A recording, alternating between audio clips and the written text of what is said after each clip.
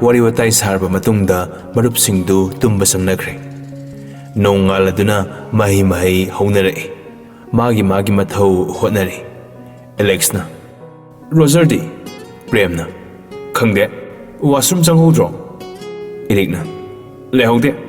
Jacob ki room da leijala. Jacob su thorai. Kido bi orge. Lena.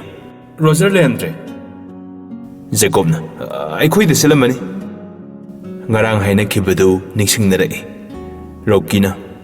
Oh, madi angang duda like a sari boy. Jacob na. Ngahangai nupi amata hana yengduse. Ai khoi ton leisabi phaba ngai ba male. Lena. Sai ni bani.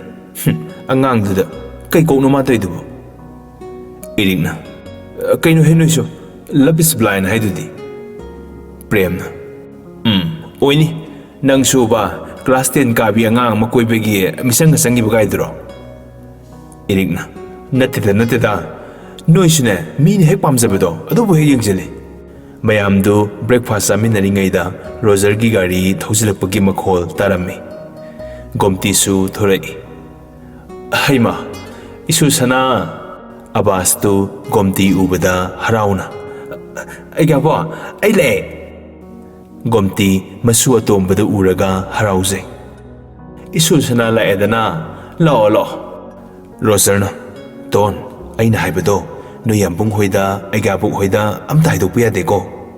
Tona hairui da Roger na. Aduneba maram mokpani. Darling now haisini. Tona ado da Roger aidi pakhang lisabi koinabado khangdi. Roger na. Ko na tapna khanglakani. Da Roger leisidi kaisu khalunu. Ani duna sariba waridu mayamna urami. Waridu di kanasu taramdi. Jacob na laurai. Kaidawrige daida. Juza. Roger na. Yeksan grapone. Mathau dhek leitangai. Ton la. Daza paibirake. Nang posai singdo. Tona. Hoi daza. Ani do sangminarai. Ton masin mokwana leidoba rumadu tarutanana babuna singdok lammi. Babuna. Lorabani. Abbas, Ton, school sa tanya tro. Ban kakana kamdawa. Hainarabo. Tona. Dabo, hainare. Sinala ani. Babuna. Pare. Ninina sak loirani. Ngahak layak pathuro. Tona. Hoi dabu. Babu thokibaga Jacob amuk sanglai. Isan tombi awana palai rasu aiga boktara nunyanam sidara hayuko. Ton masindo bai tholaga. Kobirakan. Jacob na. Haima, sorry ro. Da Roger na kake herino. Abbas na sasat launa. Yambo, da Roger na nupa koi bayaroi, koi gesu makhoi ani koi na si hairakpani. Tona, tumilayo. Angang nang yam haisingano. Ko na koi na si haibani. Sauraga, hausik nati.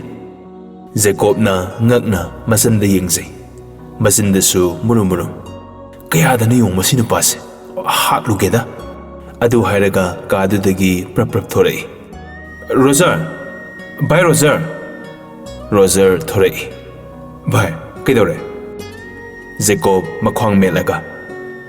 Isana pida karantano ko. Kaisu khangjatriba mahi tamjariba ngang masasida. Roger na. As. Nathau yamba nangdi nathau to ko. Kharasu phana khantu. Sumjamna nuksibairaknabani. Jacob. Hoiba. Aduneba. Nangisu nasane khaloba. Roger na. Hoida. Yareda. Asibu wawoina torodana. Gomtina. Kaidonaragine isu sanoibo. Jacob. Aigabo mi angawba yorokpase berayam kai. Gomtina. Noi wadu toko. Noi babongi kari pau leige tabro. Jacob mabok sigi manakta sangsilaga. Aigabo nasu leisidi. Babongi matu nama karana susokpa yaroi. Kaisu khalunu. Babongdo swaida leiti. Gomtina. Pare. Saka saraga nangi office ta leiruro. Organization gi kaigi mi mayam isu na balani. Jacob na. Hoye gabo. Gomtina. Mama di pau phaunabra. ꯏꯁꯨꯅ ꯈꯪꯗ ꯍꯩꯇꯕꯗꯣ ꯅꯃꯥꯒ ꯇꯥꯟꯅꯧꯀꯣ ꯃꯇꯣꯝꯇ ꯌꯨꯝꯗꯨꯗ ꯊꯕꯛ ꯃꯌꯥꯝꯗꯨꯒ ꯃꯀꯣꯡ ꯉꯥꯎꯔꯝ ꯇꯥꯔꯦ ꯖꯦꯀꯣꯕꯅ ꯑꯩꯒꯥꯕꯣ ꯉꯁꯤꯗꯤ ꯑꯩ ꯑꯣꯐꯤꯁꯇ ꯂꯩꯔꯔꯣꯏ ꯊꯕꯛ ꯈꯔ ꯆꯠꯊꯣꯛꯂꯨꯒꯦ ꯒꯣꯝꯇꯤꯅ ꯍꯣꯏ ꯍꯣꯏ ꯆꯠꯂꯨ ꯆꯠꯂꯨ ꯅꯣꯏ ꯄꯥꯕꯨꯡ ꯇꯣꯟꯍꯣꯏꯗꯨꯕꯨ ꯆꯠꯈ꯭ꯔꯖꯥꯠꯂꯥ ꯔꯣꯖꯔꯅ ꯑꯩꯒꯥꯕꯣ ꯑꯩꯅ ꯑꯦꯌꯔꯄꯣꯔꯠ ꯐꯥꯎ ꯊꯤꯟꯕꯤꯒꯦ ꯍꯥꯏꯕꯅꯤ ꯃꯤ ꯂꯥꯛꯂꯅꯤ ꯌꯥꯔꯦ ꯍꯥꯏꯔꯛꯑꯦ ꯄꯨꯡ 12 ꯑꯗꯥꯏꯗ ꯔꯤꯄꯣꯔꯠ ꯇꯧꯗꯣꯏꯅꯤ ꯒꯣꯝꯇꯤꯅ ꯐꯔꯦ ꯐꯔꯦ ꯅꯊꯧ ꯇꯧꯔꯨꯔꯣ ꯑꯁꯨꯝꯅ ꯅꯨꯃꯤꯠꯇꯨꯗꯒꯤ ꯖꯦꯀꯣꯕ ꯃꯥꯒꯤ ꯄꯥꯔꯇꯤꯁꯤꯡꯗꯨꯒ ꯆꯠꯇꯨꯅ ꯃꯄꯥꯕꯨꯡꯒꯤ ꯈꯣꯡꯒꯨꯜ ꯂꯤꯕ ꯍꯧꯔꯛꯏ ꯑꯔꯣꯟꯕ ꯃꯤꯁꯟ ꯀꯌꯥꯁꯨ ꯍꯥꯏꯅꯈꯤꯕ ꯃꯇꯨꯡ ꯏꯟꯅ ꯃꯔꯨꯞꯁꯤꯡꯗꯨꯅ ꯄꯥꯡꯊꯣꯛꯄ ꯍꯧꯔꯛꯏ ꯅꯣꯡꯃꯗꯒꯤ ꯅꯤꯅꯤꯗꯒꯤ ꯍꯞꯇꯥ ꯑꯁꯨꯝ ꯍꯧꯈꯤ ꯀ꯭ꯔꯥꯏꯝ ꯇꯧꯔꯝꯕ ꯀꯌꯥꯕꯨ ꯇꯞꯅ ꯇꯞꯅ ꯂꯣꯏꯁꯤꯟꯈꯤꯕꯒꯤ ꯄꯥꯎ ꯃꯌꯥꯝꯅ ꯈꯪꯅꯔꯛꯄ ꯍꯧꯔꯛꯏ ꯑꯗꯨꯕꯨ ꯊꯕꯛ ꯑꯁꯦ ꯀꯅꯥꯅ ꯄꯥꯡꯊꯣꯛꯄꯅꯣ ꯍꯥꯏꯕꯗꯨꯗꯤ ꯀꯅꯥꯅꯁꯨ ꯈꯪꯕ ꯉꯝꯂꯝꯗꯦ ꯚꯤꯛꯇꯤꯝꯁꯤꯡꯒꯤ ꯏꯃꯨꯡ ꯃꯅꯨꯡꯅ ꯕꯦꯜꯗ ꯊꯥꯗꯣꯛꯈꯤꯕ ꯀ꯭ꯔꯤꯃꯤꯅꯦꯜꯁꯤꯡꯗꯨꯕꯨ ꯍꯥꯠꯈ꯭ꯔꯦ ꯄꯥꯎ ꯇꯥꯕꯗ ꯍꯔꯥꯎꯖꯔꯝꯃꯤ ꯑꯁꯨꯝꯅ ꯃꯊꯪ ꯂꯦꯞꯇꯅ ꯀ꯭ꯔꯤꯃꯤꯅꯦꯜ ꯀꯌꯥ ꯁꯤꯔꯛꯄꯗꯒꯤ ꯈꯔ ꯑꯃꯅ ꯐꯩ ꯈꯜꯂꯝꯃꯤ ꯈꯔ ꯑꯃꯅ ꯑꯀꯤꯕꯁꯨ ꯐꯥꯎꯔꯛꯂꯝꯃꯤ ꯖꯦꯀꯣꯕ ꯅꯣꯡꯃꯒꯤ ꯃꯥꯒꯤ ꯊꯕꯛ ꯆꯤꯟꯈꯠꯂꯛꯏ ꯆꯤꯟꯗ ꯋꯥꯍꯩ ꯑꯃ ꯍꯥꯏꯗꯅ ꯊꯕꯛ ꯑꯣꯏꯅ ꯇꯞꯅ ꯄꯥꯡꯊꯣꯛꯄ ꯍꯧꯔꯛꯏ ꯇꯣꯟꯒꯤ ꯃꯄꯥ ꯃꯃꯥꯁꯨ ꯗꯤꯜꯂꯤꯗ ꯆꯠꯈꯤꯕꯗꯒꯤ ꯄꯥꯎ ꯑꯗꯨꯝ ꯐꯥꯎꯅꯈꯤꯗ꯭ꯔꯦ ꯊꯥ ꯑꯃ ꯐꯥꯖꯤꯜꯂꯛꯏ ꯅꯨꯡꯉꯥꯏꯕ ꯄꯥꯎ ꯄꯨꯗꯨꯅ ꯔꯣꯖꯔ ꯖꯦꯀꯣꯕ ꯃꯅꯥꯛꯇ ꯆꯪꯂꯛꯏ ꯕꯣꯁ ꯄꯥꯎ ꯅꯨꯡꯉꯥꯏꯕ ꯑꯃ ꯂꯩꯔꯦ ꯖꯦꯀꯣꯕꯅ ꯍꯥꯏꯌꯨ ꯚꯥꯏ ꯔꯣꯖꯔꯅ ꯄꯥꯕꯨꯡ ꯂꯩꯐꯝ ꯈꯪꯂꯦ ꯋꯥꯍꯩꯗꯨ ꯇꯥꯕꯗ ꯖꯦꯀꯣꯕ ꯃꯔꯨꯞꯇ ꯌꯦꯡꯖꯩ ꯔꯣꯖꯔꯅ ꯊꯕꯛꯁꯦ ꯅꯣꯏ ꯃꯃꯥꯅ ꯁꯟꯕ ꯉꯥꯛꯇꯅꯤ ꯑꯣꯟꯊꯣꯛꯅ ꯍꯩꯅ ꯁꯤꯜꯂꯝꯃꯤ ꯑꯗꯨꯕꯨ ꯑꯩꯈꯣꯏꯒꯤ CIDꯅ ꯀꯨꯞꯅ ꯊꯤꯒꯠꯇꯨꯅ ꯄꯥꯕꯨꯡꯒꯤ ꯂꯩꯐꯝ ꯈꯪꯕ ꯉꯝꯂꯦ ꯄꯥꯕꯨꯡ XCMꯗꯣ ꯎꯈ꯭ꯔꯨꯜꯒꯤ ꯃꯐꯝ ꯑꯃꯗ ꯂꯣꯠꯇꯨꯅ ꯊꯝꯃꯤ ꯃꯗꯨ ꯆꯤꯡꯃꯤ ꯏꯆꯤꯜ ꯏꯅꯥꯎꯁꯤꯡꯅ ꯊꯝꯕꯅꯤ ꯄ꯭ꯂꯥꯟꯕꯨꯗꯤ ꯅꯣꯏ ꯃꯃꯥꯒꯤ ꯉꯥꯛꯇꯅꯤ ꯖꯦꯀꯣꯕ ꯃꯃꯥꯅ ꯐꯠꯇꯕ ꯇꯧꯔꯦ ꯈꯪꯂꯐꯥꯎ ꯇꯨꯃꯤꯟꯅ ꯂꯩꯔꯝꯕꯗꯣ ꯍꯧꯖꯤꯛꯇꯤ ꯑꯆꯥꯛꯄ ꯃꯩꯗ ꯘꯤ ꯍꯩꯕ ꯍꯥꯏꯕꯗꯣ ꯊꯣꯛꯂꯔꯦ ꯖꯦꯀꯣꯕꯅ ꯑꯩꯕꯨ ꯄꯣꯛꯄꯤ ꯏꯃꯥꯗꯣ ꯐꯠꯇꯦ ꯈꯪꯂꯐꯥꯎ ꯃꯆꯥ ꯑꯩꯅ ꯉꯥꯛꯄꯤꯔꯝꯕꯅꯤ ꯑꯗꯨꯕꯨ ꯑꯁꯨꯝꯅ ꯀꯥ ꯍꯦꯟꯅ ꯐꯠꯂꯝꯃꯣꯏ ꯍꯥꯏꯕꯗꯤ ꯊꯣꯏꯅ ꯈꯜꯂꯨꯗꯕꯅꯤ ꯖꯦꯀꯣꯕ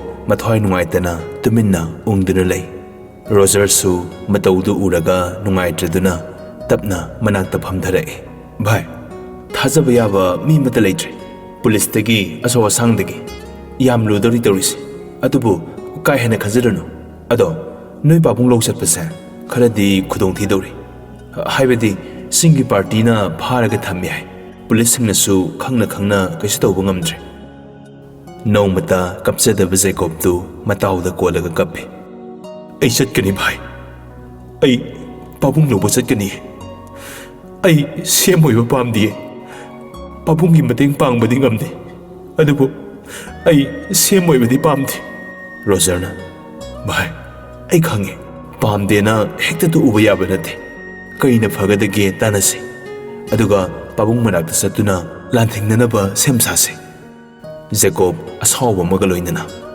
ꯑꯩꯈꯣꯏꯒꯤ ꯑꯦꯖꯦꯟꯁꯤꯡꯗꯣ ꯄꯥꯎ ꯍꯥꯏꯈ꯭ꯔꯣ ꯃꯤꯁꯟ ꯑꯁꯦ ꯄꯥꯡꯊꯣꯛꯅꯕ ꯊꯧꯔꯥꯡ ꯇꯧꯁꯤ ꯔꯣꯖꯔꯅ ꯍꯣꯏ ꯚꯥꯏ ꯑꯩꯈꯣꯏꯅ ꯄꯥꯡꯊꯣꯛꯈꯤꯕ ꯃꯤꯁꯟ ꯑꯃꯠꯇ ꯐꯦꯜ ꯑꯣꯏꯈꯤꯗ꯭ꯔꯤꯕꯅꯤ ꯈꯨꯠꯂꯥꯏꯁꯤꯡꯗꯣ ꯃꯇꯦꯡ ꯄꯥꯡꯕꯤꯔꯛꯅꯕ ꯑꯩꯈꯣꯏꯒꯤ ꯃꯊꯛ ꯊꯣꯡꯕ ꯑꯦꯖꯦꯟꯁꯤꯡꯗ ꯄꯥꯎ ꯍꯥꯏꯈ꯭ꯔꯒꯦ ꯖꯦꯀꯣꯕꯅ ꯍꯥꯏꯈ꯭ꯔꯣ ꯚꯥꯏ ꯂꯥꯟ ꯆꯠꯄ ꯍꯥꯏꯕꯁꯦ ꯈꯨꯠꯂꯥꯏ ꯌꯥꯎꯗꯕ ꯌꯥꯔꯣꯏ ꯈꯨꯠꯂꯥꯏ ꯃꯇꯤꯛ ꯆꯥꯔꯕꯗꯤ ꯑꯩꯈꯣꯏ ꯀꯩꯗꯧꯅꯨꯡꯗ ꯃꯥꯏꯊꯤꯔꯣꯏ ꯃꯆꯥ ꯑꯃ ꯑꯣꯏꯅ ꯑꯩꯅ ꯑꯩꯒꯤ ꯄꯥꯕꯨꯡ ꯀꯟꯒꯅꯤ ꯔꯣꯖꯔꯅ ꯅꯍꯥꯛꯀꯤ ꯄꯥꯕꯨꯡ ꯑꯣꯏꯔꯕꯁꯨ ꯀꯪꯂꯩꯄꯥꯛꯁꯤꯒꯤ ꯑꯊꯧꯕ ꯃꯄꯥꯔꯤ ꯂꯨꯆꯤꯡꯕ ꯑꯃꯅꯤ ꯃꯥꯕꯨ ꯑꯩꯈꯣꯏꯅ ꯏꯀꯥꯏ ꯈꯨꯝꯅꯕꯒ ꯂꯣꯏꯅꯅ ꯃꯍꯥꯛꯀꯤꯗꯃꯛ ꯃꯆꯥ ꯃꯌꯥꯝꯁꯤꯅ ꯊꯋꯥꯏꯁꯦ ꯊꯥꯅꯐꯥꯎ ꯄꯥꯝꯃꯨꯕ ꯂꯩꯔꯣꯏ ꯐꯔꯦ ꯑꯩꯈꯣꯏ ꯑꯦꯖꯦꯟꯁꯤꯡꯗꯨꯗ ꯈꯨꯠꯂꯥꯏ ꯃꯇꯦꯡ ꯄꯥꯡꯕꯤꯔꯛꯅꯕ ꯄꯥꯎ ꯍꯥꯏꯈ꯭ꯔꯒꯦ ꯖꯦꯀꯣꯕꯅ ꯍꯣꯏ ꯚꯥꯏ ꯍꯥꯏꯈ꯭ꯔꯣ ꯑꯩꯁꯨ ꯑꯣꯐꯤꯁꯇ ꯂꯩꯔꯨꯔꯒꯦ ꯑꯩ ꯎꯅꯕ ꯃꯤ ꯃꯌꯥꯝ ꯂꯥꯛꯑꯝꯃꯅꯤ ꯔꯣꯖꯔꯅ ꯂꯩꯔꯨꯔꯣ ꯑꯁꯨꯝꯅ ꯔꯣꯖꯔꯅ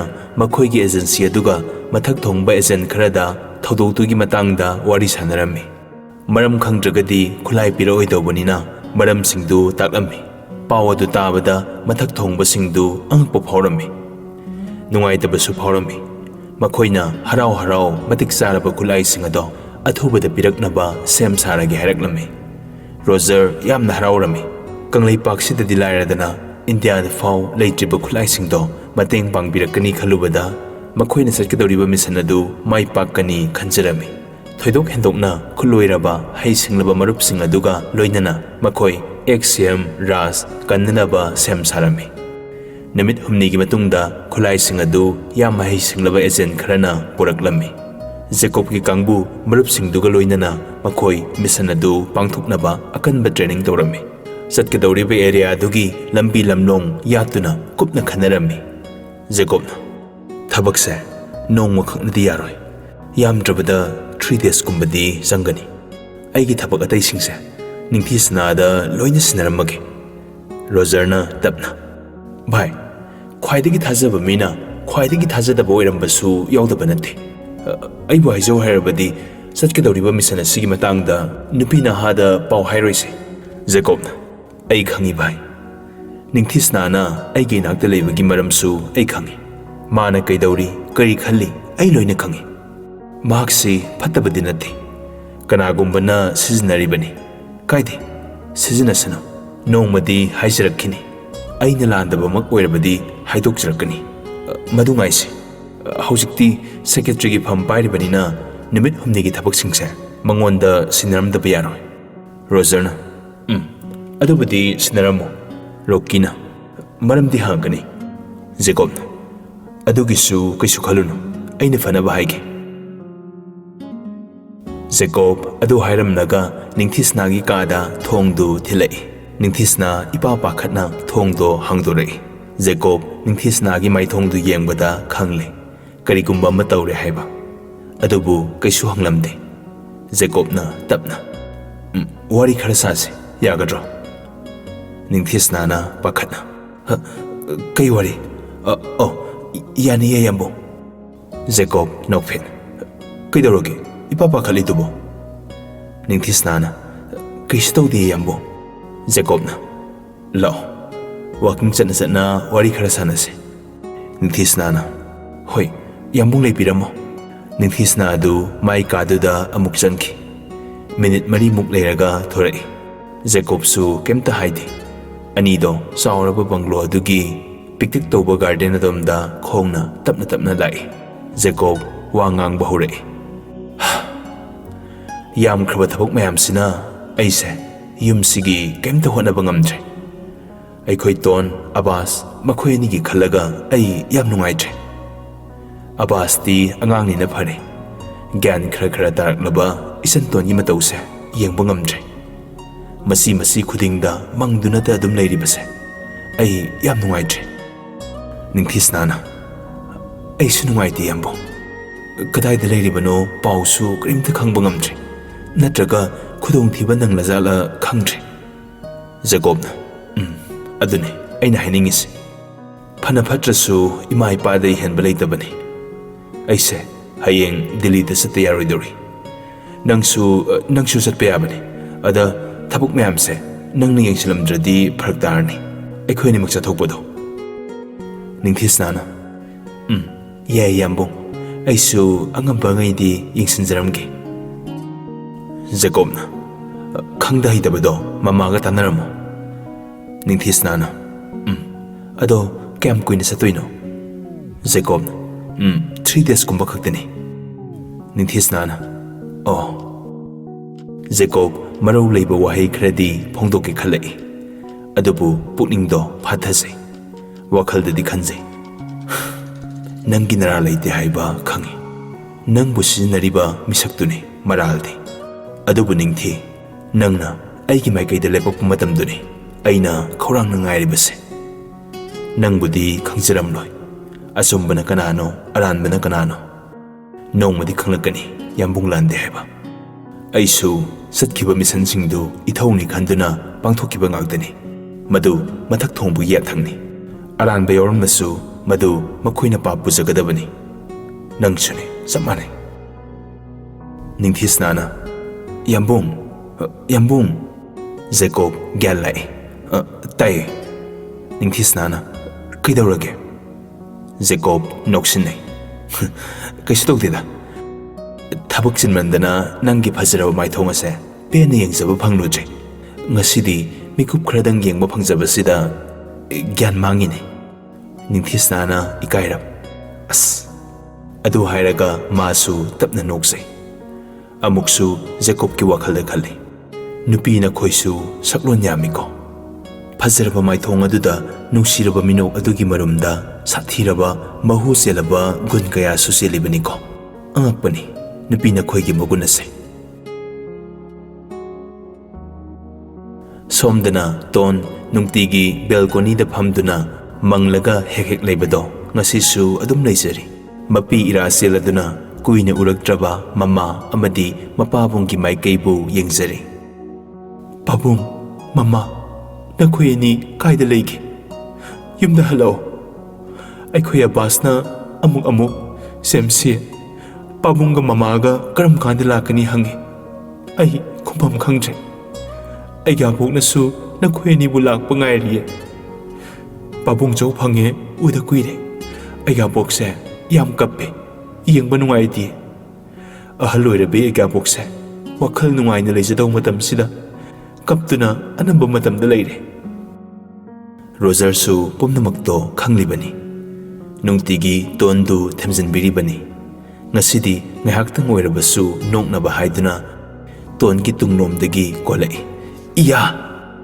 ꯇꯣꯟ ꯈꯪꯄ꯭ꯔꯦꯛ ꯈꯪꯉꯤ ꯌꯥꯝꯕꯣ ꯈꯪꯉꯤꯅꯦ ꯔꯣꯖꯔꯅ ꯅꯣꯏ ꯌꯥꯝꯕꯨꯡ ꯇꯨ ꯑꯥꯗ ꯅꯣꯏ ꯅꯅꯝꯁꯤꯒ ꯔꯣꯃꯥꯟꯁ ꯇꯧꯔꯤ ꯑꯗꯣ ꯂꯥꯛꯑꯣ ꯑꯩꯈꯣꯏ ꯑꯍꯨꯝꯁꯨꯅꯦ ꯀꯩꯅꯣꯝ ꯇꯧꯔꯨꯁꯤ ꯇꯣꯟ ꯑꯣꯟꯊꯣꯔꯛꯏ ꯗꯥ ꯔꯣꯖꯔ ꯔꯣꯖꯔꯅ ꯍꯥꯎꯅꯦ ꯇꯣꯟꯅ ꯀꯩꯗꯧꯁꯤ ꯍꯥꯏꯅꯣ ꯔꯣꯖꯔꯅ ꯇꯣꯟꯒꯤ ꯃꯈꯨꯠ ꯃꯆꯥꯗꯨ ꯄꯥꯏꯔꯒ ꯍꯥꯏꯐꯦꯠ ꯆꯤꯡꯉꯤ ꯂꯥꯛꯇ ꯂꯥꯛꯑꯣ ꯑꯩ ꯀꯥꯗ ꯇꯣꯟꯅ ꯑꯩ ꯇꯜꯂꯤ ꯗꯥ ꯔꯣꯖꯔ ꯗꯥꯖꯔꯒꯤ ꯀꯥꯗ ꯆꯪꯒꯅꯨ ꯍꯥꯏꯌꯦ ꯔꯣꯖꯔꯅ ꯉꯛꯅ ꯀꯅꯥ ꯍꯥꯏꯕ ꯇꯣꯟꯅ ꯌꯥꯝꯕꯨꯡꯅ ꯔꯣꯖꯔꯅ ꯑꯁꯤꯒꯤ ꯁꯦꯝ ꯇꯤꯟ ꯆꯪꯕꯁꯦ ꯅꯨꯡ ꯊꯣꯝꯗꯠꯄ ꯁꯣꯏꯔꯣꯏ ꯀꯩꯒꯤꯅꯣ ꯃꯥꯅ ꯑꯉꯥꯡꯁꯤꯗ ꯑꯁꯤꯒꯨꯝꯕ ꯐꯠꯇꯕꯁꯤ ꯏꯟꯖꯜꯂꯤꯁꯦ ꯂꯥꯛꯑꯣ ꯅꯣꯏ ꯌꯥꯝꯕꯨꯡ ꯃꯇꯣꯝ ꯄꯣꯛꯄꯒꯤ ꯍꯧꯅꯕꯤ ꯃꯕꯨꯛ ꯂꯨꯕꯅꯤ ꯉꯥꯡꯕ ꯋꯥ ꯇꯥꯔꯨꯅꯨ ꯑꯕꯥꯁꯁꯨ ꯉꯥꯏꯍꯧꯔꯕꯅꯤ ꯇꯣꯟꯅ ꯑꯩꯈꯣꯏ ꯑꯕꯥꯁꯁꯨꯔꯣ ꯔꯣꯖꯔꯅ ꯇꯣꯟꯅ ꯑꯣ ꯑꯗꯣ ꯀꯩꯗꯧꯗꯣꯏꯅꯣ ꯔꯣꯖꯔꯅ ꯂꯥꯛꯑꯣ ꯍꯪꯂꯅꯨ ꯇꯣꯟꯅ ꯍꯣꯏ ꯗꯥꯖꯔ ꯔꯣꯖꯔ ꯃꯥꯒꯤ ꯔꯨꯝꯗꯨ ꯌꯧꯕꯒ ꯑꯕꯥꯁꯅ ꯂꯥꯛꯑꯣ ꯆꯦꯁꯤ ꯉꯥꯏꯔꯤꯕꯅꯤ ꯇꯣꯟꯗꯤ ꯈꯪꯗꯕꯅꯤꯅ ꯀꯩꯗꯧꯗꯣꯏꯅꯣ ꯔꯣꯖꯔꯅ ꯀꯦꯃꯦꯔꯥ ꯑꯣꯟ ꯇꯧꯏ ꯑꯗꯨꯒ ꯚꯤꯗꯤꯑꯣ ꯅꯝꯃꯤ ꯍꯥꯏ ꯃꯌꯥꯝ welcome back to my YouTube channel ꯉꯁꯤ ꯑꯁꯤꯗꯤ ꯃꯩꯇꯩ ꯃꯆꯥ ꯑꯩꯈꯣꯏꯒꯤ ꯌꯥꯝꯅ ꯇꯦꯂꯦꯟ ꯂꯩꯕ ꯕ꯭ꯂꯣꯛ ꯑꯃꯈꯛ ꯁꯦꯝꯖꯔꯛꯄꯅꯤ ꯃꯌꯥꯝꯅ ꯅꯨꯡꯁꯤꯕꯤꯗꯨꯅ ꯆꯦꯅꯦꯜ ꯑꯁꯤꯕꯨ ꯂꯥꯏꯛ ꯑꯃꯗꯤ ꯁꯕꯁꯀ꯭ꯔꯥꯏꯕ ꯇꯧꯕꯤꯔꯝꯃꯨ ꯚꯤꯗꯤꯑꯣ ꯑꯁꯤ ꯌꯦꯡꯂꯕ ꯃꯇꯨꯡꯗ ꯀꯃꯦꯟ ꯑꯃꯃꯝꯇꯪꯁꯨ ꯗ꯭ꯔꯣꯞ ꯇꯧꯕꯤꯔꯝꯃꯨ ꯀꯩꯅꯣꯅꯦ ꯉꯁꯤꯁꯦ ꯇꯨ ꯑꯗꯨ ꯍꯥꯏꯔꯒ ꯇꯣꯟ ꯃꯆꯤꯟ ꯃꯧꯄꯥꯗ ꯀꯦꯃꯦꯔꯥꯗꯨ ꯑꯣꯟꯁꯤꯟꯈꯤ ꯃꯥꯒꯤ ꯃꯤꯡꯅ ꯇꯣꯟ ꯍꯥꯏ ꯍꯥꯏꯔꯛꯑꯣ ꯇꯣꯟꯅ ꯍꯥꯏ ꯃꯌꯥꯝ ꯃꯥꯒꯤꯅ ꯑꯕꯥꯁ ꯍꯥꯏ ꯃꯌꯥꯝ ꯔꯣꯖꯔꯅ ꯀꯦꯃꯦꯔꯥꯗꯨ ꯃꯉꯣꯟꯗ ꯑꯃꯨꯛ ꯑꯣꯟꯁꯤꯜꯂꯤ ꯉꯁꯤꯁꯦ ꯑꯩꯈꯣꯏ ꯑꯍꯨꯝ ꯃꯨꯛꯕꯥꯡ ꯇꯧꯗꯣꯏꯅꯤ ꯑꯗꯨꯁꯨ ꯃꯌꯥꯝꯅ ꯆꯥꯅꯗꯕ ꯇꯣꯉꯥꯟꯕ ꯃꯨꯛꯕꯥꯡꯅꯤ ꯂꯩꯖꯔꯦ ꯑꯩꯈꯣꯏ ꯑꯍꯨꯝꯒꯤ ꯆꯥꯅꯅꯕ ꯁꯦꯔꯂꯦꯛꯀ ꯀꯣꯝꯄ꯭ꯂꯦꯟꯒ ꯑꯗꯨ ꯍꯥꯏꯕꯗꯒꯤ ꯇꯣꯟꯁꯨ ꯑꯕꯥꯁꯁꯨ ꯋꯥ ꯋꯥ ꯅꯣꯛꯆꯩ ꯃꯆꯤꯟ ꯃꯧꯄꯥꯅ ꯅꯣꯛꯆꯕꯗꯨ ꯎꯔꯒ ꯔꯣꯖꯔꯁꯨ ꯅꯣꯛꯆꯔꯝꯃꯤ ꯇꯦꯕꯜꯗꯨꯗ ꯇꯦꯡꯀꯣꯠ 3 ꯊꯝꯃꯤ ꯑꯗꯨꯒ ꯀꯣꯝꯄ꯭ꯂꯦꯟ ꯁꯦꯝꯅꯕ ꯒ꯭ꯂꯥꯁ 3ꯒ ꯊꯝꯃꯤ ꯔꯣꯖꯔꯅ ꯃꯌꯥꯝ ꯍꯧꯖꯤꯛ ꯁꯦꯔꯂꯦꯛꯁꯦ ꯊꯤꯠꯆꯔꯒꯦ ꯁꯨꯃꯥꯏꯅ ꯏꯁꯤꯡ ꯂꯨꯝꯕꯨ ꯂꯨꯝꯕꯨ ꯁꯥꯕ ꯈꯔ ꯍꯩꯔꯅꯤ ꯑꯗꯩ ꯁꯦꯔꯂꯦꯛ ꯆꯃꯁ 5 ꯍꯥꯞꯄꯅꯤ ꯑꯗꯨꯒ ꯊꯤꯠꯂꯅꯤ ꯑꯗꯩ ꯒ꯭ꯂꯥꯁꯁꯤꯗꯁꯨ ꯏꯁꯤꯡ ꯂꯨꯝꯕꯨ ꯂꯨꯝꯕු ꯁꯥꯕ ꯌꯥꯎꯖꯔꯦ ꯑꯗꯨꯒ ꯀꯣꯝꯄ꯭ꯂꯦꯟ ꯆꯃꯁ 3 ꯊꯤꯠꯂꯅꯤ ꯍꯧꯖꯤꯛ ꯁꯦꯝ ꯁꯥꯕ ꯂꯣꯏꯖꯔꯦ ꯇꯣꯟ ꯑꯕꯥꯁ ꯂꯥꯛꯑꯣ ꯍꯧꯔꯁꯤ ꯑꯅꯤꯗꯣ ꯅꯣꯛꯅ ꯅꯣꯛꯅ ꯆꯪꯂꯒ ꯐꯝꯃꯤ ꯔꯣꯖꯔꯅ ꯃꯌꯥꯝ ꯑꯩꯈꯣꯏ ꯆꯥꯕ ꯍꯧꯖꯔꯒꯦ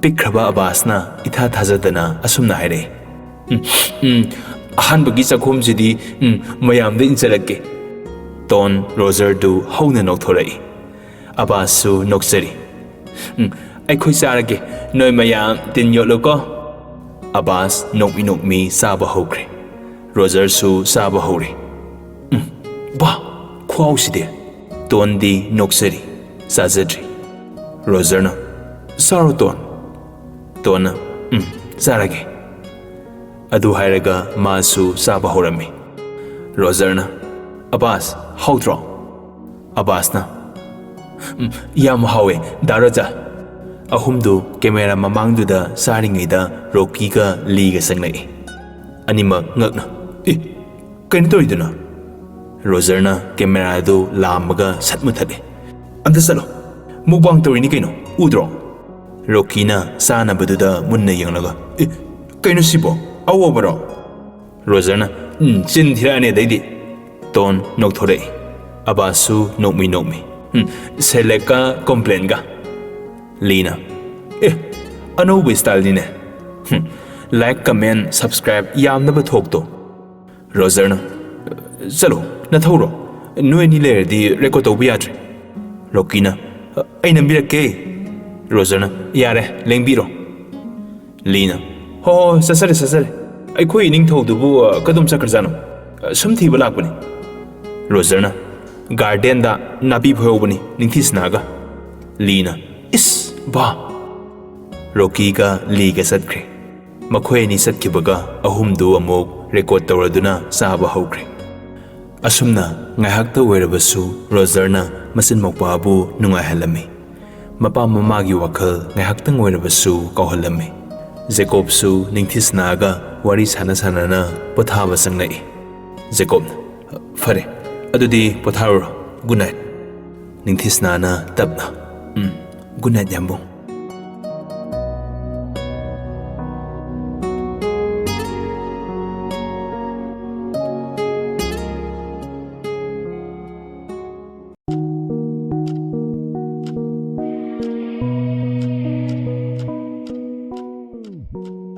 ꯅꯤꯡꯊꯤꯁꯅꯥ ꯃꯥꯒꯤ ꯀꯥꯗ ꯆꯪꯈꯤꯕꯒ ꯖꯦꯀꯣꯕ ꯃꯕꯣꯛꯁꯤꯒꯤ ꯀꯥꯗ ꯑꯃꯨꯛ ꯂꯥꯛꯏ ꯑꯍꯜ ꯑꯣꯏꯔꯛꯄꯅ ꯍꯤꯗꯥꯛ ꯆꯥꯗꯨꯅ ꯎꯏꯊꯈ꯭ꯔꯕ ꯒꯣꯝꯇꯤꯒꯤ ꯃꯅꯥꯛꯇ ꯖꯦꯀꯣꯕꯇꯨ ꯇꯞꯅ ꯐꯝꯃꯤ ꯑꯩꯒꯥꯕꯣꯛ ꯍꯌꯦꯡꯁꯦ ꯄꯥꯕꯨꯡ ꯂꯧꯕ ꯆꯠꯀꯅꯤ ꯄꯥꯕꯨꯡꯕꯨ ꯑꯁꯣꯏ ꯑꯉꯥꯝ ꯌꯥꯎꯗꯅ ꯅꯁꯨꯅ ꯄꯨꯔꯛꯀꯅꯤꯌꯦ ꯃꯗꯨ ꯍꯦꯛ ꯂꯣꯏꯕꯒ ꯗꯤꯜꯂꯤꯗ ꯑꯃꯨꯛ ꯆꯠꯇꯨꯅ ꯄꯥꯕꯨꯡꯇꯣꯟꯒ ꯏꯃꯥꯁꯤꯒꯁꯨ ꯊꯤꯔꯨꯅꯤ ꯅꯁꯨ ꯑꯩ ꯂꯩꯅ ꯑꯩꯒꯥꯕꯣꯛꯀꯤ ꯃꯤꯠꯂꯨꯗꯒꯤ ꯂꯣꯟꯅ ꯇꯥꯔꯛꯂꯤꯕ ꯄꯤꯔꯥꯡ ꯑꯗꯣ ꯅꯣꯡꯃꯗꯤ ꯁꯣꯏꯗꯅ ꯍꯔꯥꯎ ꯃꯤꯅꯣꯛꯅ ꯃꯍꯨꯠ ꯁꯤꯜꯍꯟꯒꯅꯤ ꯑꯩꯕꯨ ꯊꯥꯖꯧ ꯏꯒꯥꯕꯣꯛ ꯑꯗꯨ ꯍꯥꯏꯔꯒ ꯖꯦꯀꯣꯕ ꯀꯞꯊꯣꯔꯛꯏ ꯅꯤꯡꯉꯥꯏꯗꯅ ꯇꯨꯝꯂꯤꯕ ꯒꯣꯝꯇꯤꯅꯗꯤ ꯀꯔꯤꯁꯨ ꯇꯥꯕꯤꯔꯝꯗꯦ ꯅꯥꯀꯟꯗꯒꯤ ꯑꯦꯂꯦꯛꯁꯅ ꯚꯥꯏ ꯂꯥꯛꯑꯣ ꯄꯣꯊꯥꯔꯨꯔꯁꯤ ꯖꯦꯀꯣꯕ ꯃꯄꯤꯗꯨ ꯇꯩꯊꯣꯛꯁꯤ ꯂꯥꯛꯂꯒꯦ ꯆꯪꯉꯝꯃꯣ ꯑꯦꯂꯦꯛꯁꯅ ꯚꯥꯏ ꯑꯩꯒꯥꯕꯣꯛꯁꯦ ꯄꯣꯊꯥꯖꯔꯁꯅꯨ ꯅꯪꯁꯨ ꯄꯣꯊꯥꯔꯨꯔꯁꯤ ꯂꯥꯛꯑꯣ ꯖꯦꯀꯣꯕꯅ ꯑꯩ ꯏꯆꯟꯇꯣꯝꯕꯤꯒ ꯅꯅꯥꯎ ꯁꯅꯥꯒ ꯆꯦꯛ ꯇꯧꯕꯤꯔꯝꯈꯤꯒꯦ ꯑꯦꯂꯦꯛꯁꯅ ꯌꯥꯔꯦ ꯇꯧꯔꯨꯔꯅꯨ ꯔꯣꯖꯔꯅ ꯆꯦꯛ ꯇꯧꯔꯨꯔꯕꯅꯤ ꯇꯨꯝꯈ꯭ꯔꯕꯅꯤ ꯖꯦꯀꯣꯕꯅ ꯃꯥꯅ ꯍꯦꯟꯅ ꯀꯤꯖꯈ꯭ꯔꯦ ꯑꯦꯂꯦꯛꯁꯅ ꯑꯁ ꯑꯅꯤꯗꯣ ꯇꯞꯅ ꯅꯣꯛꯏ ꯑꯗꯨꯒ ꯀꯥꯗꯨꯗꯒꯤ ꯊꯣꯔꯛꯏ ꯖꯦꯀꯣꯕꯅ ꯃꯁꯤꯕꯨ ꯑꯁꯦꯡꯕꯩ ꯑꯩꯈꯣꯏꯗꯣꯟꯗ ꯉꯥꯎꯔꯤꯖꯥꯠꯂꯣ ꯑꯦꯂꯦꯛꯁꯅ ꯀꯅꯥ ꯈꯪꯖꯕꯅꯣ ꯁꯣꯅꯣ ꯑꯁꯤꯕꯨ ꯍꯧꯖꯤꯛꯋꯥꯏꯗ ꯔꯣꯀꯤꯒ ꯂꯤꯒꯅ ꯃꯥꯏ ꯀꯥꯗ ꯆꯪꯂꯨꯕꯗ ꯁꯦꯔꯂꯦꯛꯀ ꯀꯣꯝꯄ꯭ꯂꯦꯟꯒ ꯊꯛ ꯆꯥꯗꯅ ꯀꯦꯃꯦꯔꯥ ꯅꯝꯃꯝꯃꯦꯌꯦ ꯌꯨꯇ꯭ꯌꯨꯕ ꯆꯦꯅꯦꯜꯗ ꯃꯨꯛꯕꯥꯡ ꯇꯧꯅꯦꯌꯦ ꯖꯦꯀꯣꯕꯅ ꯃꯊꯣꯡꯗꯤ ꯐꯖꯅ ꯆꯥꯈꯤꯗ꯭ꯔꯕꯅꯤ ꯍꯥꯏꯔꯨꯔꯒ ꯌꯥꯝ ꯂꯦꯝꯕ ꯑꯃꯨꯛ ꯁꯥꯔꯛꯀꯅꯤ ꯑꯦꯂꯦꯛꯁꯅ ꯇꯣꯟ ꯃꯊ꯭ꯋꯥꯏ ꯅꯨꯡꯉꯥꯏꯇꯕꯒꯤ ꯁꯨꯝ ꯋꯥꯈꯜ ꯅꯨꯡꯉꯥꯏꯅꯕ ꯇꯧꯖꯔꯤꯅꯤꯗ ꯖꯦꯀꯣꯕꯅ ꯍꯣꯏꯅꯦ ꯑꯗꯨꯕꯨꯗꯤ ꯈꯪꯉꯤꯅꯦ ꯑꯗ ꯃꯥꯅꯒ ꯑꯉꯥꯡꯗꯨꯗ ꯈꯟꯖꯔꯤꯕ ꯇꯧꯖꯔꯤꯕ ꯑꯦꯛꯇꯤꯡꯗꯣ ꯑꯩꯗꯤ ꯅꯣꯛꯄꯨ ꯅꯣꯛꯅꯤꯡꯉꯤ ꯑꯦꯂꯦꯛꯁꯅ ꯑꯗꯨꯅꯤ ꯑꯉꯥꯡꯗꯨꯅꯗꯤ ꯀꯩꯝ ꯈꯪꯕ ꯅꯠꯇꯕꯅꯤꯅ ꯃꯥꯅ ꯊꯣꯛꯄ ꯑꯗꯨꯝ ꯂꯩ ꯃꯤ ꯋꯥꯈꯜꯅꯤ ꯉꯥꯎꯒꯦꯔꯥ ꯄꯥꯝꯖꯒꯦꯔꯥ ꯅꯨꯡꯁꯤꯖꯒꯦꯔꯥ ꯃꯊꯥ ꯌꯥꯝ ꯁꯥꯔꯨꯅꯨꯗ ꯖꯦꯀꯣꯕꯅ ꯁꯥꯗꯦ ꯑꯃꯨꯛ ꯔꯣꯖꯔꯒꯤ ꯃꯁꯛꯁꯤ ꯎꯕꯗꯅꯦ ꯐꯨꯅꯤꯡꯉꯛꯏ ꯃꯀꯣꯛꯀꯁꯦ ꯍꯥꯡꯗꯣꯛꯑ ꯌꯦꯡꯅꯤꯡꯕ ꯑꯃ ꯐꯥꯎꯔꯤ ꯔꯣꯖꯔꯅ ꯅꯥꯀꯟꯗꯒꯤ ꯇꯨꯝꯗꯧꯕ ꯇꯨꯝꯅꯔꯒꯦꯗꯤ ꯍꯥꯏꯗꯦ ꯃꯤ ꯄꯥꯟꯅꯕꯤꯔꯤꯕꯣ ꯑꯩ ꯋꯥꯊꯤ ꯉꯥꯡꯅꯔꯒ ꯅꯕꯨꯛ ꯊꯟꯕ꯭ꯔꯣ ꯖꯦꯀꯣꯕꯅ ꯑꯩꯅ ꯑꯆꯪꯕ ꯃꯤꯒꯤ ꯋꯥꯔꯤ ꯁꯥꯟꯅꯔꯣꯏꯁꯤ ꯍꯥꯏꯗ꯭ꯔꯣ ꯑꯦꯂꯦꯛꯁꯅ ꯃꯊꯪꯗꯒꯤ ꯑꯁꯤꯕ ꯃꯤꯒꯤ ꯋꯥꯔꯤ ꯑꯣꯏꯅ ꯁꯥꯟꯅꯔꯅꯤ ꯔꯣꯖꯔꯅ ꯅꯠꯇꯦ ꯅꯣꯏ ꯅꯕꯨꯛ ꯑꯗꯨꯌꯥꯝ ꯌꯦꯛꯏꯗꯨ ꯀꯩꯒꯤꯅꯣ ꯑꯩꯅ ꯇꯣꯟ ꯅꯨꯡꯁꯤꯔꯒ ꯅꯣꯏꯗꯤ ꯀꯌꯥꯝ ꯀꯥꯏꯈ꯭ꯔꯒꯦ? ꯑꯩꯗꯤ ꯃꯥ ꯂꯩꯁꯥꯕꯤ ꯐꯥꯕ ꯉꯥꯏꯗꯣꯏꯅꯤ. ꯅꯣꯏ ꯀꯩꯗꯧꯒꯦ ꯍꯥꯏꯕꯅꯣ? ꯖꯦꯀꯣꯕ ꯆꯠꯅ ꯃꯆꯤꯟꯗ ꯁꯣꯜꯂꯒ, ꯍꯣ, ꯌꯣꯛꯀꯦꯔ ꯄꯨꯔꯥ ꯌꯣꯛꯄꯤꯔꯣ. ꯂꯩꯁꯥꯕꯤ ꯐꯥꯔꯒ ꯍꯦꯛ ꯂꯨꯍꯣꯡꯉꯣ. ꯁꯥꯎꯕ꯭ꯔꯥ ꯀꯩꯅꯣ? Good night. ꯔꯣꯖꯔꯅ, ꯕꯦꯠ ꯅꯨꯄꯤꯔ ꯍꯦꯔꯣꯏꯟ ꯅꯨꯄꯤꯔ ꯒ꯭ꯌꯥꯟ ꯇꯥꯗꯕ ꯑꯃ ꯍꯣꯞ ꯆꯥꯕ ꯃꯥꯅꯒ ꯍꯩꯄꯥ ꯁꯥꯗꯅ. ꯑꯦꯂꯦꯛꯁ ꯃꯈꯨꯠꯇꯨꯅ ꯔꯣꯖꯔꯗ ꯊꯤꯜꯂꯒ, ꯍꯩꯄꯥ ꯁꯥꯕ ꯀꯥꯏꯅ? ꯍꯣꯏ, ꯃꯆꯟ ꯅꯨꯄꯤꯅꯤꯅꯦ. ꯃꯥꯅꯒ ꯐꯥꯎ ꯁꯥꯔꯤ. ꯑꯩꯒꯤ ꯏꯆꯟꯅꯨꯄꯤ ꯑꯣꯏꯔꯝꯂꯗꯤ ꯅꯪ ꯐꯣꯂꯥ ꯁꯥꯗꯧꯅꯤ. ꯔꯣꯖꯔꯅ ꯃꯈ꯭ꯋꯥꯡꯒ ꯃꯦꯠꯂꯒ ꯑꯦꯂꯦꯛꯁꯇ ꯍꯥꯏꯔꯛꯏ. ꯌꯥꯔꯦ, ꯃꯤꯁꯇꯔ ꯕꯤꯟꯃꯥꯟꯕꯨ, ꯅꯪꯃꯁꯨ ꯄꯣꯊꯥꯕꯤꯎꯔꯣ. ꯑꯩꯅ ꯄꯨꯟꯁꯤꯒꯤ ꯑꯍꯥꯟꯕ ꯑꯉꯥꯡ ꯃꯆꯥ ꯑꯃꯗ ꯀ꯭ꯔꯁ ꯊꯝꯖꯕꯁꯦ ꯅꯣꯏ ꯃꯌꯥꯝꯅ ꯑꯁꯨꯛ ꯌꯥꯝꯅ ꯁꯅꯤ ꯆꯪꯕꯤꯔꯤꯁꯦ ꯀꯔꯤꯒꯤꯅꯣꯕ? ꯑꯦꯂꯦꯛꯁꯁꯨ ꯅꯣꯛꯃꯤ. ꯁꯛꯇꯥꯁꯤꯒ ꯑꯩꯕꯨ ꯃꯤꯁꯇꯔ ꯕꯤꯟ ꯃꯥꯟꯕ ꯀꯥꯏꯅ. ꯐꯖꯔꯦꯍꯦ. ꯁꯦꯁ, ꯂꯤꯃꯤꯟ ꯍꯣ ꯃꯥꯜꯂꯤꯀꯣ. ꯌꯥꯗꯦꯀꯣ. ꯂꯨꯝꯍꯧꯔꯣ ꯑꯉꯥꯡꯗꯣ. ꯑꯩ ꯆꯠꯂꯦ ꯇꯨꯝꯕ. Good night. ꯑꯦꯂꯦꯛꯁꯁꯨ ꯉꯥꯡꯗꯨꯅ ꯇꯨꯝꯕ ꯆꯪꯈ꯭ꯔꯦ. ꯔꯣꯖꯔꯗꯤ ꯃꯈꯣꯏ ꯆꯪꯈꯤꯕꯒ ꯁꯣꯐꯥꯗꯨꯗ ꯁꯣꯔ ꯁꯥꯡꯅ ꯍꯣꯟꯗꯣꯛꯂꯒ ꯍꯤꯞꯄꯤ. ꯆꯥꯎꯕ ꯉꯥꯏꯕꯗ ꯑꯩ ꯀꯀꯥ ꯃꯤꯡꯊꯣꯜ ꯐꯪꯕ ꯁꯣꯏꯔꯣꯏ. ꯀꯌꯥꯝ ꯀꯥꯏꯔꯒꯦ ꯑꯩꯅ ꯑꯉꯥꯡ ꯄꯥꯝꯖꯔꯒ? ꯃꯈꯣꯏꯅ ꯂꯛꯅꯩꯁꯤꯕꯣ. ꯃꯋꯥ ꯑꯝꯇ ꯂꯧꯗꯦ. ꯁ꯭ꯋꯥꯏꯗ ꯑꯣꯏꯅ ꯇꯨꯝꯊꯣꯛꯀꯦ. ꯑꯗꯨ ꯍꯥꯏꯔꯒ ꯃꯥꯁꯨ ꯁꯣꯐꯥꯗꯨꯗ ꯑꯗꯨꯝ ꯇꯨꯝꯊꯈ꯭ꯔꯦ.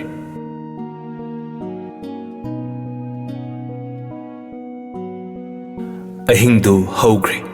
ꯍꯥꯏꯅꯈꯤꯕꯒꯤ ꯃꯇꯨꯡ ꯏꯟꯅ ꯃꯔꯨꯞꯁꯤꯡꯗꯨꯒ ꯂꯣꯏꯅꯅ ꯃꯈꯣꯏ ꯎꯔꯈꯨꯜ ꯆꯠꯅꯅꯕ ꯁꯦꯝ ꯁꯥꯔꯤ.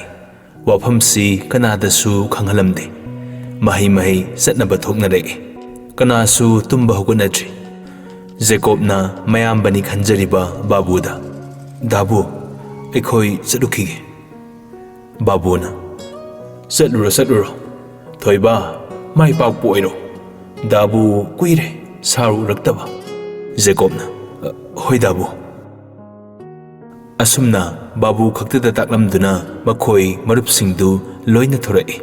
ꯃꯔꯨ ꯑꯣꯏꯕ ꯄꯣꯠꯆꯩꯗꯨꯗꯤ ꯑꯔꯣꯟꯕ ꯃꯐꯝ ꯑꯃꯗ ꯊꯝꯕꯅ ꯃꯈꯣꯏ ꯕꯪꯒ꯭ꯂꯣꯗꯒꯤ ꯊꯣꯔꯛꯄꯗꯗꯤ ꯀꯩꯝꯇ ꯌꯥꯎꯔꯛꯇꯦ. ꯃꯈꯣꯏꯅ ꯍꯦꯂꯤꯀꯣꯞꯇꯔ ꯑꯃ ꯊꯧꯔꯥꯡ ꯇꯧꯔꯝꯃꯤ. ꯍꯥꯏꯔꯤꯕ ꯑꯗꯨ USAꯒꯤ ꯒꯣꯚꯔꯟꯃꯦꯟꯠꯅ ꯄꯤꯔꯛꯄꯅꯤ. ꯑꯗꯨꯁꯨ ꯂꯣꯟꯅ ꯄꯤꯔꯛꯄꯅꯤ. ꯃꯈꯣꯏ ꯍꯦꯂꯤꯀꯣꯞꯇꯔ ꯇꯝꯅ ꯂꯥꯛꯑꯝꯃꯤ. USAꯒꯤ ꯄꯥꯏꯂꯣꯠ ꯑꯅꯤꯁꯨ ꯃꯈꯣꯏꯕꯨ ꯉꯥꯏꯗꯨꯅ ꯂꯩꯔꯝꯃꯤ. ꯃꯈꯣꯏꯅ ꯑꯇꯣꯞꯄ ꯀꯟꯇ꯭ꯔꯤꯒꯤ ꯃꯇꯦꯡ ꯇꯧꯔꯨꯕꯅ ꯃꯈꯣꯏꯒꯤꯁꯨ ꯃꯇꯦꯡ ꯇꯧꯔꯛꯄꯅꯤ. ꯏꯈꯨꯠ ꯂꯥꯟꯊꯣꯛꯂꯗꯤ ꯃꯤꯈꯨꯠ ꯂꯥꯟꯊꯣꯛꯏ ꯍꯥꯏꯕꯗꯨꯅꯤ. ꯃꯈꯣꯏꯅ ꯌꯧꯁꯤꯟꯒꯗꯧꯔꯤꯕ ꯑꯦꯔꯤꯌꯥ ꯑꯗꯨꯒꯤ ꯃꯦꯞꯇꯨ ꯌꯦꯡꯂꯝꯃꯤ. ꯃꯈꯣꯏꯒꯤ ꯍꯦꯂꯤꯀꯣꯞꯇꯔ ꯑꯗꯨ ꯊꯧꯕ ꯍꯧꯔꯛꯏ. ꯃꯈꯣꯏ ꯂꯣꯏꯅ ꯄꯦꯔꯥꯖꯨꯠꯀꯤ ꯃꯇꯦꯡꯅ ꯄꯥꯏꯊꯔꯛꯀꯗꯧꯔꯤꯕꯅꯤ. ꯊꯧꯗꯣꯛꯁꯦ ꯑꯍꯤꯡꯗ ꯄꯥꯡꯊꯣꯛꯄ ꯌꯥꯏ, ꯑꯗꯨꯕꯨ ꯀꯨꯏꯅ ꯆꯪꯒꯗꯕꯅ ꯑꯌꯨꯛꯇꯒꯤ ꯃꯤꯁꯟ ꯑꯁꯤ ꯍꯧꯕꯅꯤ. ꯌꯥꯝꯈ꯭ꯔꯕ ꯕꯦꯠ ꯃꯌꯥꯝꯗꯣ ꯍꯥꯠꯇꯧꯔꯤꯕꯅꯤ.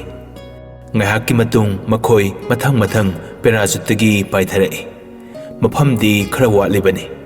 ꯃꯈꯣꯏ ꯄꯥꯏꯊꯔꯛꯂꯕ ꯃꯇꯨꯡꯗ ꯈꯨꯠꯂꯥꯏꯁꯤꯡꯗꯨꯒꯤ ꯃꯇꯨꯡ ꯏꯟꯅ ꯑꯃꯒ ꯀꯥꯏꯗ ꯂꯩꯅꯩ ꯌꯦꯡꯅꯔꯝꯃꯤ. ꯄꯥꯎ ꯐꯥꯎꯅꯔꯗꯨꯅ ꯃꯈꯣꯏ ꯄꯨꯂꯞ ꯄꯨꯟꯁꯤꯟꯅꯔꯝꯃꯤ. ꯖꯦꯀꯣꯕꯅ, ꯁꯣꯝꯗ ꯑꯦꯂꯦꯛꯁ, ꯅꯪ ꯆꯠꯂꯣ. ꯑꯗꯩ ꯔꯣꯀꯤꯒ ꯄꯨꯔꯦꯁꯀꯅ ꯁꯣꯝꯗ ꯆꯠꯂꯣ. ꯂꯤ, ꯏꯔꯤꯛ, ꯅꯣꯏ ꯑꯅꯤꯅ ꯑꯁꯣꯝ ꯃꯥꯏꯀꯩꯗ ꯆꯠꯂꯣ. ꯑꯗꯨꯒ ꯔꯣꯖꯔꯒ ꯑꯩꯒꯅ ꯈꯥꯔꯣꯝꯗꯒꯤ ꯑꯩꯅ ꯁ꯭ꯅꯥꯏꯄꯔ ꯄꯥꯏꯔꯛꯂꯒꯦ. ꯑꯋꯥꯡꯂꯣꯝꯗꯅ ꯔꯣꯖꯔ ꯅꯪ ꯁ꯭ꯅꯥꯏꯄꯔ ꯄꯥꯏꯔꯛꯀꯅꯤ. ꯃꯌꯥꯝꯗꯨꯅ, ꯌꯦꯁ ꯕꯣꯁ. ꯍꯥꯏꯅꯈꯤꯕꯒꯤ ꯃꯇꯨꯡ ꯏꯟꯅ ꯃꯈꯣꯏꯒꯤ ꯃꯥꯏꯀꯩꯗ ꯆꯠꯅꯈ꯭ꯔꯦ. ꯔꯣꯖꯔꯒ ꯖꯦꯀꯣꯕꯀꯗꯤ ꯃꯇꯣꯝꯗꯅꯤ. ꯃꯈꯣꯏ ꯑꯅꯤꯗꯤ ꯀꯦꯞꯇꯦꯟꯗꯒꯤ ꯍꯦꯟꯅ ꯍꯩꯊꯣꯏ ꯁꯤꯡꯊꯣꯏꯔꯕ ꯃꯤꯁꯛꯅꯤ. ꯑꯗꯨꯅ ꯃꯇꯣꯝꯇ ꯑꯣꯏꯔꯕꯁꯨ ꯑꯀꯤꯕ ꯂꯩꯇꯦ. ꯑꯌꯨꯛ ꯑꯣꯏꯕꯅꯤꯅ ꯃꯈꯣꯏꯅ ꯆꯠꯀꯗꯧꯔꯤꯕ ꯃꯤꯁꯟ ꯑꯗꯨ ꯌꯥꯝ ꯆꯦꯛꯁꯤꯟꯅ ꯍꯩꯁꯤꯡꯅ ꯄꯥꯡꯊꯣꯛꯅꯕ ꯁꯦꯝ ꯁꯥꯔꯝꯃꯤ. ꯍꯥꯟꯅ ꯄ꯭ꯂꯥꯟ ꯌꯥꯠꯄ ꯂꯣꯏꯔꯕꯅꯤꯅ ꯂꯥꯞꯅ ꯂꯩꯔꯤꯕ ꯃꯤꯑꯣꯏꯁꯤꯡꯗꯨꯗꯒꯤ ꯑꯃꯃꯝ ꯁꯠꯅꯕ ꯖꯦꯀꯣꯕꯅ ꯌꯥꯊꯪ ꯇꯧꯔꯛꯏ. ꯇꯉꯥꯏ ꯐꯗ꯭ꯔꯕ ꯃꯇꯝ ꯈꯛꯇꯗ ꯅꯣꯡꯃꯩ ꯑꯗꯨꯗꯤ ꯁꯤꯖꯤꯟꯅꯒꯗꯧꯔꯤꯕꯅꯤ. ꯅꯣꯡꯃꯩ ꯀꯥꯞꯅꯕꯒꯤ ꯃꯈꯣꯜ ꯊꯣꯛꯍꯟꯕ ꯌꯥꯕ ꯃꯤꯁꯟ ꯅꯠꯇꯦ. ꯃꯔꯝꯗꯤ ꯄꯥꯎ ꯍꯦꯛ ꯐꯪꯈꯤꯕꯗ ꯔꯥꯖ ꯑꯃꯨꯛ ꯍꯦꯟꯅ ꯈꯨꯗꯣꯡꯊꯤꯕ ꯐꯪꯒꯗꯧꯔꯤꯕꯅꯤ.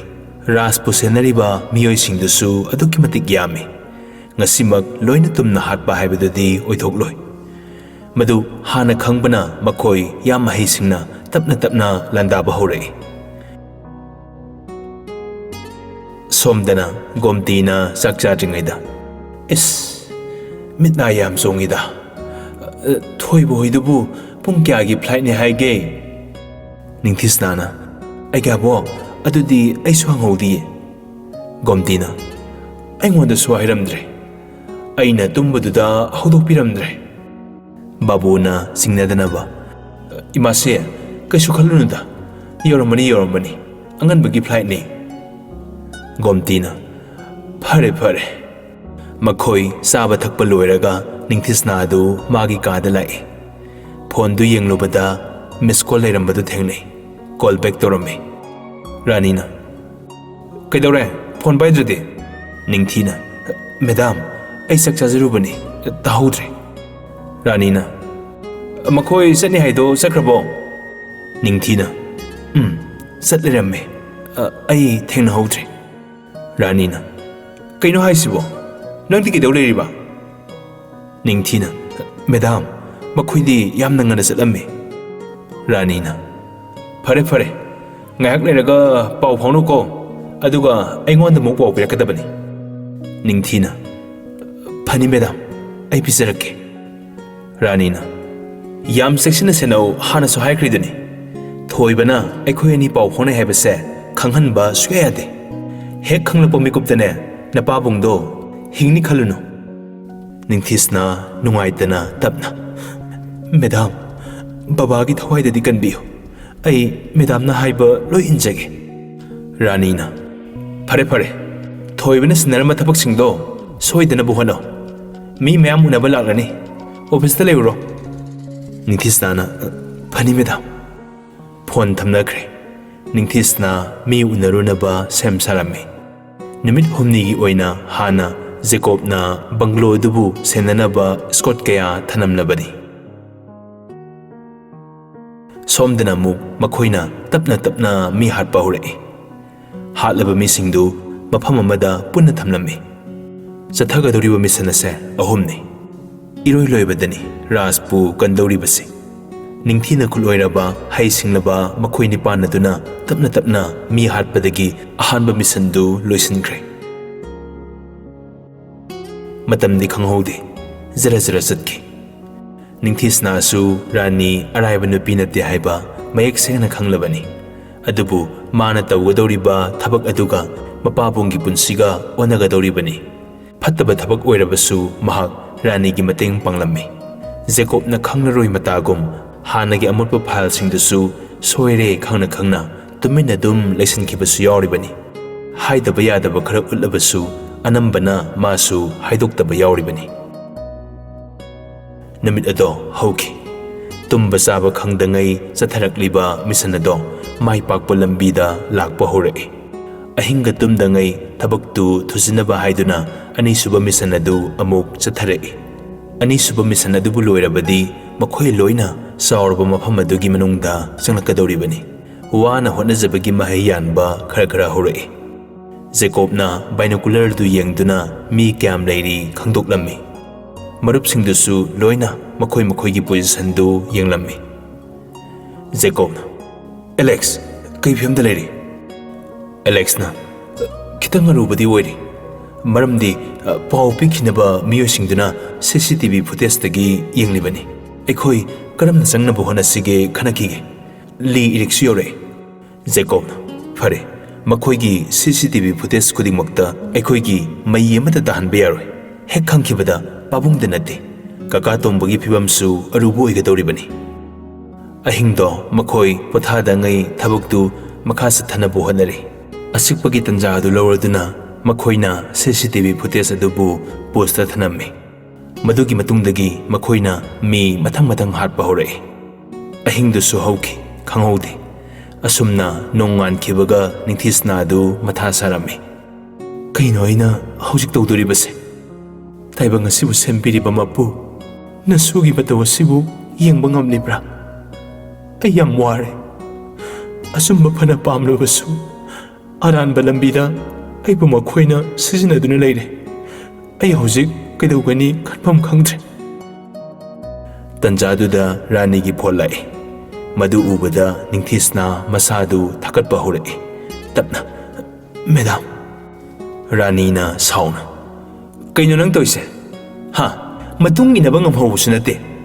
ꯄꯥꯎꯁꯨ ꯀꯩꯝꯇ ꯍꯥꯏꯔꯛꯇꯦ ꯑꯩꯅ ꯅꯪꯉꯣꯟꯗ ꯍꯥꯟꯅꯗꯒꯤ ꯍꯟꯖꯤꯟ ꯍꯟꯖꯤꯟ ꯍꯥꯏꯈ꯭ꯔꯕ ꯅꯠꯇ꯭ꯔꯣ ꯊꯣꯏꯕꯗꯣ ꯑꯔꯥꯏꯕ ꯃꯤ ꯅꯠꯇꯦ USAꯒꯤ ꯑꯔꯣꯟꯕ ꯑꯦꯖꯦꯟꯁꯤ ꯑꯃꯒꯤ ꯑꯦꯖꯦꯟꯠ ꯉꯥꯛꯇꯅꯤ ꯑꯗꯨꯁꯨ ꯃꯈꯣꯏ ꯂꯣꯏꯅꯃꯛꯅꯤ ꯃꯤꯁꯟ ꯀꯌꯥ ꯆꯠꯇꯨꯅ ꯃꯥꯏ ꯄꯥꯛꯂꯒꯗ ꯂꯥꯛꯈꯤꯕ ꯉꯥꯛꯇꯅꯤ ꯑꯗꯨꯅꯕꯨ ꯑꯩꯅ ꯑꯇꯣꯞꯄꯗ ꯁꯤꯟꯅꯗꯉꯩ ꯅꯪ ꯑꯣꯏꯅ ꯁꯤꯟꯅꯔꯤꯕ ꯅꯠꯇ꯭ꯔꯣ ꯀꯔꯤꯒꯨꯝꯕ ꯐꯠꯇ ꯅꯨꯡꯗ ꯊꯣꯛꯂꯗꯤ ꯅꯪꯅ ꯂꯣꯏꯅ ꯗꯥꯏꯇ ꯄꯨꯒꯗꯧꯅꯤ ꯑꯗꯨꯒꯅꯦ ꯅꯪꯁꯨ ꯅꯄꯥꯗꯨꯁꯨ ꯍꯤꯡꯅꯤ ꯈꯜꯂꯨꯅꯨ ꯑꯗꯨ ꯍꯥꯏꯔꯒ ꯐꯣꯟꯗꯨ ꯐꯠ ꯀꯛꯊꯠꯈꯤ ꯅꯤꯡꯊꯤꯁꯅ ꯀꯞꯄ ꯅꯠꯇꯅ ꯀꯔꯤꯁꯨ ꯎꯄꯥꯏ ꯂꯩꯔꯝꯗꯦ ꯐꯣꯟꯗꯨ ꯂꯧꯊꯣꯛꯂꯒ ꯗꯤꯄꯨꯇꯤꯗ ꯀꯣꯜ ꯇꯧꯔꯝꯃꯤ ꯗꯤꯄꯨꯇꯤꯅ ꯀꯔꯤ ꯂꯩꯔꯦ ꯏꯕꯦꯝꯃ ꯅꯤꯡꯊꯤꯁꯅꯥꯅ ꯁꯔ ꯑꯩ ꯉꯁꯤꯁꯦ ꯏꯁꯥ ꯌꯥꯝ ꯅꯨꯡꯉꯥꯏꯇ꯭ꯔꯦ ꯑꯣꯐꯤꯁꯇ ꯂꯥꯛꯄꯤꯗꯨꯅ ꯊꯕꯛ ꯑꯔꯨꯕ ꯈꯔꯁꯤꯗ ꯌꯦꯡꯁꯤꯟꯕꯤꯌꯨ ꯉꯁꯤꯗꯪꯗꯤ ꯑꯩ ꯑꯣꯞ ꯂꯧꯖꯒꯦ ꯗꯤꯄꯨꯇꯤꯅ ꯐꯔꯦ ꯑꯩꯁꯨ ꯆꯠꯀꯗꯕ ꯌꯥꯝ ꯂꯩꯕꯅꯤ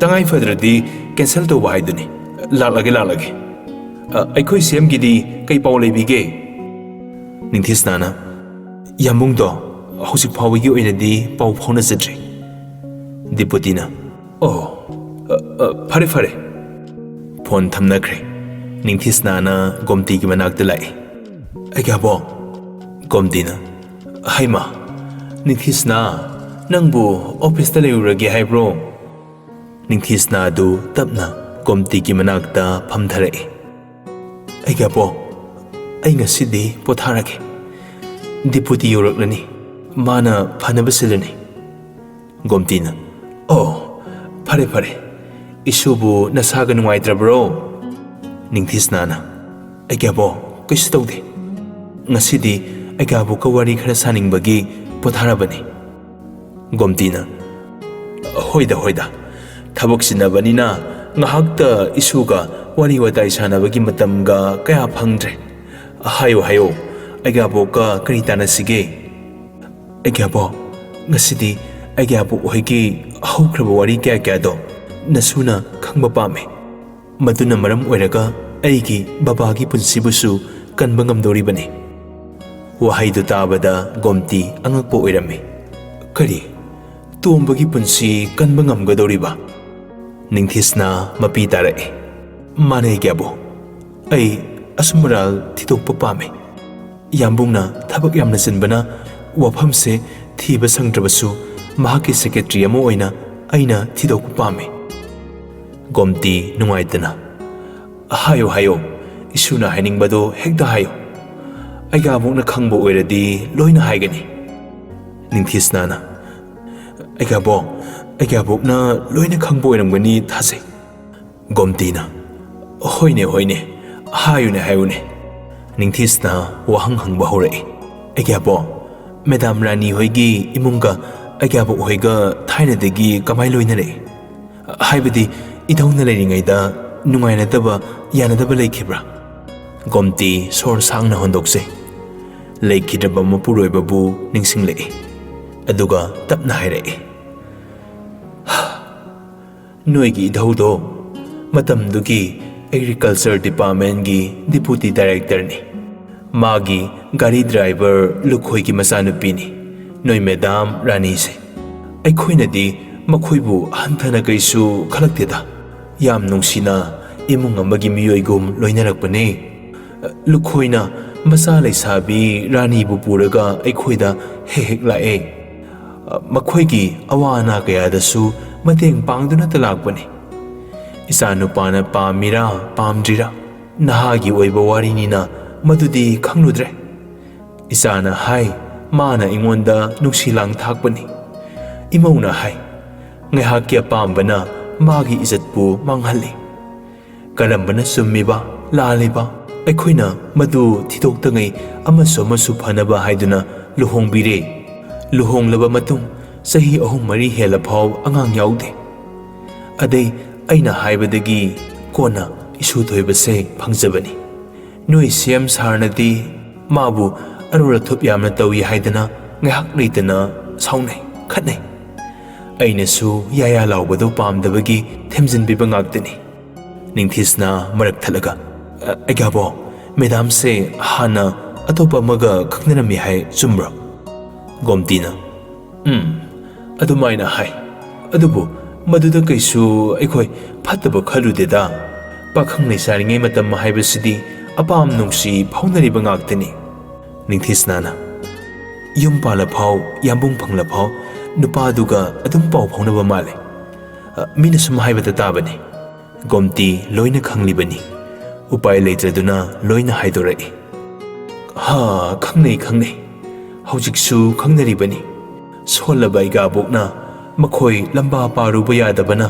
karisu haige khaludre gyan tarakadra pharakadra khalubani adubu nongmogi sathiba helakpadawna haujikti isa phau mana losankre achaw sang punamak magi mi ngaktu oikibana aigabo karisu pai leite siba ngaiba natana adubu aigabo ki ahanba phangjaba sana noi myamgina exam do amtadi uzage khanduna henglibani Ningthisna su wari singdo taruraga yamna nungairaktre wafam singse yambungna khanglakpa tarabadi mabu apokpi oirabasu ngakpiba ngamloi Gomtina isu thoibado masu aronba thabak tawbani adubu mamagadi manate adusu aidi khangde imau rani na haraga khangbani isu thoibana mamagi arol thupsingse khanglabasu ya wa lawba yaroi maramdi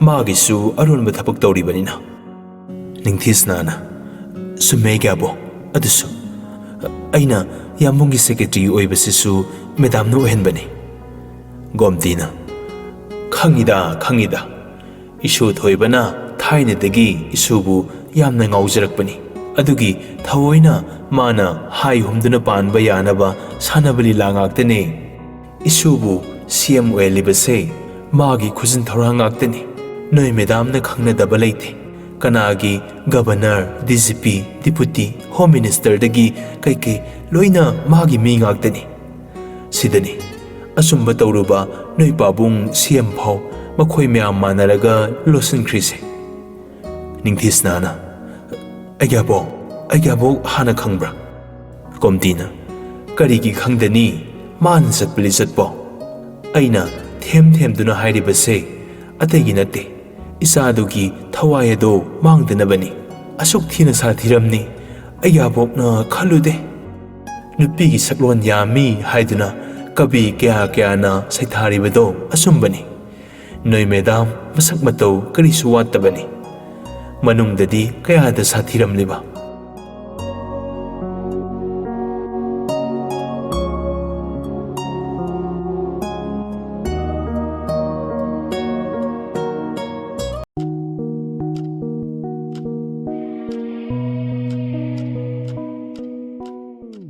Ningthisna mapukning nungsirei thamoi sengna aibu nungsibiriba aibu thasabiriba yambungnadi aigi aron basaktam basisu khangjiram loiko aigabo Gomtina ha isugi kari aron bano hayo Ningthisnana aibusu madam rani na nekpa khaktanatana aigi bababusu phajinduna thamlibani yambungda nungsilang thaktuna pangtharaga thamu natrabadi aigi bababu hatgani haiduna akanba warning pirakli ai hausik kaidogadabano khangdri yambungna satpa saba tawriba thabak khudimak mangonda aina paw lona piribane masi yambungnadi khangjaramloi haujiksu yambungna Delhi da satkibase ai yaudabagi sauribani yambunggi paw piraktabagi aingonda akanba wahi kya soirakli ai kaidogadabano khangdrai gabo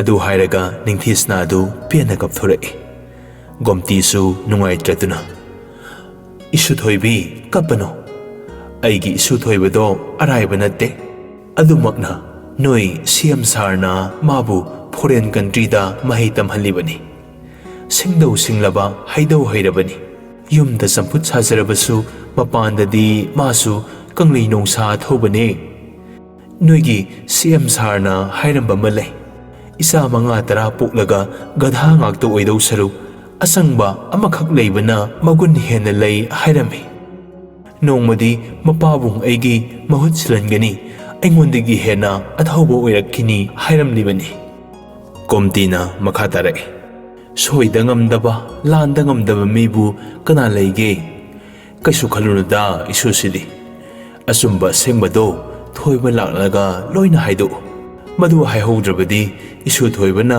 nangbu yamna waraukrani. Ningthisnana egabo haidokpade raibani. Soikiba lankiba kayado ngakpiu haijabaya. Hoi, yambungna ngakpidrabasu ai soidana haijagani. Adubu luribadi wafamse hek khangkibada aigi baba kanba ngamluye. Gomtina sor sangna holaga. Ha, ludawrida tawrise. He miyoiba, mapu magi manakta loina satkidawba ngaktani. Asibagi masa ngaktani. Adubu, masida muksu pendraduna hana sunaba tawribase angpani. Lanjadraba kaya kyabu punsi tension biba. Masida sunatna mi amana mi amabu khulai oina sizinaba. Nongmadi soidana moibusu serak phanglakhini ko. Somdana Rani di masagi pauta dabada masado khoirang ko saunarami. Ningthisnana ngarangdagi phone tawba satte haibadu ningsinglai. Ngahak khalaba matungda phone adu lawthoktuna masada call tawjai. जिस number से आप संपर्क करना चाहते हैं वह अभी switch off है. कृपया कुछ समय पश्चात प्रयास करें. The number you are calling is currently switched off. Please try later. Karigino mana ngarangdagi switch off thamisibo. Masibu arunba thabaktu makha sa tharizala. India danina mahak soidana aruba mission amadi pangthoklamgani. Aibu makhoida haikrasirane. Khanjanaraba matungda Rani atopada mu call tawrame. Nupa amana takpiu madam. Hey, thoibado Delhi chatkiyai. Adubu phone ga do offline ngarangdagi. Noine yam section layu ko. Funny madam. Aikoi yam section laisari. Noi sargi hidaka do kapsulu ko. Mahak hanagi punsida halakpa yadanaba noina kupna senagadabani. Tawbatabu thawai du phawdi manghan beyaroi. Hoi madam. Aikoi bab loina tazari. Kariguma pau ama hek phanglabadi tombado hatoknaba paudo satlauna haiko. Funny haizaki. Noi sardi wangang bangam loidabani na phai. Karigumba tombana gyan tarakladi noisu aisu jail yogduribani. Fare thamage ko section na layo. Phone thamnakre. Rani su araiba nupi natabanina singnaduna hana pau haihoribani. Adubu somdadi mi ayamba Jacob hoina hatpa loisilai. Supnagi aroiba mission dudang ngairame. Aroiba mission asidi sauraba yum aduda sangduna mapabungbu kanba asini. CCTV footage tasu yamna haisingna makhoina loina semdokrabanina makhoi janglakpadu kanana su uramde. Manungda leiriba guard singdasu makhoi pulapna masi chaithoktuna hatpa mathang horae. Numit takhiba khanghaude. Adubu thoromse Jacobna ngasimak loisinaba yathang pirakpadagi masamaksu yauna manungda sangba horae. Nupa amana I tarambadu ubada phone du lawthoklaga call tawrae. Ranina kai leire madam mafam sida I tarame atopa guard singsu leibu ude. Aina ngasai waida noibu section leinaba captain da sinakiba natro thamo yare. Adu hairaga phone du phatkak thale. Aduga hospital da leiriba nupa amada call tawrae. Nupa duna madam. Ranina sauraga hey tombado loisinkro. Funny madam.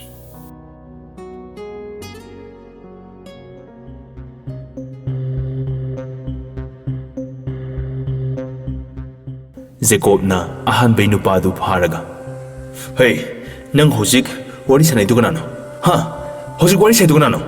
Nupaduna pakhatna madam Ranini. Jacobna kai herino. Nupaduna aina phone tawbani I taramba ubadagi. Jacobna nakhoi plan khudimo hairo na thoido morning jadi. Nupaduna CM sarbu soinai hanba aduga tombabu gyan tarakladi hatpa sikagdene aina khangba. Jacobna ngakna ha kari pabungbu soinai hanba aduga tomba hatpa. Hey pabungi lifam tao hojikmak pabungi lifam tao.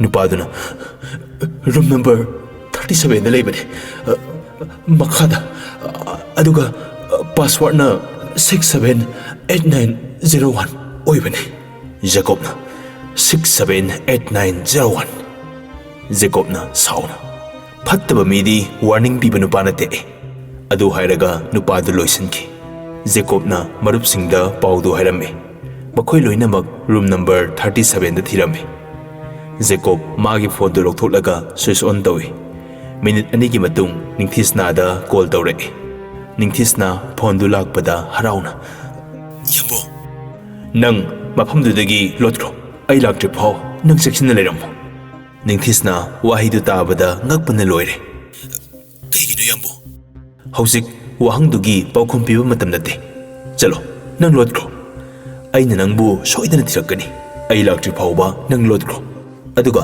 ꯅꯪꯒꯤ ꯐꯣꯟꯗꯣ ꯀꯥꯗꯨꯗ ꯑꯗꯨꯝ ꯊꯝꯃꯣ trekking ꯇꯧꯔꯛꯂꯗꯤ ꯐꯔꯛ ꯇꯥꯅꯤ ꯑꯩ ꯊꯝꯃꯒꯦ ꯖꯦꯀꯣꯕ ꯐꯣꯟꯗꯨ ꯊꯝꯈ꯭ꯔꯦ ꯅꯤꯡꯊꯤꯁꯅꯥꯅ ꯃꯁꯥꯗꯨ ꯄꯥꯈꯠꯄ ꯍꯧꯔꯛꯏ ꯑꯗꯨꯕꯨ ꯃꯍꯥꯛ ꯖꯦꯀꯣꯕꯅ ꯍꯥꯏꯔꯛꯄ ꯃꯇꯨꯡ ꯏꯟꯅ ꯀꯥꯗꯨꯗꯒꯤ ꯊꯣꯔꯛꯏ ꯃꯤꯕꯨꯗꯤ ꯌꯥꯝ ꯂꯩ ꯇꯟꯖꯥ ꯌꯦꯡꯂꯒ ꯃꯍꯥꯛ ꯕꯪꯒ꯭ꯂꯣꯗꯨꯗꯒꯤ ꯊꯣꯔꯛꯏ ꯃꯄꯥꯟꯒꯤ ꯁꯦꯀ꯭ꯌꯨꯔꯤꯇꯤꯁꯤꯡꯗꯨꯅ ꯏꯕꯦꯝꯃ ꯀꯥꯏꯗꯅꯣ ꯅꯤꯡꯊꯤꯁꯅꯥꯅ ꯅꯣꯛꯁꯤꯟꯅꯩ ꯑꯁꯤꯗ ꯏꯃꯥꯟꯅꯕꯤ ꯑꯃ ꯂꯥꯛꯏ ꯆꯪꯂꯛꯄ ꯏꯀꯥꯏꯔꯛꯏ ꯑꯩ ꯊꯣꯛꯂꯛꯑꯣ ꯍꯥꯏꯔꯛꯏ ꯁꯦꯀ꯭ꯌꯨꯔꯤꯇꯤꯅ ꯐꯔꯦ ꯐꯔꯦ ꯁꯠ ꯂꯥꯛꯎꯀꯣ ꯅꯤꯡꯊꯤꯁꯅꯥꯅ ꯍꯣꯏ ꯀꯨꯏꯔꯛꯑꯣꯏ ꯇꯟꯖꯥ ꯐꯪꯂꯗꯨꯅ ꯅꯤꯡꯊꯤꯁꯅꯥ ꯃꯐꯝꯗꯨꯗꯒꯤ ꯎꯆꯤꯟ ꯅꯥꯆꯤꯟꯅ ꯊꯣꯔꯛꯏ ꯈꯔ ꯆꯠꯂꯒ ꯑꯔꯥꯛꯄ ꯑꯣꯇꯣ ꯑꯃꯗ ꯈꯥꯝꯗꯨꯅ ꯇꯣꯡꯂꯝꯃꯤ ꯗ꯭ꯔꯥꯏꯚꯔꯅ ꯀꯥꯏ ꯌꯧꯕꯤꯗꯣꯏꯅꯣ ꯅꯤꯡꯊꯤꯁꯅꯥꯅ ꯊꯣꯛꯆꯣꯝ ꯂꯩꯀꯥꯏ ꯐꯥꯎꯕꯗ ꯊꯤꯟꯕꯤꯔꯝꯃꯣ ꯗ꯭ꯔꯥꯏꯚꯔꯅ ꯐꯅꯤ ꯐꯅꯤ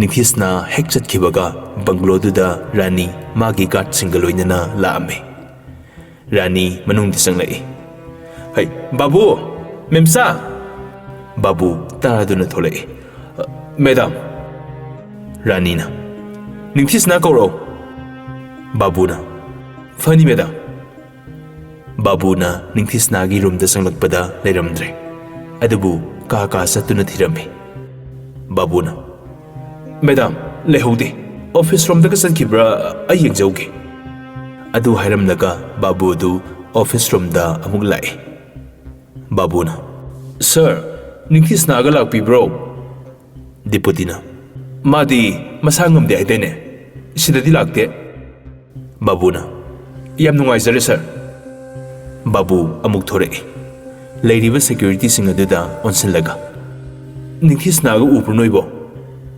ꯁꯦꯀ꯭ꯌꯨꯔꯤꯇꯤꯅ ꯍꯧꯖꯤꯛ ꯋꯥꯏꯗ ꯃꯄꯥꯟ ꯊꯣꯛꯈꯤ ꯃꯃꯥꯟꯅꯕꯤ ꯑꯃ ꯎꯅꯅꯤ ꯁ꯭ꯋꯥꯏꯗ ꯂꯥꯛꯑꯦ ꯍꯥꯏ ꯕꯥꯕꯨꯅ ꯅꯣꯏ ꯑꯃꯠꯇ ꯌꯦꯡꯂꯨꯁꯣ ꯃꯦꯗꯥꯝ ꯂꯥꯛꯍꯧꯋꯦꯅ ꯈꯔ ꯍꯥꯏꯕꯤꯌꯨ ꯁꯦꯀ꯭ꯌꯨꯔꯤꯇꯤꯅ ꯐꯅꯤ ꯌꯥꯝꯕ ꯁꯦꯀ꯭ꯌꯨꯔꯤꯇꯤ ꯑꯃꯅ ꯅꯤꯡꯊꯤꯁꯅꯥꯗꯨ ꯊꯤꯕ ꯊꯣꯛꯈ꯭ꯔꯦ ꯕꯥꯕꯨꯁꯨ ꯔꯥꯅꯤꯒꯤ ꯃꯅꯥꯛꯇ ꯑꯃꯨꯛ ꯂꯥꯛꯏ ꯃꯦꯗꯥꯝ ꯅꯤꯡꯊꯤꯁꯅꯥꯗꯨ ꯃꯄꯥꯟꯗ ꯃꯃꯥꯟꯅꯕꯤ ꯑꯃ ꯎꯅꯕ ꯊꯣꯛꯈꯤ ꯍꯥꯏ ꯑꯉꯥꯡ ꯊꯥꯈ꯭ꯔꯦ ꯉꯥꯏꯍꯥꯛ ꯉꯥꯏꯕꯤꯔꯣ ꯔꯥꯅꯤꯅ ꯀꯩꯗꯧꯕꯒꯤ ꯊꯣꯛꯍꯟꯈ꯭ꯔꯤꯅꯣ ꯆꯠꯂꯁꯨ ꯂꯩꯔꯤꯕ ꯁꯦꯀ꯭ꯌꯨꯔꯤꯇꯤ ꯃꯌꯥꯝꯁꯤ ꯑꯃ ꯑꯅꯤ ꯂꯣꯏꯅ ꯍꯟꯈꯣ ꯌꯥꯗ꯭ꯔꯣ ꯔꯥꯅꯤꯅ ꯏꯁꯧ ꯇꯧꯕꯒꯤ ꯃꯈꯣꯜꯗꯨ ꯇꯥꯔꯗꯨꯅ ꯒꯣꯝꯇꯤ ꯊꯣꯔꯛꯏ ꯀꯩꯗꯧꯅꯔꯒꯦ ꯅꯣꯏꯕꯣ ꯔꯥꯅꯤ ꯑꯗꯨꯒ ꯇꯥꯁꯤꯟꯅꯗꯦ ꯅꯣꯏ ꯂꯩꯔꯤ ꯃꯌꯥꯝꯁꯦ ꯇꯣꯂꯣꯞ ꯃꯇꯤꯛ ꯆꯥꯅ ꯄꯤꯕ ꯅꯠꯇ꯭ꯔꯣ ꯒꯣꯝꯇꯤꯅ ꯏꯃꯧ ꯁꯅꯥ ꯀꯩꯗꯧꯕ ꯌꯥꯎꯔꯒꯦ ꯔꯥꯅꯤꯅ ꯅꯤꯡꯊꯤꯁꯅꯥꯗꯣ ꯎꯅꯕ ꯄꯥꯝꯃꯤ ꯑꯔꯨꯕ ꯋꯥꯔꯤ ꯑꯃ ꯁꯥꯗꯧ ꯂꯩ ꯒꯣꯝꯇꯤꯅ ꯑꯣ ꯅꯤꯡꯊꯤꯁꯅꯥ ꯑꯗꯨꯕꯨ ꯃꯁꯥ ꯅꯨꯡꯉꯥꯏꯇꯦ ꯍꯥꯏꯔꯝꯕꯅꯤꯅꯦ ꯔꯥꯅꯤꯅ ꯃꯁꯥ ꯅꯨꯡꯉꯥꯏꯇ꯭ꯔꯒ ꯀꯔꯤꯒꯤ ꯃꯄꯥꯟꯗ ꯊꯣꯛꯍꯜꯂꯤꯅꯣ ꯒꯣꯝꯇꯤꯅ ꯍꯩꯃꯥ ꯑꯗꯨꯗꯤ ꯏꯃꯥꯁꯤꯗꯤ ꯈꯪꯍꯧꯗ꯭ꯔꯦꯅꯦ ꯀꯅꯥ ꯂꯩꯒꯦ ꯕꯥꯕꯨ ꯇꯥꯕ꯭ꯔꯣ ꯕꯥꯕꯨ ꯇꯥꯔꯗꯨꯅ ꯃꯃꯥꯟꯅꯕꯤ ꯂꯥꯛꯄꯒꯤ ꯊꯣꯛꯈꯤ ꯍꯥꯏ ꯁꯦꯀ꯭ꯌꯨꯔꯤꯇꯤ ꯑꯉꯥꯡꯁꯤꯡꯗ ꯀꯧꯍꯟꯕ ꯆꯠꯈꯤꯕꯅꯤ ꯒꯣꯝꯇꯤꯅ ꯐꯔꯦ ꯐꯔꯦ ꯉꯥꯏꯍꯥꯛ ꯉꯥꯏꯔꯐꯥꯎ ꯅꯤꯡꯊꯤꯁꯅꯥꯗꯨ ꯂꯥꯛꯇꯕꯗꯨꯗ ꯔꯥꯅꯤꯅ ꯃꯥꯒꯤ ꯃꯤꯑꯣꯏ ꯑꯃꯗ ꯏꯪꯒꯤꯠ ꯇꯧꯔꯝꯃꯤ ꯇꯟꯖꯥꯗꯨꯗ ꯁꯦꯀ꯭ꯌꯨꯔꯤꯇꯤ ꯆꯪꯂꯛꯏ ꯃꯦꯗꯥꯝ ꯅꯤꯡꯊꯤꯁꯅꯥꯗꯨ ꯗ꯭ꯌꯨꯇꯤ ꯇꯥꯕ ꯄꯨꯂꯤꯁ ꯈꯔꯅꯗꯤ ꯑꯣꯇꯣ ꯇꯣꯡꯂꯒ ꯆꯠꯈꯤ ꯍꯥꯏꯔꯛꯏ ꯋꯥꯍꯩꯗꯨ ꯇꯥꯕꯗ ꯔꯥꯅꯤ ꯄꯤꯡ ꯂꯥꯎꯈ꯭ꯔꯦ ꯁꯪꯒꯠꯂꯒ ꯅꯣꯏ ꯀꯅꯥꯅꯣ ꯆꯠꯂꯒ ꯌꯥꯝ ꯊꯨꯅ ꯅꯤꯡꯊꯤꯁꯅꯥ ꯊꯤꯔꯣ ꯃꯥꯒꯤ ꯐꯣꯟ ꯅꯝꯕꯔꯗꯨꯗ ꯇ꯭ꯔꯦꯛ ꯇꯧꯔꯒ ꯊꯤꯌꯨ ꯍꯥꯏꯀꯣ ꯒꯥꯔꯗ ꯑꯃꯅ ꯐꯅꯤ ꯃꯦꯗꯥꯝ ꯐꯪꯅꯕ ꯊꯤꯖꯔꯛꯀꯦ ꯕꯥꯕꯨꯅ ꯇꯞꯅ Magi phone di kadale hoi medam. Rani hena saugale. Nupi masa mabu irai lai na manghali se karigino. Gomtina. Karino, noina hainay sibo. Ima sisu amukta di kyan dahalo. Ningthis na kaidoramage. Rani na. Ima siya, pothabiuro. Yam na patabang ni. Ma ay kuta nang tupang ang briyagi. Gomtina. Adubo haywani. Ma na kaidoramage mi. Rani na. Ay na mabu. Thoy bagi secretary na hapise. Thoy ba sana na ba na tro? Adu pao sana bang amdo madi matik chawa sirak pigani. Ay na kaya hai krabani. Kay shoot ho yus tabatorok ladi lem tharoy. Gomtina. Ngay ko. Migi masada su hekta pangtay tay na gano. Thoy ba na lakanu hairagabu nupi masado na karibu hairo ngamdoy no. Rani na. Imasi nupi masado na thoan mangagdani. Ay tabok mayam sida thoy ba na kakaging sila adi isa oirasu yekna bahay bado lakani. Gomti saurang na na. Kari thamoy no nangi thamoy sibo. Nasana wabu yekna bani khan bangamdi ba sibo. Nade nangi pena ba sibo kari no hayo. Rani saugale. Yam laikre. Pena bagi pena bangagdani. Nasano pa na ibu isat mangan kibani. Adusu na koy na haibadagi ay na pamda na luhong budo yakiba na tro. Laiminarba kanda ma na ibu loy na bini khan kidaba. Isa su pokyada bagi pokibani. Adusu sahi mari mga surakanda. Ma na siyam oirena yupasing gitabak amata hairubadasu yabidaba. Manaw pagi na yaba. Asan miray na iba. Ay na miya mataloy na rasu ay bu oktabini haibiba. Gomtina marat talaga. Nasage soiba kaya do kupsan na buhat na bada isa da bada na pigana. Yung pan ba haibasibu pagiro. Hawkraba soiba aran ba kaya do amuk daw na puthok na bagi karibu ka na gadorige. Hawsikti nasapa kang pare. Mama mo oibagi minung sido pauragadi loy na hanba yarabade. Adu di nate. Nang nasat palisat po imasi na karigi kang loy. Aybu ahal oire haiduna aduk pang nasuugano. Isa na mirol taada na laikre hairabasu madu ay na uruba kangluba nate. Nang na haibadagi kangbani. Parene mirol taadre hairo. Adubu nangi may thongduda na puroy ba na mirol taada na laikibagi awawa masan amata utribado nang apaba nupi ni haigero. Rani na. Oh, imasi na hairisdi na sanu padu mirol taadre na kapagadum layo haibro. Tabok mayam sina kanana yung sindoy ba? Gomtina. Isagi makada diputi layrine. Mana loy na sinabay ne.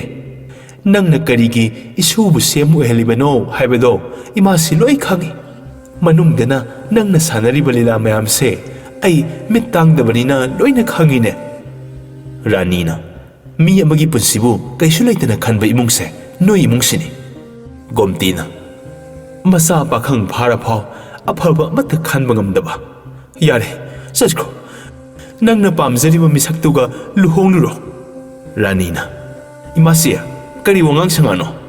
Matupo ahal mo ibigi wangang lo. Gomtina. Ay, noong mata siguma kon sizinakibro. Nang ginaram sa tunahayagpadi. Rani sauraga. Ay nanangbu inempok oirabasu hatok pangami haibase kangzilu. Gomtina. Hahayo, yam na paureda. Is, kay masa sauna ba yuaga layton leene ko. Nasana wakal du kalu na hey mi patabi. Noy gi imung karamba imung oiramge. Hawsik na karam na siyaw kibano. Wakal do kalu. Nang na ay harpungam ni haibado imasisu kagi. Maramdi mi harpini na. Adubu nangi sumatam lakini kana ngairi bani. Rani na.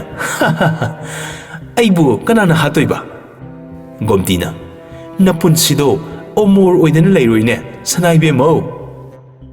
Mani mamokhat na ringayda security do sanglai.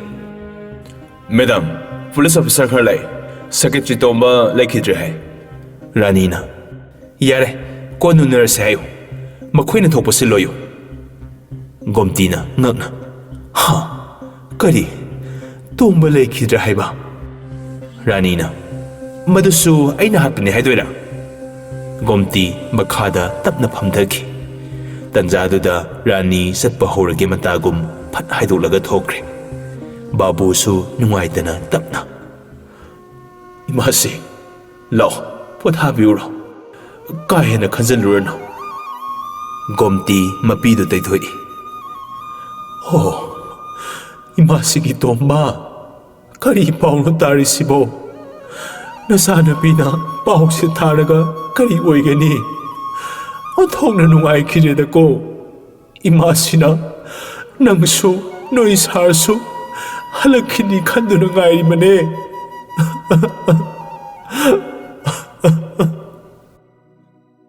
ꯁꯣꯝꯗꯅ ꯖꯦꯀꯣꯕ ꯍꯣꯏ ꯔꯥꯖꯀꯤ ꯂꯩꯐꯝꯗꯨ ꯈꯪꯂꯗꯨꯅ ꯂꯥꯛꯏ꯫ Code ꯅꯝꯕꯔꯗꯨ ꯍꯥꯞꯂꯒ ꯂꯣꯛꯇꯨ ꯍꯥꯡꯂꯝꯃꯤ꯫ ꯆꯤꯌꯔꯗꯨꯗ ꯐꯝꯂꯒ ꯃꯃꯥꯏꯗꯨ ꯑꯁꯣꯝꯗ ꯑꯣꯟꯊꯣꯛꯂꯒ ꯂꯩꯔꯤꯕ ꯅꯨꯄꯥꯗꯨꯗ ꯖꯦꯀꯣꯕ ꯉꯛꯆꯥꯟꯅꯅ ꯌꯦꯡꯂꯒ ꯉꯥꯏꯍꯥꯛ ꯂꯦꯞꯇꯨꯅ ꯂꯩ꯫ ꯑꯇꯩ ꯃꯔꯨꯞꯁꯤꯡꯗꯨꯅ ꯃꯄꯥꯟꯗ ꯂꯩꯔꯤ꯫ ꯔꯣꯖꯔ ꯃꯈꯣꯏ ꯑꯅꯤꯗꯅꯤ ꯀꯥꯗꯨꯗ ꯆꯪꯂꯛꯄ꯫ ꯖꯦꯀꯣꯕ ꯃꯈꯣꯡ ꯑꯗꯨ ꯇꯞꯅ ꯇꯞꯅ ꯊꯥꯡꯗꯨꯅ ꯃꯄꯥꯕꯨꯡꯒꯤ ꯃꯅꯥꯛꯇ ꯆꯪꯉꯛꯏ꯫ ꯃꯄꯥꯕꯨꯡꯒꯤ ꯃꯃꯥꯡꯗ ꯂꯦꯞꯇꯨꯅ ꯂꯩ꯫ ꯔꯥꯖ ꯃꯤ ꯂꯥꯛꯄꯒꯤ ꯁꯥꯃꯤꯟꯗꯨ ꯈꯪꯂꯗꯨꯅ ꯃꯃꯤꯠꯇꯨ ꯇꯞꯅ ꯄꯥꯡꯊꯣꯔꯛꯏ꯫ ꯔꯥꯖꯅ ꯋꯥꯗꯤ ꯉꯥꯡꯅꯤꯡ ꯉꯥꯡꯕꯗꯤ ꯉꯝꯖꯗ ꯃꯆꯥꯕꯨ ꯎꯔꯒ ꯄꯥꯎ ꯇꯝꯖꯔꯛꯂꯤ꯫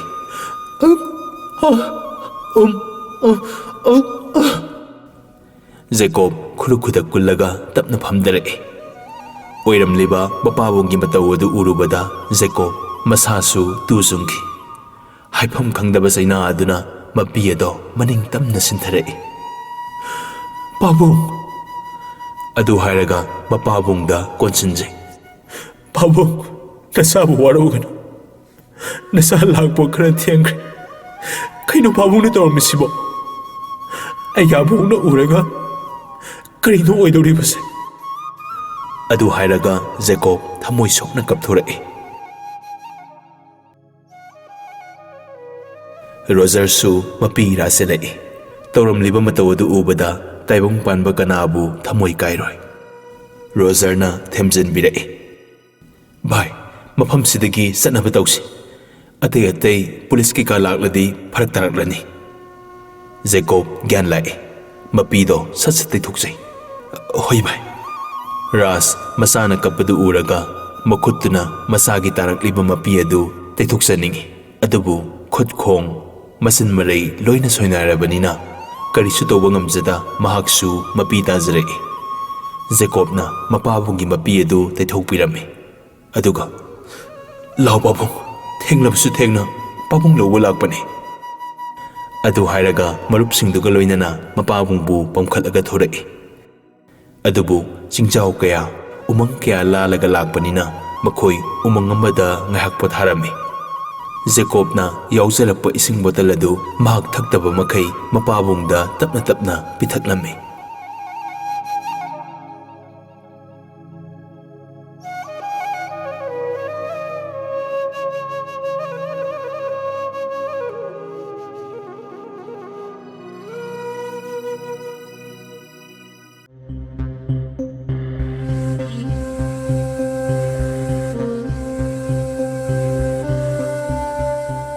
ꯖꯦꯀꯣꯕꯅ ꯌꯥꯎꯖꯔꯛꯄ ꯏꯁꯤꯡ ꯕꯣꯇꯜ ꯑꯗꯨ ꯃꯍꯥꯛ ꯊꯛꯇꯕ ꯃꯈꯩ ꯃꯄꯥꯕꯨꯡꯗ ꯇꯞꯅ ꯇꯞꯅ ꯄꯤꯊꯛꯂꯝꯃꯤ꯫ ꯔꯣꯖꯔꯅ, "ꯌꯧꯗꯧꯕ ꯈꯔ ꯋꯥꯠꯂꯤ.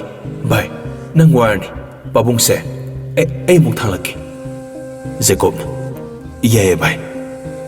ꯑꯦꯂꯦꯛꯁꯅ, "ꯌꯧꯗꯧꯕ ꯉꯥꯏꯍꯥꯛꯄꯨꯗꯤ ꯋꯥꯠꯂꯤ. ꯂꯥꯏꯟ ꯂꯧꯔꯣꯔꯥ?" ꯖꯦꯀꯣꯕꯅ, "ꯉꯥꯏꯍꯥꯛꯇꯪ ꯂꯩꯔꯒ ꯍꯥꯏꯁꯦ. ꯁꯨꯝ ꯀꯨꯏꯅ ꯄꯥꯏꯗꯨꯅ ꯂꯩꯔꯕꯗꯤ ꯈꯨꯟꯖꯥꯁꯤꯡꯅ ꯎꯈ꯭ꯔꯒ ꯐꯔꯛ ꯇꯥꯔꯛꯀꯅꯤ. ꯑꯩꯈꯣꯏꯅ ꯍꯥꯟꯅ ꯉꯥꯏꯔꯒ ꯂꯩꯔꯨꯕꯅ ꯐꯒꯅꯤ." ꯑꯦꯂꯦꯛꯁꯅ, "ꯍꯣꯏ ꯚꯥꯏ, ꯑꯗꯨꯃꯥꯏꯅ ꯇꯧꯔꯁꯤ." ꯉꯥꯏꯍꯥꯛ ꯄꯣꯊꯥꯔꯒ ꯃꯐꯝꯗꯨꯗꯒꯤ ꯊꯣꯔꯛꯏ꯫ ꯔꯣꯖꯔꯅ ꯑꯃꯨꯛ ꯔꯥꯖꯄꯨ ꯄꯝꯂꯝꯃꯤ꯫ ꯑꯗꯨꯕꯨ ꯎꯃꯪ ꯋꯥꯃꯪ ꯑꯣꯏꯕꯒ ꯆꯤꯡꯒꯤ ꯂꯝ ꯑꯣꯏꯕꯒ ꯃꯈꯣꯏ ꯑꯃꯅ ꯉꯥꯏꯍꯥꯛ ꯉꯥꯏꯍꯥꯛ ꯔꯥꯖꯄꯨ ꯊꯥꯡꯗꯨꯅ ꯄꯣꯔꯛꯏ꯫ ꯃꯇꯝꯗꯤ ꯈꯪꯍꯧꯗꯦ꯫ ꯁꯟꯙ꯭ꯌꯥ ꯃꯇꯝ ꯑꯣꯏꯔꯛꯏ꯫ ꯍꯦꯂꯤꯄꯣꯔꯠ ꯌꯧꯅꯕ ꯍꯣꯠꯅꯕꯗ ꯄꯨꯡꯁꯨ ꯖꯔ ꯖꯔ ꯇꯥꯁꯟꯈꯤ꯫ ꯅꯨꯃꯤꯠꯁꯨ ꯑꯁꯨꯝ ꯂꯩꯊꯈꯤ꯫ ꯌꯧꯗꯧꯕ ꯈꯖꯤꯛꯇꯪ ꯉꯥꯏꯔꯕꯅꯤꯅ ꯑꯦꯂꯦꯛꯁꯅ ꯄꯥꯎ ꯄꯤꯈꯤꯔꯝꯃꯤ꯫ ꯄꯥꯎ ꯍꯥꯏꯈꯤꯕꯒ ꯏꯀꯨꯏ ꯀꯨꯏꯗꯅ ꯍꯦꯂꯤꯀꯣꯞꯇꯔ ꯑꯗꯨ ꯄꯥꯏꯔꯛꯄꯒꯤ ꯃꯈꯣꯜ ꯇꯥꯔꯝꯃꯤ꯫ ꯃꯈꯣꯏꯁꯨ ꯄ꯭ꯔꯞ ꯄ꯭ꯔꯞ ꯃꯈꯣꯜꯗꯨ ꯇꯥꯕꯒ ꯂꯥꯛꯄ ꯍꯧꯔꯛꯏ꯫ kuina panthaduna leibada khudong charoidabana helicopter adu landing tawdringaida yausinhonaba makhoi loina senboi keiboi lai karom daino khangodana nomoi makhol amuk tarae helicopter adu landing hek tawbaga makhoisu leijabi thaduna selai wanglaba sing adudagi karom nakandaino khangdangai nomoi kapai Rokina Raspu Pamduna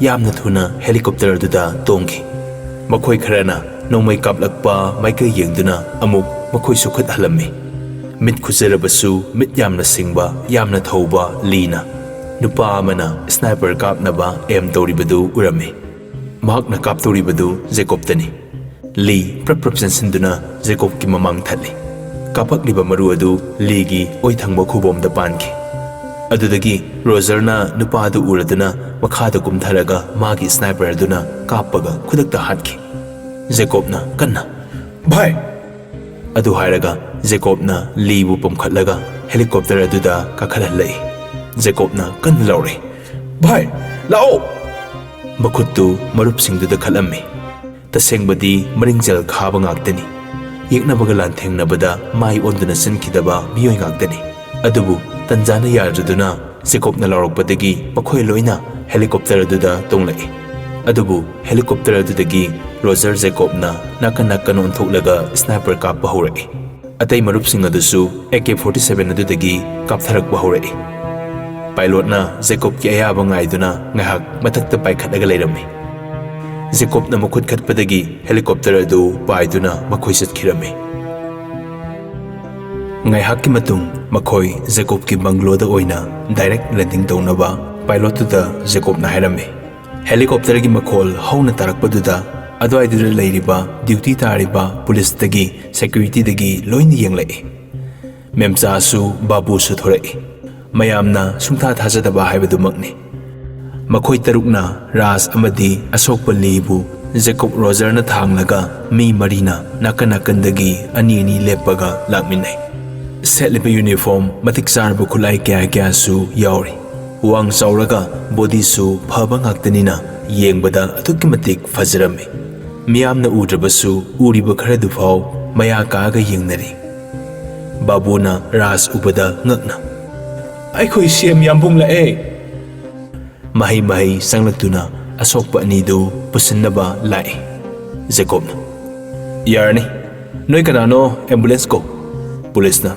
Funny sir police tuna yamna thuna ambulance korami ngahakki matung ambulance adu laktuna lidu pukhatki adubu rasti pukhalamde manungda oina Jacob na pusilai ligi matung Rocky ge irika inakre atai singduna Jacob ka lehowe Jacob na mapandagi tholaklaga duty tariba singduda khon kalapna hairai nakhoi loina makto mafam sida mabuksil sengdaba pau pitok pisin to wahek yarum laba ak pasirak pigani aigi mamak oirabasu kana amatada pau pibi yaro adu hairam laga manungda muksang lai gomti ngasaidagi mathwai nungai taduna lairambado kaadudagi tapna thorai rasna mama thorokpadu ubaga wadi ngang bangamda kantakna maroldu lofam khangdangai hairai ma Gomti masanupa koi halahal oizariba adu ubada ngakna yengduna lai masinda tapna imagi asoba adu hairaga Gomti masagi manakta prap sangsilai karino asoba nangna toromliba matau sibo ai loire ai di mangzare imagi asoba isa lakpane imana ngayamliba se Isa uraga nungaizani khalambado masi unabaro imana ngairisibo imagi atomba nayamba lae nangbusu lao imasi khangmagambagi pangal leitre Jacob na mabuksibu konsanbi aduga masu kapsai ai gabo kapkano nasu yemba ngamdi ai gabo ai su yamna wahai ai babung ton busu phangnaba thiniye soidana thigani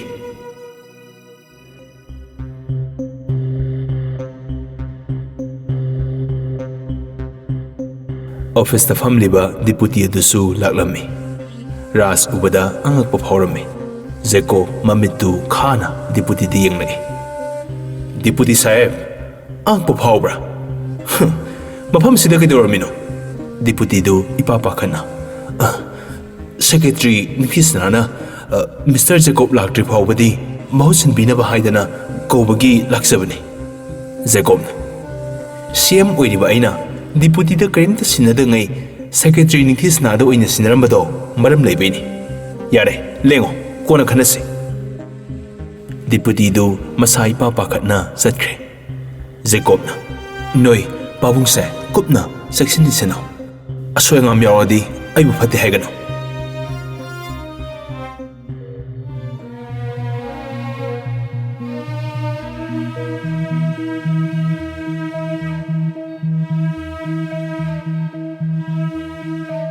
Tonsu Abasu Nasaidigi Tumin Taduna Lady Bani. Tondi Gantara Banina, a Papung so Uwada, Kapsere. Abasna Tapna. Jemsia Nakapiro. Tona Mapido de Thokse. Kapte Jacob na Uladuna. Ton Abas Papung so lay. Low Masin Mopado Makut Samnaragatore. Tondi Mapapung so Ubada, Amuksukap Thore. Papung so Adu Haraga, Mapapung soda, Kolaga Gapi. Abasti, Angang Oibana, Tumina, Ras to the Yang Dinale. Masina Kapadu Uraga. Papung so, Ekoi Babunga, Mamaga, Dirisaki. Sula Lagde. Same city, Adum Company. Karatebio Babung so. Ras, Wangang Bangam Trabasu, Bab Loina Tari Vanina. Hoi Haibagum, Magto, Nomai.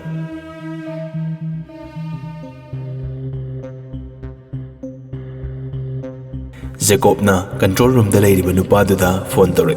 Nupado na. Boss. Jacob na. CCTV footage ki record sing do khangalo. Aduga ningthis na gi lepam thiro. Funny boss. Record sing do likoi bia roi ko. Ai ken ta jare boss. Thenglo bu su thengna mabu phangna bu thirak ta ba yaro. Mama gi makhut ta khrabadi khudong thigani. Funny boss. Ai ningthis na gi khongul lilaba house mu khona jagi.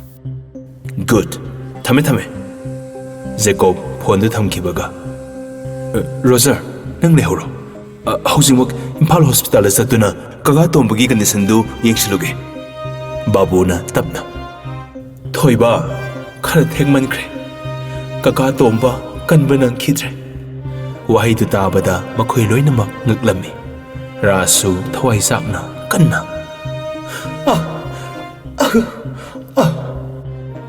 Jacob Kanghode, Mapitare.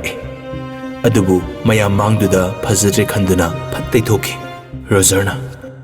Oh my God! Jacob, Kucha Taraduna, Makoki Masamdu, Amuktang, Supai Paisinje. Aduga, Mamaido Amuk, Naladuna, Tamui Kairaba Power Dugisenado, Kangzeri. Masindo Amuk, Makut Yetuna, Noiboy, Taitopui Doze. Pondulo Totaga, Goltoy. Ranina. Thoiba, Nakai the Lege Jacob Nathai do Hing Liberty, I give it Mangandagi, Yam Tapna Sencro, Lotro, Amok Hanu and Gikalano. Nanga to Patragabu, I make the wing of Piduno. Thoiba, Harabas Patrabasu, Nangse, ain't a book libani. E Matum the Ginangbu, Sound of Yolopuki Mahiro, Nama Ingonda, Nang Makaina, Sisinarido. I support our Gatra Kalubani. Adubu, Isadi, Mamaki against the winner lake. Imung Sibu, Lake Hatanaba Mahan Bakatana, Lebak Sibusu, Kang Kong Zahanaba Siliba. Atukisumatakta, Pendraduna, Missam Kayagi Punsibu, become Nahan Kiba. Napure Babu, Swina and Bungam Liba, Nambo Igi Maro. Nangdi, Mamao Bisunate, Nupi Bisunate, Nangdi, Sane, Sasu, Nangumra Dodie. Money, ay, Sane sa. Ay, Ninkibo home to be, Wakal Jetpinapini. Nathona Libanina, Napavum Kipusikal Rabanatro. Jacob, Kaldure, Adukadoroke. Nangbudi, Aina Pokpini Haiduna, Poksigi Hiroi. Nangdi, Aigi Yaknabani. Hey, Napavum do, Yumsitaporo. Magi Sabado, Aitogi. Aduga, Yumsidagi, Nikisna Loki Biani. Jacob asauba gi mathakta asauba amamuk hairakpadagi khangba ngamlaktraduna laurae. Mama! Korokano, nangi namara tere dai. Khalo, karam pamgedo. Noi me amanaraga pabung pulekha tahanba natro. Phai phai. Aikhoi me amanaraga noi amuk aina kaidorkiyo. Adu hairaga phone du kakthali. Asauba ne henman gibana Jacob sordu zauna holamme. Khangba ngamdraduna hakat handa chatle. Rogerna. Bhai, kaidoroge? Amta tathose. Jacobna haifam tawbam khanglamde. Bhai, kaino hena husi tawdoisibo? Aikhoi yumda ningthisna leiba male. Imana pabung porao aduga ningthisna lobu lao haire. Jacob ki wahaidu tabada mayamdo ngakpanna loire. Gomti mapidu tapna tarai. Mapidu taithokna masa ras ki makokta nanthabiraga. Image sauba Patrabasu nahaki loinabini isa satlo yumda layuro tombagi masanupi ningthisnagi thawaido isana mukta kalduro image sauba nang satlo. Gomti adu hairaga pena kapse wangang bangamdrabasu gyan loina taraba rasna makta nomae hoi haibagi matago. Jacob sangsilai ai ngamloi ai gabo madu ai ngamloi hingsaabigi makolduda ai pabung ku thamba ngamoi. Gomtina thoiba mara leijadraba isudo kaluso. Jacobna mara leitrabasu mahaksu hingsaabiduna haibe ilubaini. Gomtina nate thoiba isuna khaliba wakhaldu onare ningthisnadi kaisu lande mahakti mapabu kannabu honasabani ne. Jacobna isuloine khange gabo ado mapabu kanba ngamlibro engwanda ahana hairamnabadi si thokidro leijasanu sigara sanggera apokpadagi henba leite. Ras masada yenglaga magtu nomai adumna haiganu mabu yumda thillo haibagum ingit tawrai. Jacobna ai ngamloi pabu. Rasna sauraga ai thelo yamna wana haire. Jacob mapabung bukon sinjai upai leitraduna Jacob ka Roger ka ras puduna mayumda lai. Get kado hangduna leirami. Ranina mathaktagi nophet tawna. Thoiba isa lakane haiba imana thajai. Aisu napabungdo yamna maru oye. Isa su ningthisnabu maru oiramgani ima khangi. Lao. Jacob asauba pumba phathasai. Sordo tapna holaduna raspu pamkhatlaga imungda sanglai. Rani mathaktagi kumtharai. Saubi taribra isa thoibaga ibungo Roger lai coffee ahauba amamtang semo. Jacobna aigi yum ojrabasu hu selaba mafamsida kuina sor honbu phau pamde. Adu hairaga Jacob ningthisnabu kanna korame. Ningthisna Rani nupa amada ingit tawrame. Nupa du satkre. Rani mapuroibagi manakta phame. Nangna aibu laugai laubiraga otkibado madugi mahine. Jacobna aigi mangda asumba sadunu ngangano ai taningde. Na thamoiduda minungsi haibado masin amata sendrabi nangnabu kayam pharamni haige. Nangna lang thaktuna pabungse phabu oiramni. Haujik nangi lisatuna sakhini. Nupa amana ningthisnabu puthorai. Jacob madu ubada hanjin thamoi kairami. Ningthisnagi mamai mamit kadu loina pomami. Masin gado I thoklami. Ningthisna su Jacob ubada mapukning nungsijarduna kapsarai. Jacob phuk haugali. Kai kapino ai larna sidi. Jacob tu ningthisnagi manakta sangsilai. Masinda puliba phiyedu longthokpi. Makutta tungoinana puliba thaurie-dasu thanga masatlaga kakthatpi. Pairiba thanga duna ningthisna puthorakniba nupa adugi maksamda strap denki. Ningthisna khangprek khangi.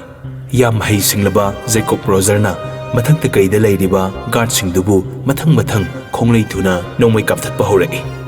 Ranina kanna lawe. Kana lege. Thoiba Roger kaino noi ni tori basibo. Adubu arembani. Nongmai makolduda Rani na haibado tarabasu thausabiramde. Mapanda leiriba gatsingdudi amata sanglaktre. Rani chanthokduna yenglubada loina siduna leirami. Aduga marup ahum Bolis, Alex, Prem lepaga leirami. Yamna lemna Rogerna Raspu thangatlaga Jacobna Ningthisnabu thanglaga thorei. Rani madu yengduna lei. Thoiba noi babung pokhino khanghode. Alex na Rani gi ngaksamda syringe ama sat kapsinki. Rani wangang bangamjada Alex tieng lei. Jacob maningon thoklaga babung khakta seba tawbutale. Mamasu sumaina soinairo. Aduga nasana mo sangdana seba tawbiraki. Alex na bye madam. Jacob phone du lokthotlaga police ta phone tawi. Osina Mr. Jacob Mama Rani gi miyoi loina ekhoina hatkre. Adubu sakhangdaba kharana Rani gi mayumda attack chathaduna Scott mayam hadami hayo. Maramna XM Raspu matam khara lotlaga thambada loina bigi khut sauna yoram bagini hayo. Aduga aidi amuk Delhi da satta yaroi. Deputy da thabak amata sinaba pamde. Yaragadi Secretary Ningthisnada loina sinajaramge. Funny, Mr. Jacob. Ai kanabusu thajade. Aduna osi khakti ngairabani aina thajariba. Banglo sibu kupna senabiramo. Funny, Mr. Jacob. Ai senajaramge. Phone du thamgre. Makhoi amuk Banglo da halai. Jacob ki yumda supnagi thabak subi nupiduga nupaduga khaktani lehoriba. Makhoi anina Rani bu hospital da pukhat pirame. Ngaihakki matung yumdo police na pungkoi koisinduna thamgre. Asiba haksang singdusu loina pukhatkre. Pau khara khara tanarakpadagi mahai nungdang oirabasu loina hopsinnarai. Adubu makhoi singado pau karimta piramde.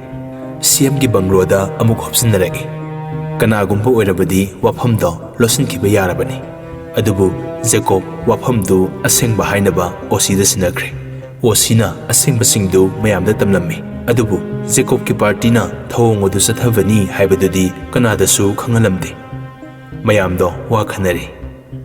Jacob na Aikoi panthaduna leibiyaba matam nathi. Hayengmak helicopter da amuk Delhi maiki pangnukhige. Gomtina tanna isu thoiba irang mata sida sathoke hairasu khara tapna chatlo. Jacob na madu yade gapo yoti saringi di yehugadabani. Ai pabung to namadi anti gi thawai kaludaba yade. Pausi yonakhradi makhoi anisu khudong thiba soidana nangani. Gomti macha atombabu ningsingjarai. Ima gi atomba imo nakhoi anina kadaida leiriba. Nasa anina hangbada khompham khangdre. Aigabo kai hena khazilurno. Roger su sanglai. Boss Lee kisu tawdre gyan lai here. Aduga doctor amaga nurse amaga athubada laknaba haikrabani. Laani Jacob na sor sangna hondoksai. Aigabo aigi marupsingse nungsidra. Thamoi adugi matik sengnai. Yego aingonda kapakpa nongmaido Lina aigi thawai kalibani. Gomtina ha kaisu tawre tabada aigabo nugaire. Phare warabani ngahak pothazaruro. Jacob noksai. Wadi daigabo base aigi thawngakdani. Aigabo pothabiro pungse thengi. Bhai tonga baskado tumkrabo. Rogerna tumkre. Pabungsu dabuna tumhankre. Gomtina phare aigaboksu potharurage ko. Adu hairaga Gomti su hippa sangkre. Jacob ingit tawrai. Rogerna bhap taraduna Ningthisnagi kada lai.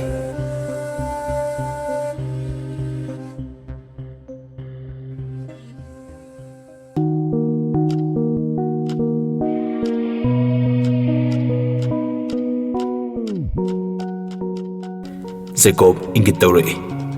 Rogerna bhap taraduna Ningthisnagi kada lai. Rogerna Ningthisna bossna amta thurau hai. Ningthisna na tapna hoi Roger. Roger su adu hairamlaga magi room da sangkre. Ningthisna adu ikai boy nungai ta boy pulap pullaga maithongdo awabagi mamina pikthaladuna tapna thorei. Yambung, kari takpigedaba? Jacobna, lao, sida phamu lao. Ningthisna su Jacob ki manakta phamthalei. Jacobna ice khara Ningthisna gi green kariba mamaiduda tapna nanbi. Ngaihak wadi ngangnamde. Ningthisna gi mitlugi pirangdo lepa leitana sinthalei. Jacobna taithokpirami. Sauningba penaba kaya leirabasu Jacob pukning phathajai. Noi mamasu pause taramnani. Sidaidi yaknabana khurak hangdrabanina noi mamasu aigi sida leirase hayo. Ningthisna wadi ngangde tuminna lei magtu khakta nome. Jacobna wa lotpa oidaba ngangbase kaimta kanaba phangdabani. Adugumba yamna lurba tanja adudadi nang aingonda hana hairamgadabani. Ai wase hairoige haudokloi na hanjin hanjin khanbani. Adubu yaraktre. Nupigi khutani crime anambana thoklibase. Loinamakti nate. Adubu ningthi nangsu uredana. Aikhoi imungda thokliba thodoksingse. Mase aigi mamana loina thokanba ngaktani. Isagi yumgi mi phau aphapatta laksinba ngamdraga kamaina lebaksigi losingbo oidoribano. Apokpi oirabasu phattabidi punsigi ngakpiroi. Ningthisnana babada khudong thiba nangadra khanduna aina wa kya lotkibane. Jacobna wado lutlabanina hojikti kakado kanba ngamhojre. Mase masi kai kanage. Ningthisna amka hena thamoi sokna kapsarei. Jacobna hojik kapagi matam natte. Nang ai changduna asumbaromda mai puraknaba khong thangjingadabani. Senabu khudimak mapunsi supa jailda loina namsingani. Amata khaoi. Makhoi kharana hekta lebakse kusi tauba yaroi. Ai pabung tonga antiga thiba Delhi da muksalukhige. Leiriba mapi mapa mayamse ai amata thajaba ngamdre. Aduna matam khradi nangna loina control da thamamo. Deputy sungai ai thajaba ngamde. Makhoi loina mak manaraga pabungi punsibu si yona lekha tahanbani. Asumba sengmu khudimak miyamna loina haidokani. Ningthisnana hoyambu aina matam khara aranba lambida yawrubagidamak ai yam lankre. Jacobna nang lande ningthi nangbu khulai oina sinaribani. Aina warauribadi nangna wafamda lotpaini. Phare adubu ai hojikti nafamda kaisu warauba leitre. Pungshu thengi pothauro. Ningthisnana tapna hoyambu yamuksu pothabiuro. Jacobna pothaurage.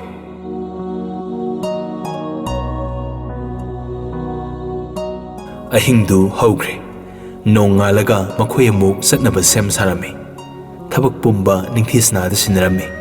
Mahak laktri phauba osida saksina sananaba hairami. Lidi sokpana maram oiraga irik makhoi ani lehore. Ngaihakki matung Bangalogi heliporta helicopter adu landing tawruptuna makhoi taruk chatkre. Nungdangi thodok adu mahi mahi pauda khabarda khara khara phongnaraktuna lebak pumba ya launare. Imung manunggi oiba warinina noknabasu kongkaini. Opposition gi party kharanasu makhoi gi haunabi hunduna ngangsakammi. Adubu makhoi gi waroldo sarkar pairiba maikaidagi kanamatana paukhom piramde.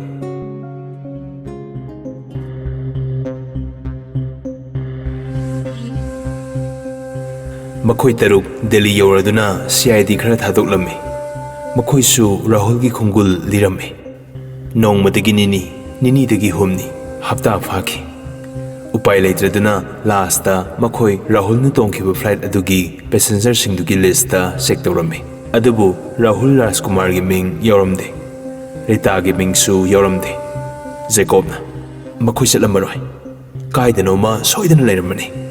Alexna Ludori the Doris. Nui mamagi plan or monsieur. Hojikti hanglubada gantaro. Come down here. Roserna Kande Manipur Halas. Ningthis Namatom the cook ormani. Yaknabagi Yaknabangagda. Jacobna Fare Aroibo in a koi Manipur in theories. Roserna Aduna Farni Airlines Kiki Amata Makoi ni Delizat Kibagi Pau Pangtrabanina Human Batabani. ꯖꯦꯀꯣꯕꯅ ꯅꯨꯡꯉꯥꯏꯇꯅ ꯁꯨꯃꯥꯏꯅ ꯈꯨꯗꯣꯡꯊꯤꯕ ꯅꯪꯅꯤ ꯈꯜꯂꯨꯗꯕꯅ ꯑꯩꯈꯣꯏꯁꯨ ꯊꯤꯕꯤꯍꯧꯗ꯭ꯔꯦ ꯖꯦꯀꯣꯕ ꯉꯥꯏꯍꯥꯛ ꯈꯜꯂꯕ ꯃꯇꯨꯡꯗ ꯋꯥꯈꯜ ꯂꯥꯛꯏ ꯑꯗꯨꯒ ꯃꯆꯤꯟꯗ ꯃꯥꯃꯣꯔꯥꯖꯨ ꯃꯌꯥꯝꯗꯨ ꯉꯛꯅ ꯖꯦꯀꯣꯕꯇ ꯌꯦꯡꯉꯤ ꯖꯦꯀꯣꯕꯁꯨ ꯃꯇꯥꯎꯁꯤꯡꯗꯨꯗ ꯌꯦꯡꯂꯛꯏ ꯚꯥꯏ ꯃꯥꯃꯣꯔꯥꯖꯨꯒ ꯄꯥꯕꯨꯡꯇꯣꯟꯒꯤ ꯌꯥꯅꯗꯕꯅꯤ ꯊꯤꯀꯥꯒꯤꯁꯨ ꯈꯠꯅꯕꯒꯤ ꯄꯥꯎ ꯇꯥꯈ꯭ꯔꯦ ꯅꯦꯁꯤꯅ ꯅꯣꯡꯃ ꯍꯥꯏꯔꯛꯈ꯭ꯔꯦ ꯀꯥꯟꯗꯦ ꯄꯥꯎ ꯄꯤꯈ꯭ꯔꯣ ꯑꯩꯈꯣꯏ ꯉꯁꯤꯃꯛ ꯌꯨꯝ ꯍꯟꯈ꯭ꯔꯁꯦ ꯔꯣꯖꯔꯅ ꯍꯣꯏ ꯍꯥꯏꯈ꯭ꯔꯒꯦ ꯑꯁꯨꯝꯅ ꯔꯥꯍꯨꯜ ꯑꯃꯗꯤ ꯔꯤꯇꯥꯒꯤ ꯄꯥꯎ ꯀꯔꯤꯃꯠꯇ ꯐꯪꯗ꯭ꯔꯕꯅꯤꯅ ꯃꯈꯣꯏ ꯋꯤꯛ ꯑꯃꯃꯨꯛ ꯂꯩꯔꯒ ꯏꯝꯐꯥꯜꯗ ꯍꯜꯂꯛꯏ ꯖꯦꯀꯣꯕꯅ ꯑꯣꯁꯤꯗꯨꯗ ꯄꯥꯎ ꯍꯥꯏꯔꯗꯨꯅ ꯔꯥꯖꯨꯕꯨ ꯃꯌꯨꯝꯗꯒꯤ ꯀꯧꯈꯠꯂꯨꯏ ꯔꯥꯖꯨꯅ ꯁꯥꯎꯅ ꯑꯩꯒꯤ ꯀꯔꯤ ꯏꯔꯥꯜꯅꯣ ꯅꯣꯏꯅ ꯑꯩꯕꯨ ꯐꯥꯕ ꯂꯥꯛꯏꯁꯦ ꯄꯨꯂꯤꯁꯅ ꯁ꯭ꯇꯦꯁꯟꯗ ꯆꯠꯂꯁꯤ ꯑꯗꯨꯒ ꯉꯥꯡꯅꯔꯁꯤ ꯔꯥꯖꯨꯅ ꯐꯤꯡꯒꯠꯂꯛꯏ ꯑꯩꯗꯤ ꯀꯩꯗꯧꯕꯒꯤ ꯁ꯭ꯇꯦꯁꯟꯗ ꯆꯠꯇꯣꯏꯕ ꯃꯔꯝ ꯂꯩꯇꯅ ꯅꯣꯏꯅ ꯍꯥꯏꯔꯒ ꯍꯦꯛꯇ ꯆꯠꯀꯗ꯭ꯔꯣ ꯄꯨꯂꯤꯁꯅ ꯃꯁꯦ ꯁꯤꯑꯦꯝꯒꯤ ꯑꯣꯔꯗꯔꯅꯤ ꯆꯠꯁꯤ ꯔꯥꯖꯨ ꯑꯅꯝ ꯀꯜꯂꯗꯨꯅ ꯆꯠꯁꯤ ꯌꯥꯔꯝꯗꯦ ꯄꯨꯂꯤꯁ 4-5 ꯆꯪꯂꯛꯇꯨꯅ ꯃꯥꯕꯨ ꯐꯥꯔꯒ ꯅꯝꯗꯨꯅ ꯄꯨꯔꯛꯏ ꯖꯦꯀꯣꯕ ꯍꯣꯏ ꯕꯪꯒ꯭ꯂꯣꯒꯤ ꯍꯦꯂꯤꯄꯣꯔꯠꯇ ꯂꯦꯟꯗꯤꯡ ꯍꯦꯛ ꯇꯧꯕꯒ ꯍꯥꯊꯨ ꯍꯥꯊꯨ ꯑꯃꯨꯛ ꯀꯥꯔꯁꯤꯡꯗꯨ ꯊꯧꯗꯣꯛꯂꯒ ꯆꯠꯈ꯭ꯔꯦ ꯀꯅꯥꯝꯇꯗ ꯀꯩꯝꯇ ꯍꯥꯏꯔꯝꯗꯦ ꯒꯣꯝꯇꯤꯅ ꯕꯥꯕꯨ ꯍꯧꯖꯤꯛꯇ ꯂꯥꯛꯈꯤꯕꯗꯨꯕꯨ ꯊꯣꯏꯕ ꯍꯣꯏ ꯅꯠꯇ꯭ꯔꯣ ꯕꯥꯕꯨꯅ ꯃꯥꯅꯤ ꯃꯁꯤ ꯑꯗꯨꯕꯨ ꯀꯥꯏꯗꯅꯣ ꯈꯪꯗꯦ ꯑꯃꯨꯛ ꯆꯠꯈ꯭ꯔꯦ ꯒꯣꯝꯇꯤꯅ ꯆꯤꯟꯈ꯭ꯔꯦꯗꯀꯣ ꯏꯁꯨꯒꯤ ꯊꯕꯛꯁꯦ ꯉꯥꯏꯍꯥꯛꯇ ꯄꯣꯊꯥꯕ ꯐꯪꯖꯗ꯭ꯔꯦ ꯉꯥꯏꯍꯥꯛꯀꯤ ꯃꯇꯨꯡꯗ ꯖꯦꯀꯣꯕ ꯍꯣꯏꯒꯤ ꯄꯥꯔꯇꯤ ꯑꯗꯨ ꯄꯨꯂꯤꯁ ꯁ꯭ꯇꯦꯁꯟꯗ ꯌꯧꯔꯛꯏ ꯖꯦꯀꯣꯕ ꯂꯥꯛꯄ ꯎꯕꯗ ꯄꯨꯂꯤꯁꯁꯤꯡꯗꯨ ꯁꯂꯥꯝ ꯀꯣꯜꯂꯛꯏ ꯂꯣꯀꯞꯇ ꯂꯩꯔꯤꯕ ꯃꯥꯃꯣꯔꯥꯖꯨꯒꯤ ꯃꯅꯥꯛꯇ ꯖꯦꯀꯣꯕ ꯃꯇꯣꯝꯇ ꯆꯪꯂꯛꯏ ꯆꯤꯌꯔ ꯑꯃꯗ ꯖꯦꯀꯣꯕ ꯐꯝꯂꯗꯨꯅ ꯃꯈꯨꯠ ꯃꯃꯥꯏ ꯄꯨꯟꯖꯤꯜꯂꯤꯕ ꯔꯥꯖꯨꯒꯤ ꯐꯤ ꯑꯗꯨ ꯂꯧꯊꯣꯛꯄꯤ ꯔꯥꯖꯨ ꯃꯃꯥꯏ ꯈꯨꯝꯂꯤꯕ ꯐꯤꯗꯣ ꯂꯧꯊꯣꯛꯄꯗꯒꯤ ꯊꯣꯏꯕ ꯀꯩꯅꯣ ꯅꯪꯅ ꯄꯥꯝꯂꯤꯕꯁꯦ ꯅꯪ ꯁꯦꯝ ꯑꯣꯏꯕꯗꯒꯤ ꯌꯥꯝ ꯐꯥꯎꯔꯦꯅꯦꯀꯣ ꯃꯤ ꯃꯁꯛꯀ ꯈꯪꯈꯤꯗ꯭ꯔꯦ ꯅꯪꯕꯨ ꯁꯨꯃꯥꯏꯅ ꯇꯧꯔꯛꯅꯕ ꯏꯆꯦꯅ ꯁꯦꯝ ꯑꯣꯏꯍꯟꯈꯤꯕ ꯅꯠꯇꯦ ꯖꯦꯀꯣꯕꯅ ꯀꯔꯤꯝꯇ ꯊꯧꯁꯥꯗꯅ ꯃꯥꯃꯣ ꯂꯩꯕꯥꯛꯁꯤꯒꯤ ꯂꯨꯆꯤꯡꯕ ꯑꯃ ꯑꯣꯏꯒꯦ ꯍꯥꯏꯔꯒꯗꯤ ꯏꯃꯨꯡ ꯃꯅꯨꯡꯒꯤ ꯃꯔꯤ ꯃꯇꯥꯒꯤ ꯑꯃꯣꯠꯄꯁꯤꯡꯁꯦ ꯍꯥꯟꯅ ꯆꯨꯝꯊꯣꯛꯄ ꯗꯔꯀꯥꯔ ꯑꯣꯏ ꯔꯥꯖꯨꯅ ꯎꯁꯤꯠꯇꯅ ꯅꯃꯥ ꯐꯥꯎꯕ ꯍꯥꯠꯄ ꯉꯝꯗꯧꯕ ꯃꯆꯥ ꯅꯪꯅ ꯂꯨꯆꯤꯡꯕ ꯑꯣꯏꯔꯒ ꯂꯩꯕꯥꯛꯁꯤ ꯀꯌꯥꯝ ꯐꯗꯧꯔꯤꯒꯦ ꯖꯦꯀꯣꯕ ꯍꯥꯏꯐꯦꯠ ꯎꯁꯤꯠꯇꯅ ꯅꯣꯛꯆꯩ ꯑꯗꯨꯅꯕꯨ ꯍꯥꯏꯋꯥꯅꯤ ꯏꯃꯨꯡ ꯃꯅꯨꯡꯒꯤ ꯃꯔꯤ ꯃꯇꯥ ꯍꯥꯟꯅ ꯐꯍꯟꯈꯤꯒꯦ ꯑꯗꯨꯒ ꯂꯩꯕꯥꯛꯁꯤ ꯁꯦꯕꯥ ꯇꯧꯕ ꯍꯧꯔꯛꯀꯦ ꯔꯥꯖꯨꯅ ꯑꯩꯅꯗꯤ ꯏꯆꯦꯗ ꯍꯥꯏꯖꯕꯅꯤ ꯅꯆꯥꯅꯨꯄꯥꯗꯣ ꯃꯄꯥꯒꯤ ꯀꯣꯛ ꯆꯪꯏ ꯑꯣꯏꯍꯟꯒꯅꯨ ꯍꯥꯏꯗꯅ ꯅꯪꯅ ꯑꯩ ꯐꯥꯔꯤꯁꯦ ꯃꯔꯝ ꯆꯥꯕ꯭ꯔꯣ ꯑꯩ ꯐꯥꯔꯤꯁꯤ ꯀꯩꯒꯤꯅꯣ ꯄ꯭ꯔꯨꯐ ꯄꯤꯔꯛꯑꯣ ꯖꯦꯀꯣꯕ ꯄ꯭ꯔꯨꯐꯇꯨ ꯄꯤꯅꯅꯕꯒꯤꯅꯤ ꯍꯥꯟꯅ ꯐꯥꯔꯤꯁꯦ ꯔꯥꯖꯨꯅ ꯀꯔꯤ ꯄ꯭ꯔꯨꯐ ꯄꯤꯔꯣ ꯖꯦꯀꯣꯕ ꯍꯥꯟꯅ ꯀꯔꯤꯝꯇ ꯍꯪꯗꯕ ꯃꯈꯩ ꯗꯥꯏꯔꯦꯛ ꯍꯦꯛꯇ ꯍꯪꯖꯜꯂꯦ ꯑꯩꯈꯣꯏ ꯄꯥꯕꯨꯡꯇꯣꯟꯒ ꯑꯟꯇꯤꯒ ꯀꯗꯥꯏꯗ ꯂꯣꯠꯂꯤꯅꯣ ꯊꯋꯥꯏꯗꯣ ꯃꯥꯡꯅꯤꯡꯗ꯭ꯔꯗꯤꯅꯦ ꯑꯁꯦꯡꯕꯗꯣ ꯁꯠ ꯍꯥꯏꯔꯛꯑꯣ ꯔꯥꯖꯨꯗꯤ ꯃꯌꯥꯒꯤ ꯋꯥꯉꯥꯡꯗꯨꯗ ꯉꯥꯏꯍꯥꯛ ꯒ꯭ꯌꯥꯟ ꯃꯥꯡꯉꯤ ꯂꯠ ꯇꯧꯅ ꯀꯩꯅꯣ ꯀꯥꯏꯗꯒꯤ ꯅꯣꯏ ꯄꯥꯕꯨꯡꯇꯣꯟꯅꯣ ꯑꯩ ꯈꯪꯗꯦ ꯖꯦꯀꯣꯕ ꯃꯆꯤꯟꯗꯣ ꯍꯥꯏꯐꯦꯠ ꯆꯤꯡꯈꯠꯂꯒ ꯅꯣꯛꯆꯩ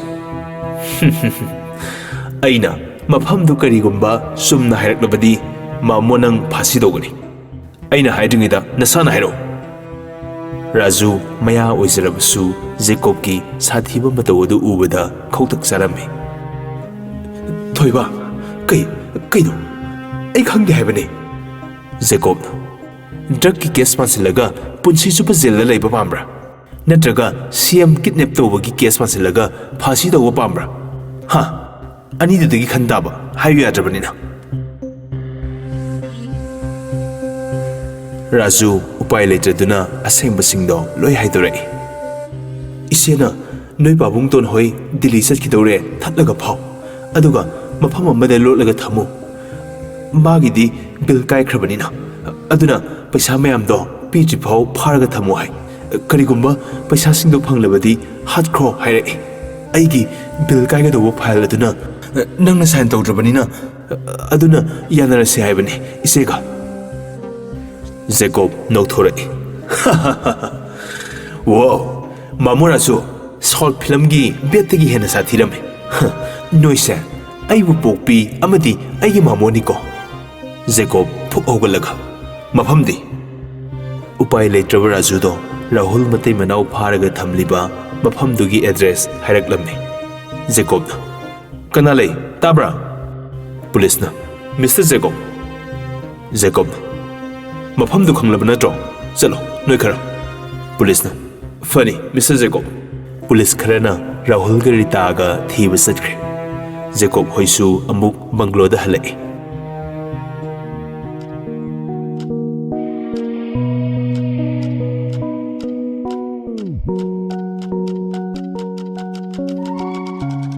Makoyni imung sanglakpada Gomtiga Thoibiga wari saduna leirammi Jacob na anti Thoibi na haima Jacob halakrabra kuirene isa se udaba Jacob su manakta phamje kuire anti Thoibi mapukning nungsina thaina yamung na sem oidringai MLA oiringai da aikhoida lakpada isana pabong kaka tombugi masanu pisipa mi haibado anti kaudri Gomti nokse Jacob su ikaira as anti ado anti bu sida leba kyam kuirege Thoibi na ngarang lakbane Jacob oh ado anti sida sum leresiko haidi aini sem ori fo Thoibi na laini tasengna phattabana thalaba lamdam basida Isana piga aigadang leibado anti yamna kise aibudi sikrasu yare isa ningthi khalaga siba ngamloidore adu hairaga Thoibi kapthorai Jacob na themjanbi masipunamakse aibu pokpi imana thokan mangaktene kaka tombado nasana kanbangam hautre madugi damakta nasabu ngakbiyo Thoibi na adumna haigano isa lande Jacob mabok sida onsilaga egabo pabung tonga anti Rita ga su lalani sidaidi MLA minister winning bo oisino aina loina makhoibu mapunji suppa jail da thamdori bani lemna mata tharoi aingondagi na thoklaga senba sungamdo Gomti masa tomba lakani pau tabada yamna rause is phareda isu ani na hangbada egabo matha yamna sarabani Jacob na aikoi tonga Abbas kadi school jakibro Gomti na satki halakani Jacob na dabo babu na Thoiba Jacob na dabo nene da aikoi gisang thongbiyo amda haibiyo insang do kangso hekta thongjilalo isan nupi amakak leijabase punna saminaba phangtre haige ai siyawna hekta aikoi sar masagi sananaba thongnurake Jacob na ado dabo pabung tonga anti Rita ga makhweni gi sohapo babu na hoi Jacob mabok sidamo aigabo pabungi guli ga pijagrabo Gomti na noi dabu na pijagrabane Jacob na fare adudi ai somta fresh oitoluki Gomti na sango Nasado karabotharo ko haksang phawana lanni Thoiba Jacob hoi gabo anti aikoi gabo ka wari sanaramo ngasidi khara ware office ta ningthisna adum lejarasano ai satlarogi Thoibi na hoi pothawro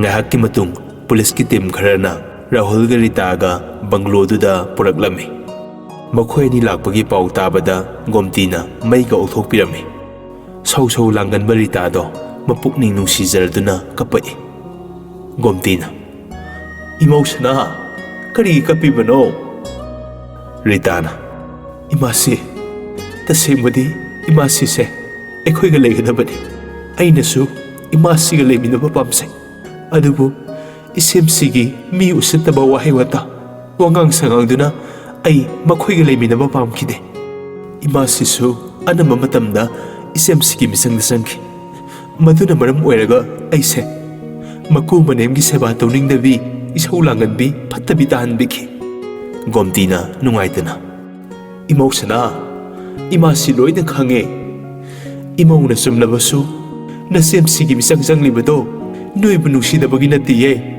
ꯏꯃꯥꯁꯤ ꯎꯄꯥꯏ ꯂꯩꯇꯕꯗꯒꯤ ꯆꯪꯂꯤꯕꯅꯦ ꯅꯁꯦꯞꯁꯤꯒ ꯅꯪꯒ ꯄꯨꯛꯁꯦꯜ ꯃꯥꯟꯅꯗꯦ ꯏꯃꯧꯅ ꯁꯧ ꯁꯧ ꯂꯥꯡꯖꯔꯕꯁꯨ ꯐꯠꯇꯕꯗꯤ ꯇꯧꯈꯤꯗꯦ ꯑꯗꯨꯕꯨ ꯅꯁꯦꯞꯁꯤꯗꯤ ꯃꯤ ꯍꯥꯠꯄ ꯉꯝꯕꯒꯤ ꯊꯧꯅꯥꯗꯨ ꯂꯩꯕꯅ ꯏꯃꯥꯁꯤꯅ ꯅꯣꯏꯕꯨ ꯑꯁꯣꯏ ꯑꯉꯥꯝ ꯌꯥꯎꯗꯅꯕ ꯍꯥꯏꯗꯨꯅ ꯃꯥꯅ ꯍꯥꯏꯔꯤꯃꯈꯩ ꯌꯥꯈꯤꯕꯅꯤ ꯔꯤꯇꯥꯅ ꯊꯣꯏꯕꯒ ꯏꯃꯥꯁꯤꯒ ꯃꯐꯝꯁꯤꯗ ꯂꯩꯈꯤꯕꯗꯒꯤ ꯃꯍꯥꯛ ꯀꯨꯁꯤꯔꯥꯁꯤꯗ ꯍꯥꯏ ꯍꯨꯝꯗꯨꯅ ꯄꯥꯜꯂꯤꯕꯅꯤ ꯃꯥꯒꯤ ꯑꯔꯣꯜ ꯑꯊꯨꯞꯁꯤꯡꯗꯣ ꯏꯃꯥꯁꯤ ꯑꯩꯁꯨ ꯈꯪꯉꯤ ꯍꯣꯝ ꯃꯤꯅꯤꯁꯇꯔꯗꯁꯨ ꯉꯥꯏꯍꯥꯛ ꯂꯩꯇꯅ ꯂꯥꯛꯏ ꯂꯥꯛꯄꯗꯒꯤ ꯍꯦꯟꯗꯣꯛꯇꯨꯅ ꯌꯨꯝꯗꯨꯗ ꯂꯦꯛꯄꯁꯨ ꯌꯥꯎꯏ ꯃꯗꯣ ꯌꯨꯝꯂꯣꯟꯅꯅ ꯂꯩꯔꯨꯕ ꯑꯩꯅ ꯎꯈꯤꯕꯗꯒꯤ ꯑꯩꯅ ꯏꯆꯦꯝꯁꯤꯗ ꯏꯊꯧꯕꯨꯗꯤ ꯅꯠꯇꯦ ꯍꯥꯏꯕꯕꯨ ꯃꯤꯠꯁꯦ ꯌꯥꯝꯅ ꯅꯥꯈ꯭ꯔꯦꯗ ꯃꯄꯨꯔꯣꯏꯕꯅ ꯒ꯭ꯌꯥꯟ ꯇꯥꯗꯅ ꯂꯩꯔꯒ ꯑꯇꯣꯞꯄ ꯅꯨꯄꯥꯒꯁꯦ ꯌꯨꯝꯗ ꯄꯨꯁꯤꯟꯗꯅ ꯋꯥꯔꯛꯅꯕ ꯂꯩꯇ꯭ꯔꯕꯗꯤ ꯃꯤꯁꯦ ꯃꯥꯡꯕꯖꯥꯠꯅꯤ ꯁꯤ ꯍꯥꯏꯔꯨꯕꯅꯤ ꯑꯗꯩ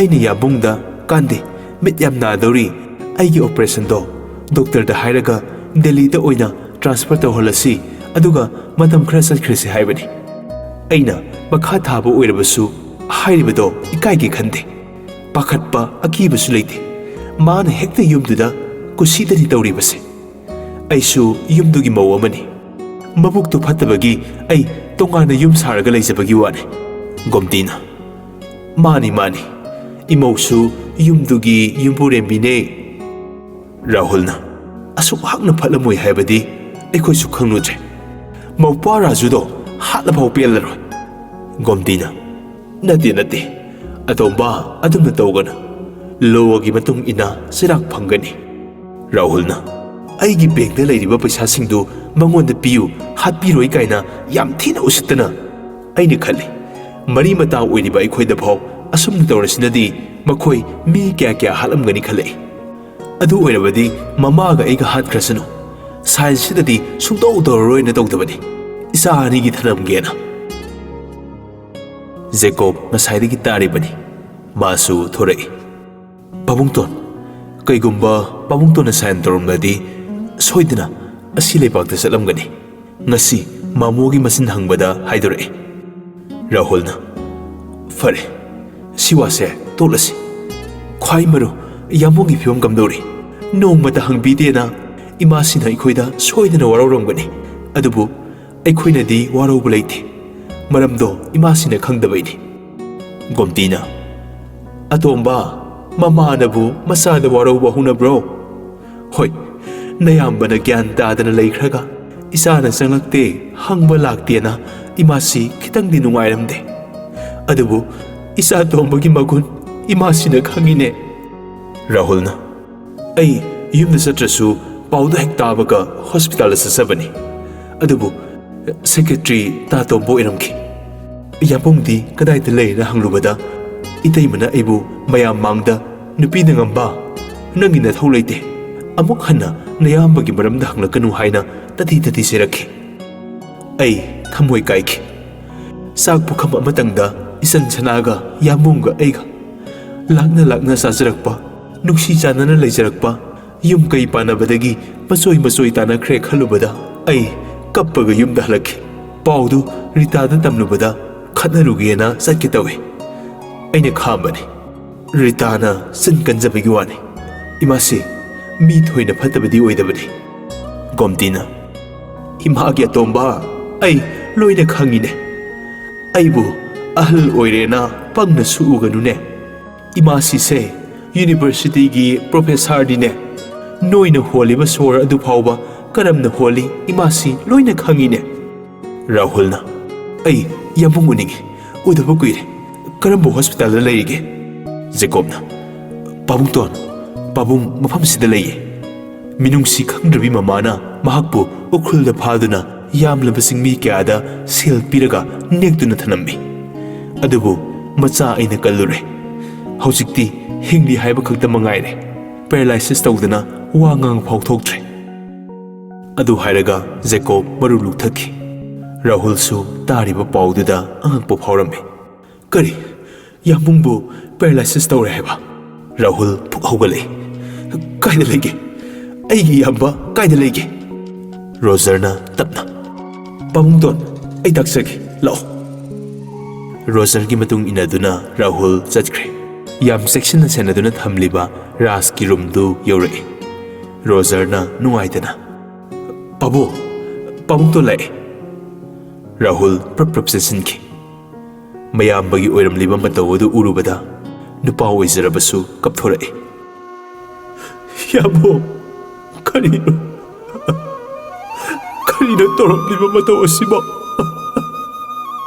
ꯔꯥꯖ ꯃꯅꯥꯎꯄꯥꯕꯨ ꯎꯕꯗ ꯍꯔꯥꯎꯕꯣꯏ ꯀꯩꯕꯣꯏ ꯃꯍꯥꯛꯁꯨ ꯅꯥꯎ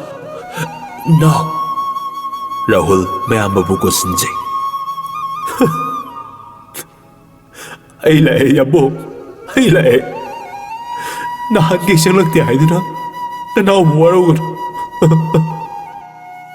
ꯔꯥꯖ ꯋꯥꯔꯧꯗꯦ ꯍꯥꯏꯕꯒꯨꯝ ꯃꯉꯛꯇꯨ ꯍꯥꯏꯔꯝꯃꯤ꯫ ꯔꯥꯖ ꯁꯦꯟꯅꯔꯤꯕ ꯅꯔꯁ ꯑꯗꯨꯅ ꯋꯥꯔꯧꯕꯤꯕꯗꯤ ꯌꯥꯗꯦ, ꯍꯤꯗꯥꯛ ꯑꯃꯇ ꯀꯥꯞꯆꯒꯦ, ꯍꯤꯗꯥꯛꯁꯦ ꯄꯣꯊꯥꯅꯕꯅꯤ꯫ ꯔꯥꯍꯨꯜ ꯃꯄꯤꯗꯨ ꯇꯩꯊꯣꯛꯆꯩ꯫ ꯐꯒꯅꯤ ꯁꯤꯁꯇꯔ꯫ ꯌꯥꯝꯕꯣ, ꯑꯩꯁꯨ ꯃꯔꯛꯇ ꯂꯥꯛꯀꯦ꯫ ꯅꯣꯏꯒꯤꯁꯨ ꯑꯩꯈꯣꯏꯒꯤꯁꯨ ꯂꯣꯏꯅ ꯌꯨꯝ ꯑꯅꯤꯗꯣ ꯏꯍꯥꯡ ꯍꯥꯡꯂꯝꯂꯅꯤ꯫ ꯑꯗꯨꯅ ꯑꯩ ꯉꯁꯤꯗꯒꯤ ꯌꯨꯝꯗꯨꯗ ꯂꯩꯔꯨꯔꯒꯦ꯫ ꯑꯩꯁꯨ ꯇꯣꯏꯅ ꯂꯥꯛꯀꯦ꯫ ꯔꯥꯖ ꯍꯣꯏ ꯍꯥꯏꯕꯒꯨꯝ ꯃꯉꯛꯇꯨ ꯅꯣꯝꯃꯛꯏ꯫ ꯔꯥꯍꯨꯜ ꯃꯌꯥꯝꯕꯒꯤ ꯃꯇꯧꯗꯨ ꯎꯔꯒ ꯑꯃꯨꯛꯁꯨ ꯃꯄꯤꯗꯨ ꯇꯥꯔꯛꯏ꯫ ꯍꯟꯗꯛꯇꯤ ꯃꯌꯥꯝꯕ ꯅꯨꯡꯉꯥꯏꯔꯔꯣꯏ ꯈꯜꯂꯗꯨꯅ ꯐꯠ ꯑꯣꯟꯊꯣꯛꯂꯒ ꯔꯣꯖꯔ, ꯆꯠꯂꯁꯤ꯫ ꯔꯣꯖꯔꯅ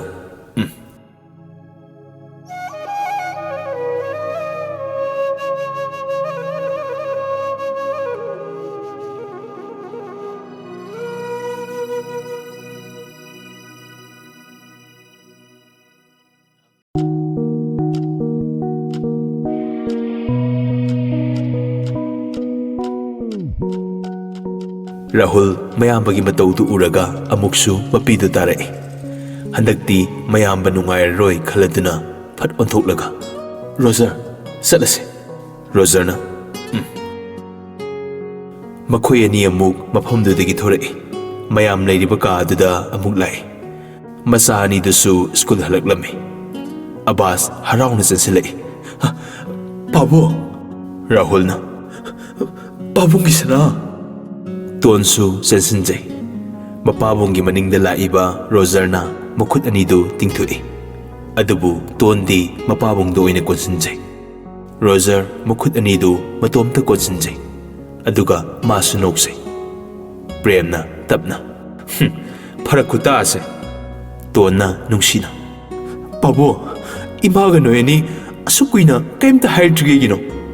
ꯔꯥꯍꯨꯜꯅ ꯅꯣꯏ ꯌꯥꯝꯕꯨꯡꯒꯤ ꯕꯣꯗꯤꯒꯥꯔꯗ ꯋꯥꯡ ꯆꯥꯎꯕ ꯃꯌꯥꯝꯁꯤꯅ ꯅꯣꯏꯕꯨ ꯁꯦꯟꯅꯔꯒ ꯂꯩꯔꯤꯗꯨꯕꯨ ꯀꯩꯗꯧꯕꯒꯤ ꯋꯥꯔꯤꯅꯣ?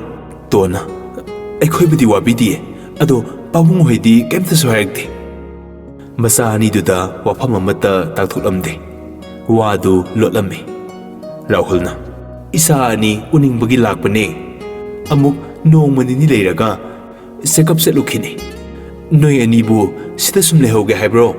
ꯅꯣꯡꯃ ꯅꯤꯅꯤ ꯌꯨꯝꯗ ꯂꯩꯔꯨꯁꯤꯔꯣ? ꯖꯦꯀꯣꯕꯅ ꯄꯥꯕꯨꯡ ꯇꯣꯟ, ꯍꯟꯈ꯭ꯔꯅꯨ꯫ ꯍꯌꯦꯡꯃꯛ ꯇꯤꯀꯦꯠ ꯀꯛꯂꯒ ꯆꯦꯛꯑꯞꯇꯨ ꯆꯠꯂꯨꯔꯣ꯫ ꯉꯁꯤꯗꯤ ꯁꯤꯗ ꯑꯗꯨꯝ ꯄꯣꯊꯥꯔꯣ꯫ ꯇꯣꯟ ꯃꯆꯤꯟꯗꯨ ꯇꯨꯝꯊꯣꯛꯂꯒ ꯑꯁ, ꯑꯃꯨꯛ ꯆꯠꯇꯣꯏꯕ? ꯄꯨꯂꯞ ꯆꯦꯛꯑꯞꯀ ꯂꯣꯏꯔꯒ ꯂꯥꯛꯎ ꯌꯥꯗ꯭ꯔꯣ? ꯑꯗꯣ ꯄꯥꯕꯨꯡ ꯆꯧꯗꯣ ꯋꯥ ꯉꯥꯡꯕ ꯉꯝꯗ꯭ꯔꯦ꯫ ꯑꯩꯗꯤ ꯌꯥꯝꯅ ꯅꯨꯡꯉꯥꯏꯇꯤꯌꯦ꯫ ꯄꯥꯕꯨꯡ ꯆꯧ ꯎꯔꯒ ꯍꯦꯛꯇ ꯀꯞꯅꯤꯡꯉꯛꯏ꯫ ꯇꯣꯟ ꯑꯃꯨꯛ ꯄꯦꯔꯨꯝ ꯇꯧꯖꯔꯛꯏ꯫ ꯔꯣꯖꯔꯗꯤ ꯚꯥꯞ ꯑꯣꯏꯔꯨꯗ꯭ꯔꯦ꯫ ꯑꯣꯏꯕꯩꯔꯣ? ꯑꯗꯨꯗꯤ ꯀꯞꯄꯨꯁꯤ ꯂꯥꯛꯑꯣ꯫ ꯇꯣꯟꯅ ꯗꯥ ꯔꯣꯖꯔ, ꯅꯪ ꯌꯥꯝ ꯍꯧꯖꯅꯨ꯫ ꯑꯕꯥꯁꯇꯤ ꯑꯉꯥꯡꯅꯤꯅ ꯃꯌꯥꯝ ꯃꯥꯡꯗꯨꯗ ꯁꯠ ꯍꯥꯏꯗꯣꯔꯛꯏ꯫ ꯄꯥꯕꯨꯡ, ꯗꯥ ꯔꯣꯖꯔꯒ ꯑꯩꯈꯣꯏ ꯖꯦꯝꯁꯤꯒ ꯀꯣꯏꯅꯕꯅꯤ꯫ ꯔꯣꯖꯔ ꯁ꯭ꯋꯥꯏ ꯂꯥꯎꯏ꯫ ꯖꯦꯀꯣꯕꯅ ꯍꯧꯈꯣꯗꯅ꯫ ꯄ꯭ꯔꯦꯝꯅ ꯀꯔꯤ ꯁꯥꯔꯦ? ꯔꯣꯖꯔ ꯃꯃꯥꯏꯗꯨ ꯉꯥꯡꯂꯞ ꯇꯧꯔꯛꯏ꯫ ꯀꯤꯔꯨꯛ ꯂꯦꯞꯄꯒ ꯂꯩꯔꯝꯕꯗꯒꯤ ꯀꯔꯣꯝ ꯆꯠꯁꯤꯒꯦ ꯌꯦꯡꯂꯛꯏ꯫ ꯒꯣꯝꯇꯤꯅ ꯍꯩꯅꯨ ꯇꯔꯦ, ꯗꯥ ꯔꯣꯖꯔ ꯏꯀꯥꯏꯔꯅꯤꯅꯦ ꯅꯪꯕꯣ꯫ ꯑꯣꯟꯊꯣꯛꯅ ꯆꯥꯅꯩꯗꯀꯣ, ꯅꯌꯥꯝꯕꯒ ꯆꯞ ꯍꯦꯛ ꯃꯥꯟꯅꯩ꯫ ꯖꯦꯀꯣꯕꯅ ꯏꯁ, ꯑꯩꯃꯨꯛ ꯅꯞꯁꯤꯟꯕꯤꯔꯛꯏꯕ? ꯔꯥꯍꯨꯜꯁꯨ ꯃꯆꯥꯒꯤ ꯋꯥꯗꯨꯗ ꯔꯣꯖꯔ ꯏꯀꯥꯏꯔꯅꯤ ꯈꯟꯗꯨꯅ ꯄꯥꯕꯨꯡꯒꯤ ꯁꯅꯥ, ꯅꯐꯤꯒ ꯍꯣꯡꯂꯨꯔꯗꯅ꯫ ꯇꯣꯟ ꯃꯧꯄ꯭ꯋꯥꯗꯨ ꯃꯈꯨꯠ ꯄꯥꯏꯔꯒ ꯆꯤꯡꯏ꯫ ꯅꯪ ꯂꯥꯎ ꯍꯥꯏꯁꯤꯅꯤ꯫ ꯑꯕꯥꯁꯅ ꯊꯥꯗꯣꯛꯑꯣ ꯇꯣꯟꯅ ꯊꯥꯗꯣꯛꯑꯣꯏ ꯑꯕꯥꯁꯅ ꯅꯨꯄꯥ ꯀꯣꯏꯅꯕꯤꯌꯦ ꯊꯥꯗꯣꯛꯑꯣ ꯇꯣꯟꯅ ꯅꯪ ꯆꯩ ꯆꯥꯒꯦꯔꯥ ꯍꯥ ꯑꯩ ꯅꯨꯄꯥ ꯀꯗꯥꯏꯗ ꯀꯣꯏ ꯍꯥ ꯑꯩ ꯅꯨꯄꯥ ꯀꯥꯏꯗ ꯀꯣꯏꯒꯦꯕ ꯔꯤꯇꯥꯅ ꯇꯧꯔꯤꯁꯤ ꯌꯦꯡꯉꯨꯅꯦ ꯂꯥꯛꯑꯣ ꯂꯥꯛꯑꯣ ꯑꯅꯤꯃꯛ ꯅꯍꯥꯟꯒꯩ ꯑꯅꯤꯁꯦ ꯁꯦꯟꯅꯕꯗ ꯊꯕꯛ ꯑꯃ ꯑꯣꯏꯔꯝꯂꯅꯤ ꯑꯕꯥꯁ ꯃꯆꯤꯟꯗꯨ ꯁꯨꯡꯂꯦꯞ ꯂꯦꯞꯇꯦ ꯑꯃ ꯂꯣꯏꯈꯤꯕꯒ ꯑꯃꯒꯤ ꯑꯃꯨꯛ ꯀꯕꯣꯛ ꯄꯣꯛꯊꯔꯛꯏ ꯁꯤꯗ ꯂꯩꯕ ꯑꯩꯈꯣꯏ ꯌꯥꯝꯕꯨꯡꯒꯤ ꯅꯨꯄꯤ ꯏꯇꯩꯃ ꯅꯤꯡꯊꯤꯁꯅꯥꯗꯣ ꯑꯗꯨꯒꯤ ꯂꯤꯞꯁꯇꯤꯛꯀ ꯇꯩꯕꯅꯦ ꯃꯃꯥ ꯑꯩꯈꯣꯏ ꯆꯦꯞꯁꯤꯁꯦ ꯌꯥꯝ ꯈꯠꯂꯕꯅꯦ ꯒꯣꯝꯇꯤꯅ ꯌꯦꯡꯉꯨꯅꯦ ꯃꯁꯦ ꯔꯤꯇꯥꯅ ꯉꯛꯅ ꯀꯅꯥꯅꯣ ꯍꯥꯏꯁꯤꯕꯣ ꯑꯕꯥꯁꯅ ꯑꯩꯈꯣꯏ ꯌꯥꯝꯕꯨꯡꯒꯤ ꯁꯦꯀ꯭ꯔꯦꯇꯔꯤꯗꯣ ꯃꯕꯥꯏꯅꯤ ꯀꯣꯏꯅꯕꯅꯦ ꯔꯣꯖꯔ ꯃꯆꯤꯟꯗꯨ ꯃꯦꯜꯂꯒ ꯅꯣꯛꯏ ꯃꯔꯨꯞꯁꯤꯡꯗꯨꯁꯨ ꯇꯨꯃꯤꯟ ꯇꯨꯃꯤꯟ ꯅꯣꯛꯏ ꯖꯦꯀꯣꯕ ꯐꯨꯛ ꯍꯧꯒꯠꯂꯛꯏ ꯃꯥꯏ ꯇꯔꯟ ꯌꯧꯔꯛꯑꯦ ꯑꯩ ꯆꯠꯂꯦ ꯑꯗꯨ ꯍꯥꯏꯔꯒ ꯖꯦꯀꯣꯕ ꯃꯥꯒꯤ ꯀꯥꯗ ꯆꯠꯄ ꯍꯧꯔꯦ ꯆꯠꯅ ꯆꯠꯅ ꯗꯥꯕꯣ ꯄꯥꯕꯨꯡꯇꯣꯟꯒꯤ ꯀꯥ ꯁꯦꯝꯃꯣ ꯆꯥꯛꯁꯨ ꯊꯤꯕꯤꯔꯣ ꯂꯥꯝꯃꯦ ꯕꯥꯕꯨ ꯇꯥꯔꯗꯨꯅ ꯀꯥꯗꯤ ꯉꯁꯥꯏꯅ ꯁꯦꯝꯃꯦ ꯍꯣꯏ ꯍꯣꯏ ꯆꯥꯛ ꯆꯥꯅꯕ ꯁꯦꯝꯂꯒꯦ ꯌꯥꯃꯨꯡꯇꯣꯟ ꯏꯔꯨꯕꯤꯈꯤꯗ꯭ꯔꯥ ꯔꯥꯍꯨꯜꯅ ꯑꯩ ꯍꯥꯏꯐꯦꯠ ꯆꯥꯏꯊꯈꯤꯒꯦ ꯕꯥꯕꯨꯅ ꯁꯣꯝꯗ ꯂꯦꯡꯁꯤꯟꯕꯤꯔꯣ ꯔꯥꯍꯨꯜ ꯃꯥꯒꯤ ꯂꯣꯏꯅꯕꯤ ꯔꯤꯇꯥꯒ ꯉꯁꯤꯗꯤ ꯕꯪꯒ꯭ꯂꯣꯗꯨꯗ ꯂꯩꯔꯝꯃꯤ ꯅꯨꯃꯤꯠꯇꯨ ꯍꯧꯈ꯭ꯔꯦ ꯖꯦꯀꯣꯕꯅ ꯃꯈꯥ ꯊꯥꯕ ꯃꯤꯑꯣꯏꯁꯤꯡꯗ ꯄꯥꯎ ꯂꯧꯔꯗꯨꯅ ꯔꯤꯇꯥꯒꯤ ꯁꯔꯖꯔꯤ ꯇꯧꯅꯅꯕ ꯁꯤꯜꯂꯝꯃꯤ ꯈꯨꯗꯛꯇ ꯐ꯭ꯂꯥꯏꯠ ꯇꯤꯀꯦꯠ ꯀꯛꯂꯗꯨꯅ ꯌꯥꯝꯅ ꯆꯦꯛꯁꯤꯟꯅ ꯗꯦꯜꯂꯤ ꯃꯥꯏꯀꯩ ꯄꯥꯡꯈꯤꯔꯝꯃꯤ ꯍꯧꯖꯤꯛꯇꯤ ꯖꯦꯀꯣꯕ ꯃꯥꯒꯤ ꯏꯃꯨꯡꯒꯤ ꯄ꯭ꯔꯣꯕ꯭ꯂꯦꯝ ꯂꯣꯏꯔꯕꯅꯤꯅ ꯂꯩꯕꯥꯛꯀꯤ ꯁꯦꯕꯥ ꯇꯧꯔꯒꯦ ꯈꯟꯕ ꯍꯧꯔꯛꯏ ꯋꯥꯔꯤ ꯑꯁꯤꯕꯨ ꯇꯥꯕꯤꯔꯤꯕ ꯂꯤꯁꯅꯔꯁꯤꯡꯗ ꯃꯔꯨꯑꯣꯏꯅ ꯍꯥꯏꯖꯅꯤꯡꯂꯤꯕꯗꯤ ꯏꯁꯥ ꯃꯇꯤꯛ ꯆꯥꯗ꯭ꯔꯤꯉꯩ ꯏꯃꯨꯡ ꯃꯅꯨꯡ ꯃꯇꯤꯛ ꯆꯥꯗ꯭ꯔꯤꯉꯩꯗ ꯃꯤ ꯅꯣꯛꯅꯕꯗꯨ ꯇꯧꯕꯤꯒꯅꯨ ꯃꯤꯕꯨ ꯍꯟꯊꯅ ꯈꯟꯕꯤꯒꯅꯨ ꯃꯤꯒꯤ ꯐꯠꯇꯅꯕ ꯇꯧꯔꯨꯕ ꯑꯁꯤ ꯇꯨꯡꯗ ꯀꯩꯗꯧꯅꯨꯡꯗ ꯐꯕ ꯑꯣꯏꯔꯛꯑꯣꯏ ꯑꯩꯅ ꯇꯧꯖꯔꯨꯕꯗꯨꯒꯤ ꯃꯗꯨꯒꯤ ꯐꯜ ꯁꯣꯏꯗꯅ ꯐꯪꯂꯛꯀꯅꯤ ꯂꯩꯕꯥꯛꯀꯤ ꯁꯦꯕꯥ ꯇꯧꯒꯦ ꯍꯥꯏꯔꯒꯗꯤ ꯊꯃꯣꯏ ꯁꯦꯡꯕ ꯑꯆꯨꯝꯕ ꯇꯧꯕ ꯀꯠꯊꯣꯛꯄ ꯑꯃ ꯃꯊꯧ ꯇꯥꯏ ꯃꯗꯨꯒꯤ ꯒꯨꯟ ꯆꯦꯟꯗ꯭ꯔꯕꯗꯤ ꯂꯩꯕꯥꯛ ꯑꯗꯣ ꯉꯁꯤꯒꯤ ꯃꯥꯂꯦꯝ ꯑꯁꯤꯗ ꯆꯥꯎꯈꯠꯄꯒꯤ ꯂꯝꯖꯦꯜ ꯑꯗꯨ ꯌꯥꯎꯕ ꯁꯨꯡꯉꯝ ꯉꯝꯂꯣꯏ ꯑꯐꯕ ꯑꯆꯨꯝꯕ ꯇꯧꯕ ꯃꯤꯕꯨ ꯅꯝꯍꯠꯄꯤꯔꯒ ꯐꯠꯇꯕ ꯃꯌꯥꯝꯅ ꯈꯨꯜꯂꯤꯡꯕ ꯁꯃꯥꯖ ꯑꯗꯣ ꯃꯤꯁꯤ ꯃꯤꯅꯥ ꯑꯋꯥ ꯑꯅꯥꯅ ꯄꯤꯛ ꯊꯟꯒꯅꯤ ꯑꯁꯨꯝꯅ ꯖꯦꯀꯣꯕ ꯆꯍꯤ ꯈꯔꯒꯤ ꯁꯤꯑꯦꯝ ꯑꯣꯏꯔꯝꯕꯗꯨ ꯇꯞꯅ ꯇꯞꯅ ꯂꯩꯕꯥꯛꯀꯤ ꯁꯦꯕꯥ ꯇꯧꯕ ꯍꯧꯔꯛꯈꯤ ꯈꯪꯗ ꯍꯩꯇꯕ प्रजा ꯀꯌꯥꯕꯨꯁꯨ ꯃꯃꯤꯠ ꯃꯅꯥ ꯁꯤꯡꯍꯟꯕ ꯍꯧꯔꯛꯈꯤ ꯃꯄꯥꯕꯨꯡꯒꯤ ꯄꯨꯟꯁꯤꯕꯨ ꯑꯁꯣꯏꯕ ꯑꯣꯏꯍꯜꯂꯤꯕ ꯃꯗꯨꯗ ꯆꯦꯟꯅꯕ ꯄꯨꯝꯅꯃꯛ ꯃꯇꯝ ꯆꯪꯂꯕꯁꯨ ꯆꯪꯅ ꯇꯞꯅ ꯇꯞꯅ ꯆꯩꯔꯥꯛ ꯄꯤꯕ ꯍꯧꯔꯛꯈꯤ ꯖꯦꯀꯣꯕ ꯅꯤꯡꯊꯤꯁꯅꯥꯕꯨ ꯌꯥꯝꯅ ꯅꯍꯥ ꯑꯣꯏꯔꯤꯉꯩꯗꯒꯤ ꯅꯨꯡꯁꯤꯖꯔꯛꯄꯅꯤ ꯑꯗꯨꯕꯨ ꯂꯩꯕꯥꯛꯀꯤ ꯂꯨꯆꯤꯡꯕ ꯑꯣꯏꯔꯨꯕꯅ ꯅꯨꯡꯁꯤ ꯏꯄꯥꯛꯇ ꯃꯇꯝ ꯀꯥꯏꯊꯣꯛꯂꯨꯗ꯭ꯔꯦ ꯃꯇꯝꯅ ꯀꯅꯥꯕꯨꯁꯨ ꯉꯥꯏꯕꯤꯔꯝꯗꯦ ꯇꯞꯅ ꯇꯞꯅ ꯍꯧꯈꯤ ꯍꯧꯖꯤꯛꯇꯤ ꯑꯋꯥꯠꯄ ꯆꯍꯤ 3 ꯂꯣꯏꯁꯤꯜꯂꯛꯂꯝꯃꯤ ꯑꯗꯨꯕꯨ ꯃꯍꯥꯛ ꯃꯈꯥ ꯇꯥꯅ ꯄꯣꯂꯤꯇꯤꯛꯁꯇ ꯈꯣꯡꯗꯥꯈꯤꯒꯦ ꯈꯟꯕꯗꯤ ꯂꯩꯈꯤꯗꯦ ꯁꯤꯑꯦꯝꯒꯤ ꯃꯇꯝ ꯂꯣꯏꯔꯗꯨꯅ ꯕꯣꯠ ꯃꯌꯥ ꯑꯃꯨꯛ ꯑꯣꯏꯁꯤꯜꯂꯛꯈꯤ ꯄ꯭ꯔꯖꯥ ꯃꯌꯥꯝꯒꯤ ꯁꯄꯣꯔꯠꯅ ꯃꯍꯥꯛ ꯃꯈꯥ ꯑꯃꯨꯛ ꯕꯣꯠ ꯂꯦꯞꯄ ꯇꯥꯔꯝꯃꯤ ꯃꯍꯥꯛꯀꯤ ꯗꯣꯜꯁꯤꯡꯗꯨꯅ ꯀꯦꯟꯗ꯭ꯔ ꯈꯨꯗꯤꯡꯒꯤ ꯃꯥꯏ ꯄꯥꯛꯂꯛꯄꯗꯒꯤ ꯖꯦꯀꯣꯕ ꯑꯃꯨꯛꯀꯁꯨ ꯁꯤꯑꯦꯝ ꯑꯣꯏꯅꯕ ꯋꯥꯁꯛ ꯂꯧꯈꯤ ꯒꯣꯝꯇꯤꯅ ꯃꯁꯨꯕꯨ ꯌꯨꯝ ꯀꯩ ꯄꯥꯟꯕ ꯃꯇꯝ ꯍꯦꯟꯈꯤ ꯇꯥꯔꯦ ꯈꯜꯂꯛꯄꯗꯒꯤ ꯅꯤꯡꯊꯤꯁꯅꯥꯒ ꯂꯨꯍꯣꯡꯕꯤꯈꯤ ꯖꯦꯀꯣꯕ ꯍꯧꯖꯤꯛꯇꯤ ꯌꯥꯝꯅ ꯆꯝꯕ ꯅꯨꯄꯥ ꯑꯃ ꯑꯣꯏꯔꯕꯅꯤ ꯇꯣꯜꯂ ꯇꯥꯔꯕ ꯑꯋꯥ ꯑꯅꯥ ꯀꯌꯥꯒꯤ ꯃꯇꯦꯡ ꯇꯧꯗꯨꯅꯇ ꯂꯩꯔꯕ ꯂꯨꯆꯤꯡꯕ ꯑꯣꯏꯔꯕꯅꯤ ꯃꯍꯥꯛ ꯂꯛꯖꯔꯤꯒꯤ ꯊꯕꯛ ꯑꯃꯠꯇ ꯄꯥꯝꯈꯤꯗ꯭ꯔꯦ ꯀꯅꯥꯒꯨꯝꯕ ꯑꯣꯏꯔꯕꯗꯤ ꯂꯨꯍꯣꯡꯕꯗꯣ ꯍꯦꯛꯇ ꯍꯩꯊꯔꯒ ꯆꯥꯎꯅ ꯍꯣꯡꯂꯒꯗꯕꯅꯤ ꯑꯗꯨꯕꯨ ꯃꯍꯥꯛꯅ ꯌꯥꯔꯝꯗꯦ ꯏꯆꯝ ꯆꯝꯅ ꯑꯗꯨꯃꯛ ꯂꯨꯍꯣꯡꯈꯤ ꯂꯨꯍꯣꯡꯕꯒꯤ ꯃꯉꯥꯅꯤ ꯆꯥꯛꯀꯧꯕ ꯐꯥꯎ ꯃꯤ ꯀꯩꯁꯨ ꯌꯥꯝꯂꯝꯗꯦ ꯃꯔꯨ ꯑꯣꯏꯕ ꯃꯤ ꯈꯛꯇꯃꯛ ꯆꯥꯔꯝꯃꯤ ꯔꯣꯖꯔꯅ ꯅꯣꯡꯃ ꯅꯣꯡꯃꯒꯤ ꯂꯩꯁꯥꯕꯤ ꯐꯔꯦꯀꯣ ꯑꯩꯗꯤ ꯅꯪ ꯉꯥꯏꯕꯗ ꯈ꯭ꯋꯥꯡ ꯀꯣꯟꯗꯧꯔꯦ ꯇꯣꯟꯅ ꯅꯣꯡꯃꯤ ꯗꯥꯖꯥꯔ ꯌꯥꯝ ꯂꯩꯖꯅꯤꯡꯒꯅꯨ ꯔꯣꯖꯔꯅ ꯀꯩꯒꯤꯅꯣ ꯅꯪꯅ ꯉꯁꯤ ꯇꯞꯇꯥꯏꯅ ꯀꯦꯔꯝꯃꯤꯁꯤꯅ ꯅꯣꯏ ꯃꯥꯁꯤꯅ ꯀꯦꯕꯅ ꯀꯦꯕꯅꯤ ꯇꯣꯟꯅ ꯀꯩꯅꯣ ꯗꯥꯖꯥꯔ ꯌꯥꯝꯕꯨꯡꯒꯤ ꯃꯉꯥꯅꯤ ꯆꯥꯛꯀꯧꯕꯗꯕꯨ ꯀꯩꯗꯧꯕꯩ ꯀꯦꯔꯣꯏꯗꯣꯏꯅꯣ ꯃꯤ ꯂꯣꯏ ꯀꯦꯅꯩꯁꯤ ꯎꯗ꯭ꯔꯣ ꯔꯣꯖꯔꯅ ꯅꯪꯅ ꯂꯩꯁꯥꯕꯤ ꯐꯥꯔꯛꯄꯁꯦ ꯗꯥꯖꯥꯔ ꯌꯥꯝ ꯋꯥꯏꯌꯦ ꯑꯅꯤꯗꯨꯅ ꯋꯥꯔꯤ ꯁꯥꯟꯅꯔꯤꯕꯗꯨ ꯅꯤꯡꯊꯤꯁꯅꯥ ꯈꯣꯏꯒꯤ ꯃꯌꯨꯝꯒꯤ ꯊꯣꯡꯒꯥꯜ ꯑꯗꯥꯏꯗꯅꯤ ꯖꯦꯀꯣꯕꯅ ꯃꯅꯤꯡꯗꯒꯤ ꯑꯩꯁꯨ ꯌꯥꯝ ꯋꯥꯏꯌꯦ ꯗꯥ ꯔꯣꯖꯔ ꯔꯣꯖꯔ ꯈꯪꯄ꯭ꯔꯦꯛ ꯈꯪꯉꯤ ꯇꯣꯟꯁꯨ ꯃꯕꯨꯡ ꯎꯕꯗꯒꯤ ꯄ꯭ꯔꯞ ꯄ꯭ꯔꯞ ꯆꯠꯈ꯭ꯔꯦ ꯃꯥꯅ ꯇꯣꯡꯗꯧꯕ ꯒꯥꯔꯤꯗꯨꯗ ꯀꯥꯈꯠꯈ꯭ꯔꯦ ꯔꯣꯖꯔꯅ ꯐꯔꯛ ꯇꯤꯕ ꯖꯦꯀꯣꯕꯅ ꯐꯔꯛ ꯀꯥꯏ ꯇꯟꯖꯥ ꯃꯦꯟꯖꯥ ꯌꯥꯝ ꯈꯪꯗꯦ ꯗꯈꯤꯅꯥ ꯄꯤꯔꯝꯗꯥꯏꯗꯨꯗ ꯑꯩ ꯋꯥꯂꯦꯠꯇꯨ ꯅꯪꯉꯣꯟꯗ ꯁꯤꯟꯅꯈꯤꯕ ꯅꯠꯇ꯭ꯔꯣ ꯔꯣꯖꯔ ꯄꯣꯀꯦꯠꯇ ꯍꯨꯝꯃꯤ ꯍꯩꯃꯥ ꯀꯥꯎꯏꯅꯦ ꯄꯤꯔꯨꯁꯤ ꯂꯥꯛꯑꯣ ꯖꯦꯀꯣꯕꯅ ꯁꯛꯇꯥ ꯑꯁꯤꯒ ꯔꯣꯀꯤꯗꯤ ꯄꯤꯈ꯭ꯔꯦ ꯔꯣꯖꯔꯅ ꯑꯣ ꯐꯔꯦ ꯀꯩꯗꯧꯔꯒꯦ ꯖꯦꯀꯣꯕꯅ ꯅꯪꯁꯨ ꯅꯨꯄꯤ ꯌꯥꯝ ꯊꯤꯅꯤꯡꯂ ꯃꯥꯜꯂꯦ ꯂꯨꯍꯣꯡꯕꯤꯔꯅꯤ ꯔꯣꯖꯔ ꯅꯣꯛꯃꯤ ꯌꯥꯏꯌꯦ ꯏꯕꯥꯏ ꯖꯦꯀꯣꯕ ꯇꯧꯔꯤꯁꯤ ꯌꯦꯡꯎꯅꯦ ꯆꯠꯂꯁꯤ ꯂꯥꯛꯑꯣ ꯂꯩꯍꯧꯔꯒꯦ ꯍꯥꯏꯕ꯭ꯔꯣ ꯔꯣꯖꯔꯅ ꯆꯠꯂꯁꯦ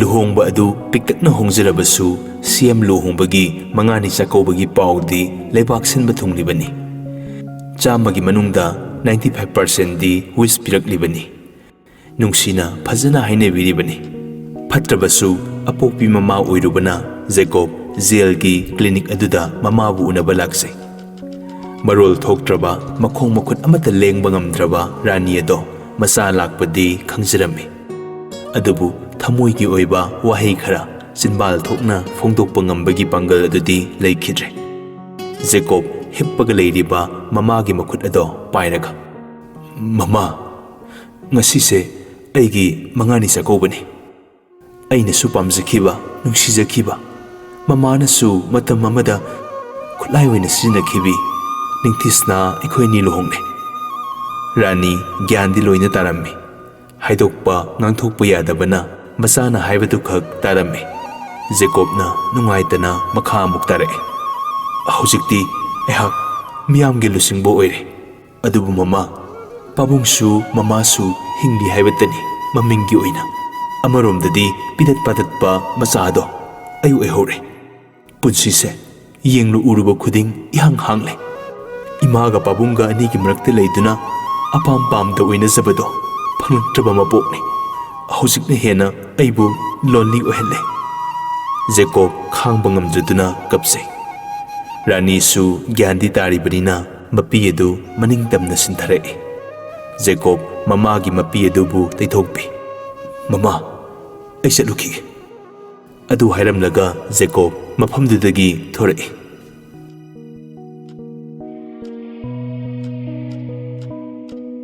ꯃꯍꯥꯛꯅ ꯃꯌꯨꯝ ꯌꯧꯔꯛꯄꯗ ꯅꯤꯡꯊꯤꯁꯅꯥ ꯍꯣꯏꯁꯨ ꯍꯜꯂꯛꯑꯝꯃꯦ ꯒꯣꯝꯇꯤꯅ ꯏꯁꯨꯊꯣꯏꯕ ꯀꯥꯏꯗ ꯑꯃꯨꯛ ꯆꯠꯂꯨꯏꯅꯣ ꯖꯦꯀꯣꯕ ꯋꯥ ꯊꯩꯗꯣꯛꯏ ꯊꯕꯛ ꯑꯃ ꯆꯠꯊꯣꯛꯎꯕꯅꯦ ꯀꯌꯥꯕꯣ ꯒꯣꯝꯇꯤꯅ ꯏꯁꯦ ꯆꯤꯟꯈ꯭ꯔꯦꯗꯀꯣ ꯅꯪꯒꯤ ꯊꯕꯛꯁꯦ ꯖꯦꯀꯣꯕꯅ ꯃꯅꯤꯡ ꯑꯣꯟꯊꯣꯔꯛꯄꯗ ꯔꯣꯖꯔꯗꯨ ꯂꯩꯔꯝꯗ꯭ꯔꯦ ꯃꯃꯥꯒꯤ ꯃꯅꯥꯛꯇ ꯆꯠꯂꯨꯕꯗꯨ ꯀꯅꯥꯗꯁꯨ ꯍꯥꯏꯗꯣꯛꯀꯅꯨ ꯍꯥꯏꯒꯦ ꯈꯟꯕꯅꯤ ꯒꯥꯔꯤ ꯃꯅꯨꯡꯗꯁꯨ ꯑꯗꯨꯝ ꯀꯥꯎꯈ꯭ꯔꯦ ꯃꯃꯥꯒꯤ ꯃꯇꯧ ꯑꯗꯨ ꯎꯔꯨꯕꯗ ꯖꯦꯀꯣꯕꯅ ꯔꯣꯖꯔꯗ ꯐꯣꯟ ꯇꯧꯔꯛꯏ ꯔꯣꯖꯔꯅ ꯀꯩꯗꯧꯔꯒꯦ ꯑꯃꯨꯛ ꯀꯩꯅꯣ ꯅꯪ ꯍꯧꯖꯤꯛꯇ ꯑꯩꯒ ꯆꯠꯃꯤꯟꯅꯔꯛꯇꯥꯏꯅꯦ ꯑꯃꯨꯛ ꯃꯥꯡꯉꯤꯁꯤꯕꯨ ꯀꯥꯏ ꯂꯩꯅꯣ ꯑꯣ ꯑꯩ ꯅꯤꯜꯂꯤꯌꯦ ꯀꯩꯅꯣ ꯅꯤꯟꯕꯕꯣ ꯑꯣ ꯑꯩ ꯇꯣꯏꯂꯦꯠ ꯆꯪꯉꯤ ꯍꯥꯏꯕ ꯊꯝꯃꯣ ꯑꯁ ꯌꯥꯝ ꯆꯥꯁꯤꯟꯈ꯭ꯔꯦꯅꯦ ꯌꯥꯔꯣꯏꯅꯦ ꯍꯣꯏ ꯑꯝꯇ ꯈꯥꯏꯗꯣꯛꯈꯤꯒꯦ ꯌꯦꯠꯈ꯭ꯔ ꯄꯣꯠꯅꯤ ꯌꯦꯠꯆꯗꯦ ꯊꯝꯃꯦ ꯀꯣꯏꯁꯦꯅ ꯁꯦꯟꯅ ꯂꯩ ꯃꯇꯨ ꯁꯦꯟꯅꯧꯒꯦꯗ ꯍꯥꯏꯗ꯭ꯔꯒ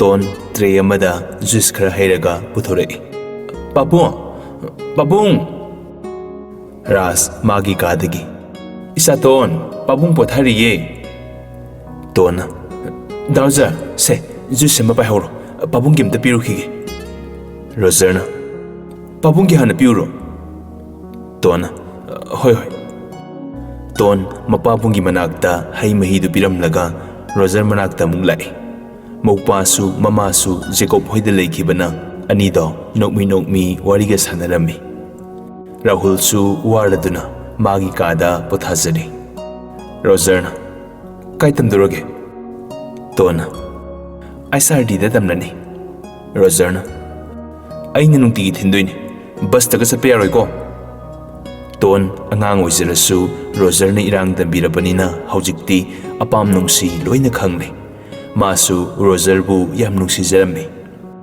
Tonna oinarang. Yambung na saineba, ay adum basta sakeba. Roger na, yaro he, irang tawgero. Ton masin kadu tumthoklaga. Is irang di mana tampiraga. Roger na, kariba, saini gano. Tonna, mamaga papung ganasu yaro hebene. Roger na, ay kwe ni koy nay miloy kangi dudi. Somdana, Alex na, boss, hayeng ni, dam sabagi sa to'y do. Ay kwe karahan na sa laga yengusora. Jacob na, bhai, ngasi di patharoda. Hayeng dagi matang-matang horse. Alex na, bangro dadi kram kanding sa petare. Jacob na, bhai, nung tigi office to insalasi. Bangro dadi layroig. Mirol ka laytre, yumse hang thambadu nungaitre. Alex na, hoy bhai. Rocky ka Boris ka sanglay. Boris na, Imphal iski team na yam laba drug airport tigi fai. Ming na Raju Laisram ni hai. Fari ba nupadu na Biki kawi. Hausuk ta pau pirapuni. Jacob ngakna. Kailam digi? Ha, kailam digi pusilapno khanglaba. Boris na, Hyderabad tigi uramale. Rocky na, bhai, ado mapudo noi mamu oidoro. Aikhoisu sab sabadi khangdri. Jacob na, oiramni. Aina di gyan tarakla male na asumba aphabarom da laknaba bel da thadok lubagi mahini. Rocky na, phattaba mi haibase, bhai, pakna phatlaroi. Makok tuda aphaba asumba tobase hairoi tabani. Boris na, Roger ga ikhoi salaga yengroge. Jacob, ngasidang di ay potharagi. Ay gabok na suyadri. Noi satlaga misak tu khongdoro. Maral bu leiramnadi khutakta dum jail da thamu haigro. Handakti no excuse. Loirabani mahak aina ngakpiba. Boris na, Roger. Jacob na, toilet sangi haibani. Yam kuiman kre. Wantha kraba amti yungsu. Rocky na, oiramoy. Yumno na bada hana sektor ubana phagani. Boris na, ayengnugi. Boris adu hairaga kaadu dagi thorai. Makhada Abbas, Rita, Gomti, Ningthisna hoidi hai mahiga thaklaga wari sanari. Boris na khali.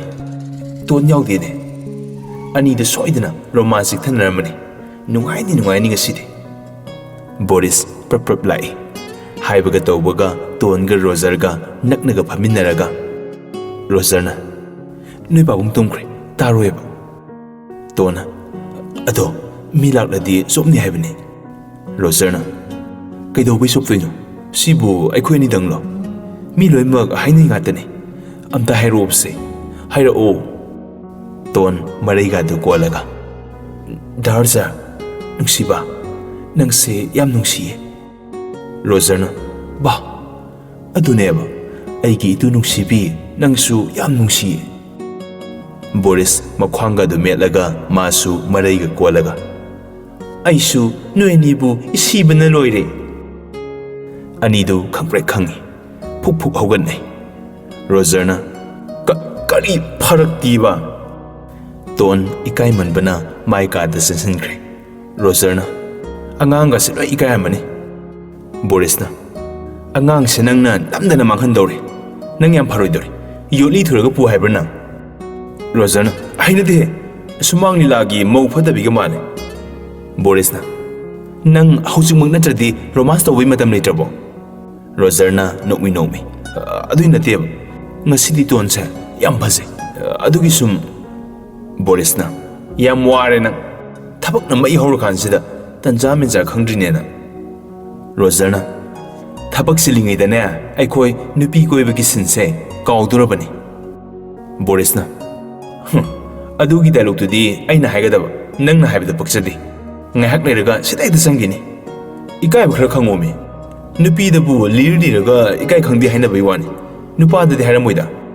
Roger na, longka awari phaba. Angang ni na atopa khangna kigarana pakhalini. Aina malum aise sosti deni. Boris na ngakna. Ye, nang yam hainaroiduri. Jacob takluge khangni. Adu hairaga Boris gam chatkre. ꯔꯣꯖꯔꯁꯨ ꯄꯥꯈꯠꯄꯣꯏ ꯀꯩꯕꯣꯏ ꯇꯥꯟꯅꯈꯤ꯫ ꯃꯈꯣꯏ ꯑꯅꯤꯅ ꯃꯔꯩ ꯌꯦꯠꯅ ꯌꯦꯠꯅ ꯏꯃꯨꯡ ꯆꯪꯂꯛꯄꯗ ꯅꯨꯄꯤꯉꯩꯗꯣ ꯂꯣꯏꯅ ꯌꯦꯡꯂꯛꯏ꯫ ꯑꯅꯤꯗꯣ ꯋꯥꯔꯤꯗꯨ ꯆꯞ ꯂꯦꯞꯄꯤ꯫ ꯔꯤꯇꯥꯅ "ꯀꯩꯗꯧꯕ ꯌꯥꯎꯔꯒꯦ?" ꯕꯣꯔꯤꯁꯅ ꯅꯣꯛꯃꯤ ꯅꯣꯛꯃꯤ "aunty ꯀꯩꯁꯨ ꯇꯧꯗꯦꯗ, ꯍꯧꯗꯣꯡ ꯑꯃ ꯎꯆꯤꯂꯨꯝ ꯂꯩꯔꯝꯕꯩ" ꯍꯥꯏꯕ ꯂꯣꯏꯗ꯭ꯔꯤꯉꯩꯗ ꯔꯣꯖꯔꯅ "ꯅꯥꯎꯔꯤꯅ ꯀꯥꯞꯊꯠꯄꯅꯤ." ꯕꯣꯔꯤꯁꯅ "ꯑꯗꯩ ꯀꯥꯏ ꯆꯦꯟꯈ꯭ꯔꯕ?" ꯔꯣꯖꯔꯅ "ꯑꯗꯩ ꯑꯗꯨꯝ ꯋꯥꯔꯤ ꯂꯣꯏꯔꯦ." ꯑꯅꯤꯗꯣ ꯅꯣꯛꯁꯤꯟꯅꯔꯒ ꯖꯦꯀꯣꯕꯀꯤ ꯃꯅꯥꯛꯇ ꯂꯥꯛꯏ꯫ ꯖꯦꯀꯣꯕꯀꯤ ꯇꯣꯉꯥꯟꯕ ꯀꯥꯗꯨ ꯍꯦꯛ ꯌꯧꯕꯒ ꯕꯣꯔꯤꯁꯅ "ꯚꯥꯏ, ꯅꯆꯟꯅꯨꯄꯤꯗꯣ ꯁꯣꯁꯇꯤꯗꯩ ꯂꯨꯝꯃꯛꯏꯅꯦ ꯃꯥꯅ." ꯔꯣꯖꯔꯅ "ꯍꯦ, 5Gꯗꯩ ꯍꯦꯜꯂꯤꯅꯦ, ꯄꯥꯎꯒ ꯁꯤ ꯌꯦꯡꯉꯨꯅꯦ." ꯕꯣꯔꯤꯁꯅ "ꯍꯧꯖꯤꯛꯇ ꯅꯠꯇ꯭ꯔꯣ ꯅꯪ ꯍꯥꯏꯗꯣ? ꯏꯁ, ꯁꯣꯐꯥꯗꯨꯗꯒ ꯅꯛꯅ ꯐꯝꯃꯤꯟꯅꯔꯒ ꯅꯨꯡꯁꯤꯕ꯭ꯔꯥ ꯍꯥꯏꯌꯨ ꯍꯥꯏꯕꯅꯤ ꯀꯥꯏꯅ ꯑꯉꯥꯡꯗꯨꯗ." ꯔꯣꯀꯤꯅ "ꯍꯦ, ꯅꯪ ꯃꯉꯥꯏꯔꯦ ꯏꯕꯣ ꯌꯨꯝꯗꯨꯗ ꯍꯦꯔꯣ ꯁꯥꯔꯤꯕ." ꯑꯦꯂꯦꯛꯁꯅ "ꯍꯦ, ꯅꯃꯤꯠꯇꯨꯗ ꯔꯦꯁꯇꯨꯔꯦꯟ ꯑꯣꯏꯅ ꯎꯔꯤꯔꯣ?" ꯂꯤ, ꯏꯔꯤꯛ, ꯄ꯭ꯔꯦꯝꯁꯨ ꯆꯪꯂꯛꯏ꯫ ꯂꯤꯅ "ꯁ꯭ꯋꯥꯏꯁꯤ ꯌꯥꯑꯣꯡ ꯏꯟꯗꯧꯕ ꯅꯨꯄꯥ ꯑꯃꯒꯤ ꯃꯅꯝ ꯅꯝꯃꯤꯀꯣ." ꯔꯣꯖꯔꯅ "ꯍꯦ, ꯅꯈꯣꯡ ꯑꯁꯦꯛꯄꯗꯣ ꯀꯥꯎꯊꯠꯂꯗꯤ ꯁꯣꯏꯅꯥꯏꯅꯤ ꯅꯪ." ꯂꯤꯅ "ꯄꯥꯍꯟꯕ꯭ꯔꯣ? ꯑꯩꯗꯤ ꯅꯪꯉꯣꯟꯗ ꯍꯥꯏꯕꯁꯨ ꯅꯠꯇꯅ." ꯏꯔꯤꯛꯅ "ꯖꯒꯣꯏ ꯍꯩꯇ꯭ꯔꯒ ꯁꯨꯃꯥꯡꯗ ꯇꯥꯏꯅꯔꯤꯕ." ꯖꯦꯀꯣꯕꯅ "ꯑꯗꯨꯏ ꯋꯥ ꯇꯣꯛꯁꯤ. ꯑꯗꯨꯏ ꯁꯔꯨꯛ ꯔꯣꯀꯤ, ꯔꯣꯖꯔ, ꯑꯦꯂꯦꯛꯁ, ꯕꯣꯔꯤꯁ, ꯅꯣꯏ ꯃꯔꯤ ꯆꯠꯂꯣ. ꯐꯥꯔꯤꯕ ꯅꯨꯄꯥꯗꯨꯗꯒꯤ ꯑꯁꯦꯡꯕ ꯑꯆꯨꯝꯕ ꯃꯄꯨꯗꯣ ꯈꯪꯗꯣꯛꯅꯕ ꯍꯣꯠꯅꯔꯛꯎ." ꯔꯣꯀꯤꯅ "ꯐꯅꯤ ꯕꯣꯁ." ꯔꯣꯖꯔꯗꯤ ꯈꯪꯗꯕꯅꯤꯅ "ꯀꯩꯅꯣ ꯍꯥꯏꯁꯦ?" ꯑꯦꯂꯦꯛꯁꯅ "ꯈꯪꯗ꯭ꯔꯁꯨꯅꯦ, ꯊꯕꯛ ꯑꯝꯇꯪ ꯆꯠꯂꯨꯁꯦ. ꯒꯥꯔꯤ ꯗ꯭ꯔꯥꯏꯚꯔ ꯑꯣꯏꯌꯨ." ꯔꯣꯖꯔꯅ "ꯍꯦ, ꯎꯁꯤꯠꯇꯤꯌꯦ." ꯔꯣꯀꯤꯅ "ꯂꯥꯛꯑꯣ ꯌꯥꯔꯦ." ꯔꯣꯀꯤ ꯍꯥꯟꯅ ꯊꯣꯛꯈ꯭ꯔꯦ꯫ ꯃꯔꯨꯞꯁꯤꯡꯗꯨꯁꯨ ꯃꯔꯤ ꯃꯔꯤ ꯏꯟꯅꯈ꯭ꯔꯦ꯫ ꯔꯣꯖꯔꯁꯨ ꯒ꯭ꯌꯥꯟ ꯃꯦꯟ ꯇꯥꯗꯪꯈꯩ ꯏꯟꯅꯈ꯭ꯔꯦ꯫ ꯖꯦꯀꯣꯕꯅ "ꯃꯤꯌꯥꯝꯅ ꯌꯥꯔꯣꯏꯗꯧꯕ, ꯄꯥꯝꯗꯕ ꯊꯕꯛ ꯇꯧꯕ ꯄꯥꯝꯗꯦ. ꯀꯔꯤꯒꯨꯝꯕ ꯃꯥꯃꯣ ꯔꯥꯖꯨ ꯑꯣꯏꯔꯝꯂꯕꯗꯤ ꯂꯣꯒꯤ ꯃꯇꯨꯡ ꯏꯟꯅ ꯆꯩꯔꯥꯛ ꯁꯣꯏꯗꯅ ꯄꯤꯒꯅꯤ."